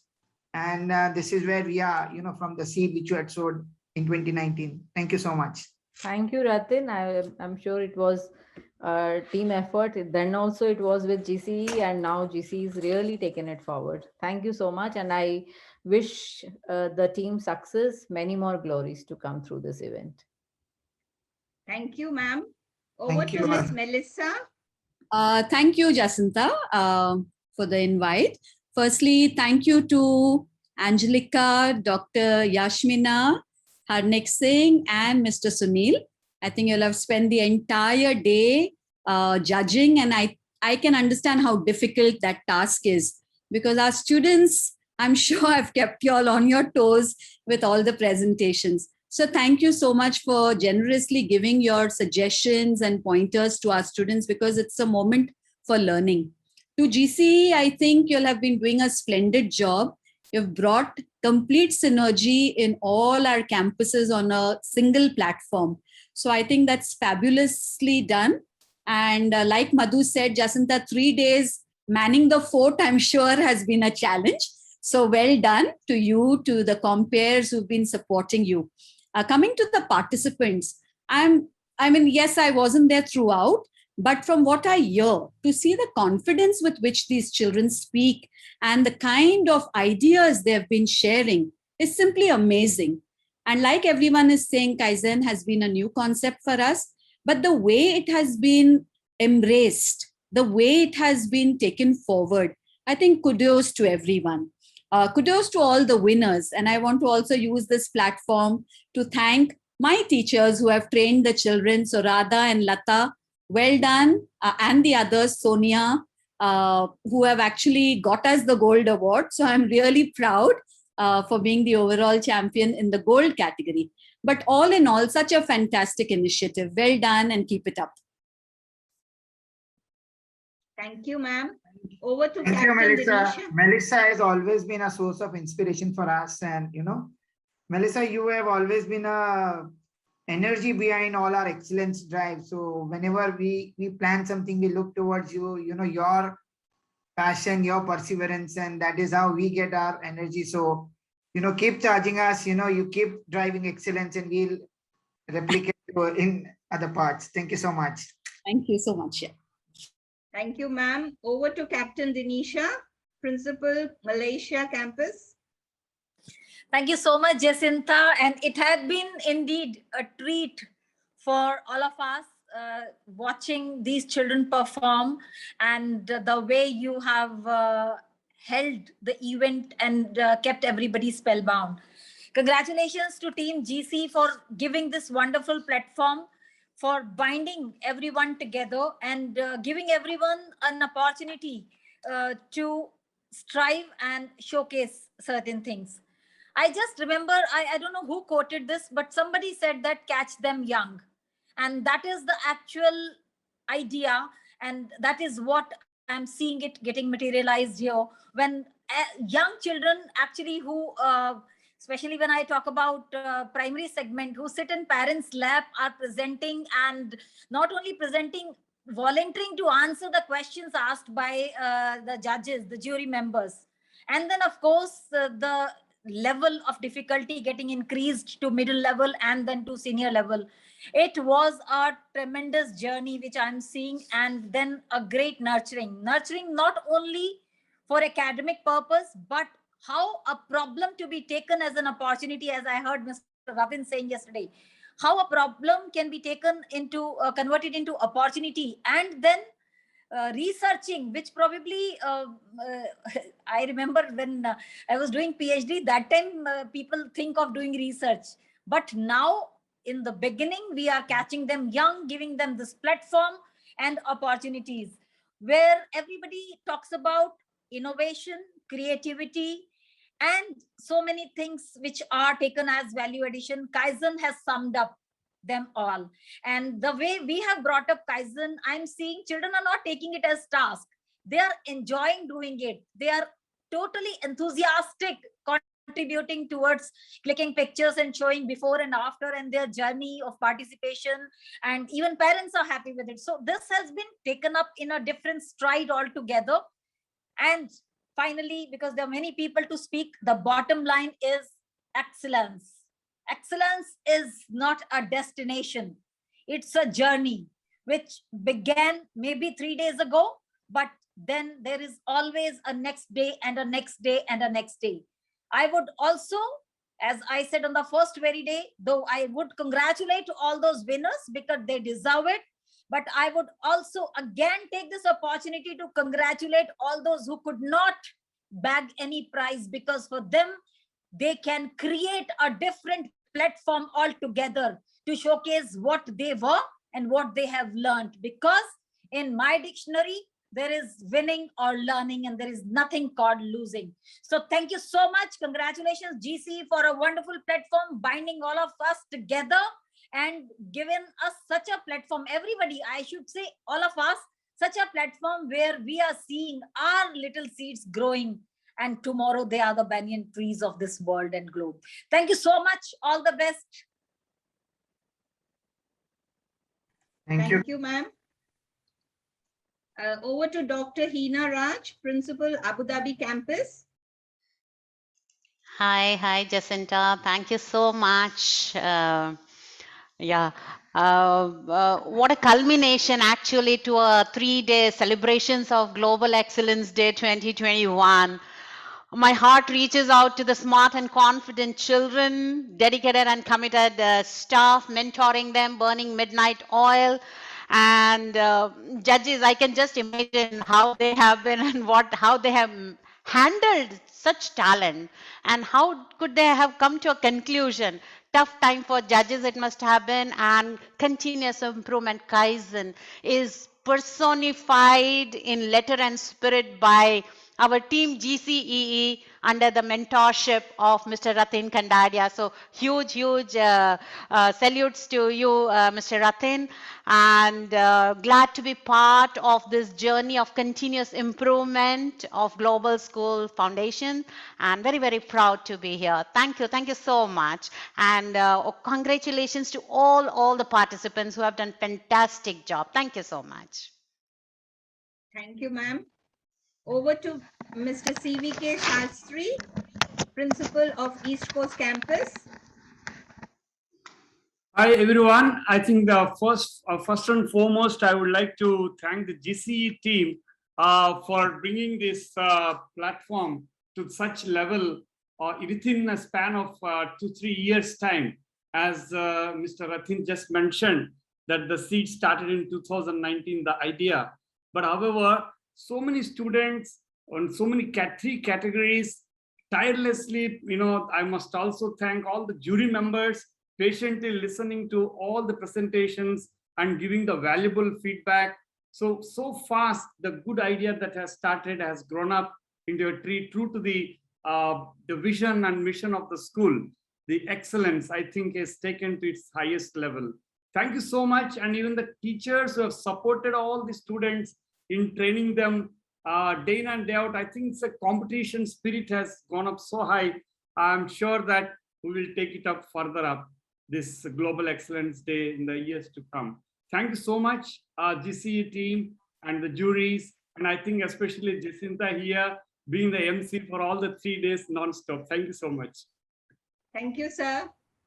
Jacinta, okay. Jacinta, Yes. At this point, I would like the opportunity to, call two of the mentors of this entire GED, from where the entire Global Excellence Day thoughts and the movement started.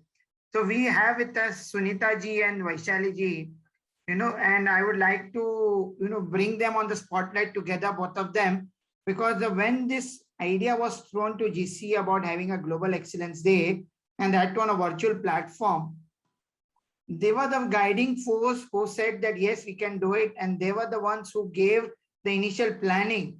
So whatever we are seeing right now actually was a direction or framework, a roadmap laid down and discussed by Vaishali and Sunita ji. So Sunita ji, if you can switch on your video, we can have you on the spotlight. So we cannot have thought about conducting. We were not so courageous, to have such a global event at such a mass level if, Sunita ji and Vaishali wouldn't have encouraged us, and discussed the idea. So we had some initial rounds of discussions, and then the entire framework was chalked down by them, and that is how we walked down. So the architect behind this entire events are, the Sunita and Vaishali ji, and we just walked on it. So the credit goes to them rather than, I would say. I think you've given more credit than is due, Yes. actually. Very true, very true. You were there, you were the whole thing, the whole show was yours. We were just, we happened to be there, that's all. Since I'm here, I would like to really congratulate GCEE, especially Ratin with all his full force behind everybody. GIIS schools, of course, all of you, all winners, the jury members, all 3 days. Consistently, they've been there listening to all the presentations. Our principals have said it all. I just want to add one thing. The first time I met Ratin, I told him, Ratin ji, excellence सारा abroad होता है, India पे कहाँ है excellence? Please bring it to India. We are always on the back seat. We are left behind. And he promised. He said that you see within the year there'll be so many changes. Thank you so much, Ratin. You kept your word. You not only got the excellence going in all our schools, all our students, teachers, principals are charged up. Not only that, the Platinum Award, also the overall one has come to Whitefield. Kudos to them. Wonderful work by all schools, all GIS. I would say hip hip hooray to GIS. Thank you. Thank you so much. So you understand, well, Ratin, we had selfish interest all the time. We wanted you to do something for India schools.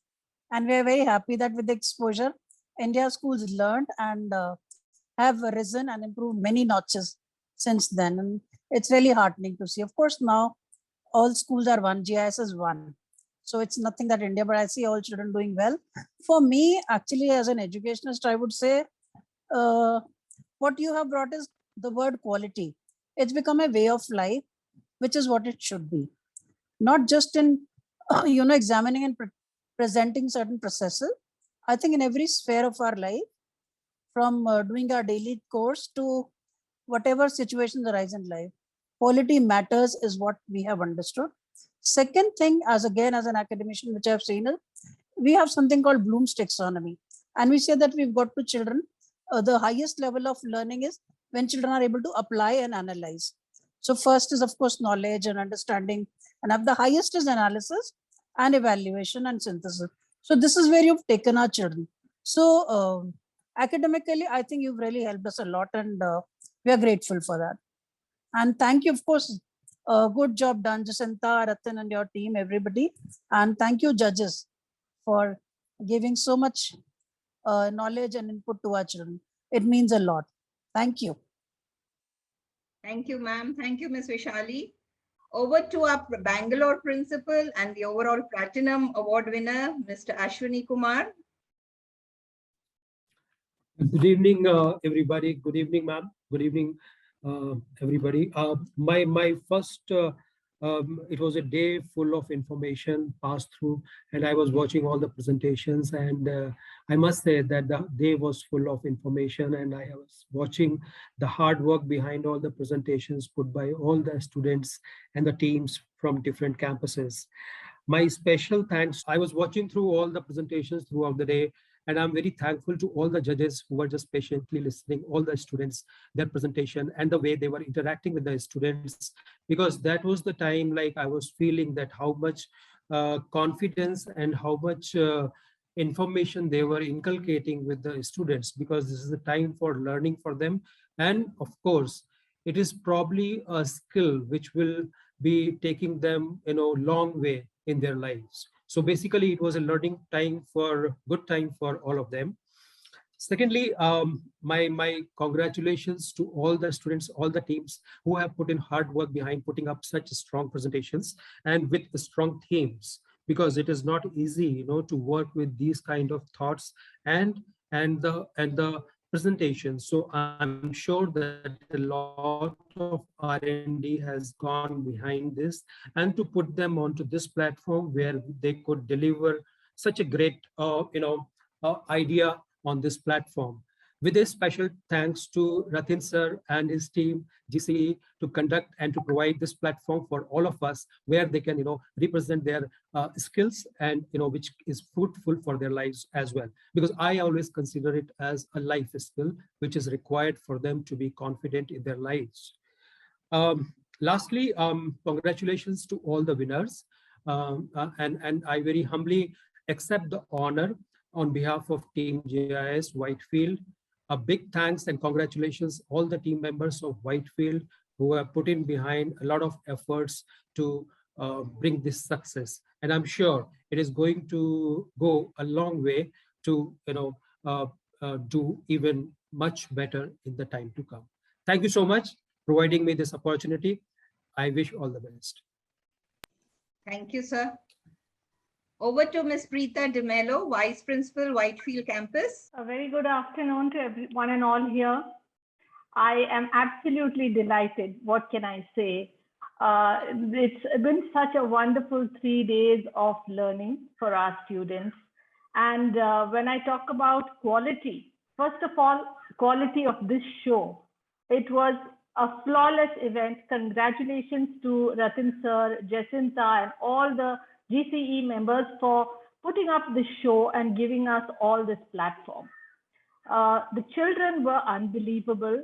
When I saw the way they were tackling the answers to the questions, they displayed a maturity beyond their years. It shows what knowledge they have of the topics that they have chosen. The innovations, the use of quality tools, the solutions that they've come up with, and of course, everyone has spoken about the enormous confidence that they have all displayed.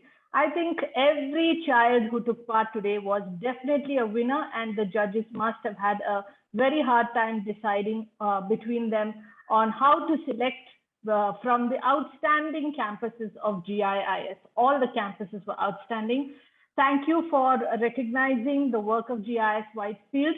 We are really honored to receive this award, and we will continue in our endeavor to raise the bar even further. Thank you so much. Thank you, Ms. Preeta. Over to Ms. Shija from Smart Campus, Punggol.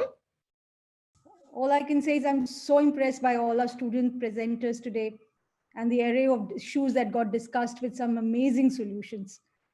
For me personally, I think all participants are winners, as they've all learned the potential of focusing on solutions rather than just cribbing or complaining about problems.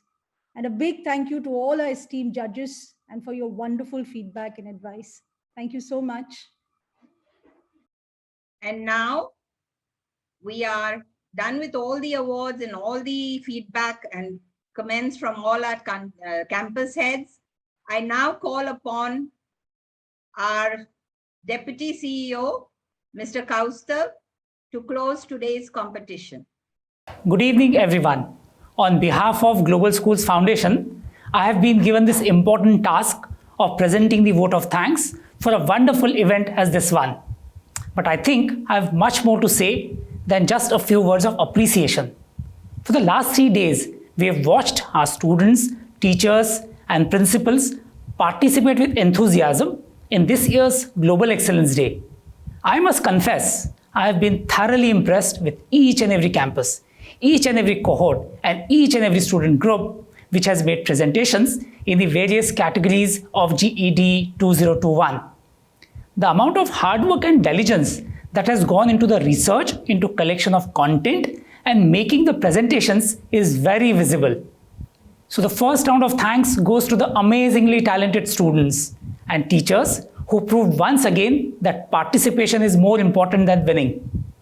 Secondly, I want to thank the jury members who took the time off their busy schedules to come to this 3-day event and give their valuable feedback and critique to the students. Thank you so much, sirs and ma'ams.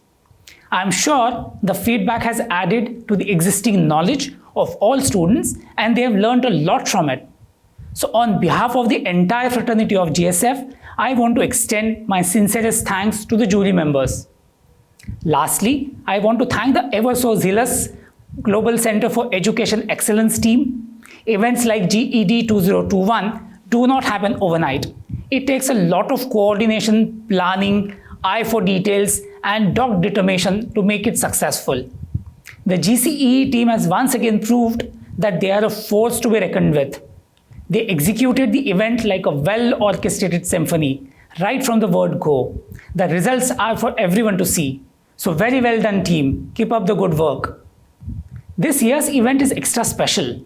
Soon we will commence the 20th anniversary year of Global Schools Foundation, and the countdown to the 20th year will begin in earnest. The GED event is a testimony to what GSF stands for, excellence in every moment of a student's school life. What we have witnessed was the showcase of skills of our students who have gone beyond the realms of academic through futuristic teaching to be the global citizens of tomorrow. The introduction of the Kaizen Club this year is another feather in the GSF cap and goes on to show how much effort GSF will put into teach students the joy of continuous improvements. I am sure in the coming 12 months, when we begin the countdown for the 20th year celebration, we will introduce more and more initiatives that will take the foundation on a higher road to success. The willingness and involvement of each and every member of the team to make this happen is commendable and a humbling experience to everyone who values quality work. So once again, I want to congratulate everyone for a great show. Thank you everyone for making this a success, and let's pledge to continue on this journey of excellence and quality in the years to come. Stay safe, good evening, goodbye. Thank you, Mr. Kaustubh, for your constant encouragement and support for quality and excellence initiatives and aligning it with student learning outcomes. Before we close today's proceedings, we would like to thank Mr. Atul, Mr. Kaustubh, Mr. Rajiv Katyal, Ms. Sunita Jaisingh, Ms. Vaishali Borde, Ms. Sarita Alurkar and her entire team, Ms. Rupali Karekar, Ms. Sheetal, Ms. Mamta Jain, Mr. Sheikh, Mr. Azhar, and Mr. Siva and the entire team. All our country heads, Mr. Amol Vedya, Mr. Manoj Nair, Mr. Rajiv Bansal, Mr. Prashant Bafna, and Mr. Sumit Mishra. All our principals, staff, and students, without whose unconditional support, the success of today's event would not have been possible. GCE team shares its heartfelt gratitude to all of you. As the saying goes, to every beginning there is an end. Today's event has come to its end, but it doesn't really stop here, and it will be soon time to be thinking about organizing the next one. I know I've enjoyed today enormously, and I hope you all have too. It has been a wonderful day, last 3 days in fact, celebrating the Foundation Day and the Global Excellence Day. Thank you, Dia and Muskan, for helping out as the MCs, and thank you everyone. See you all next year.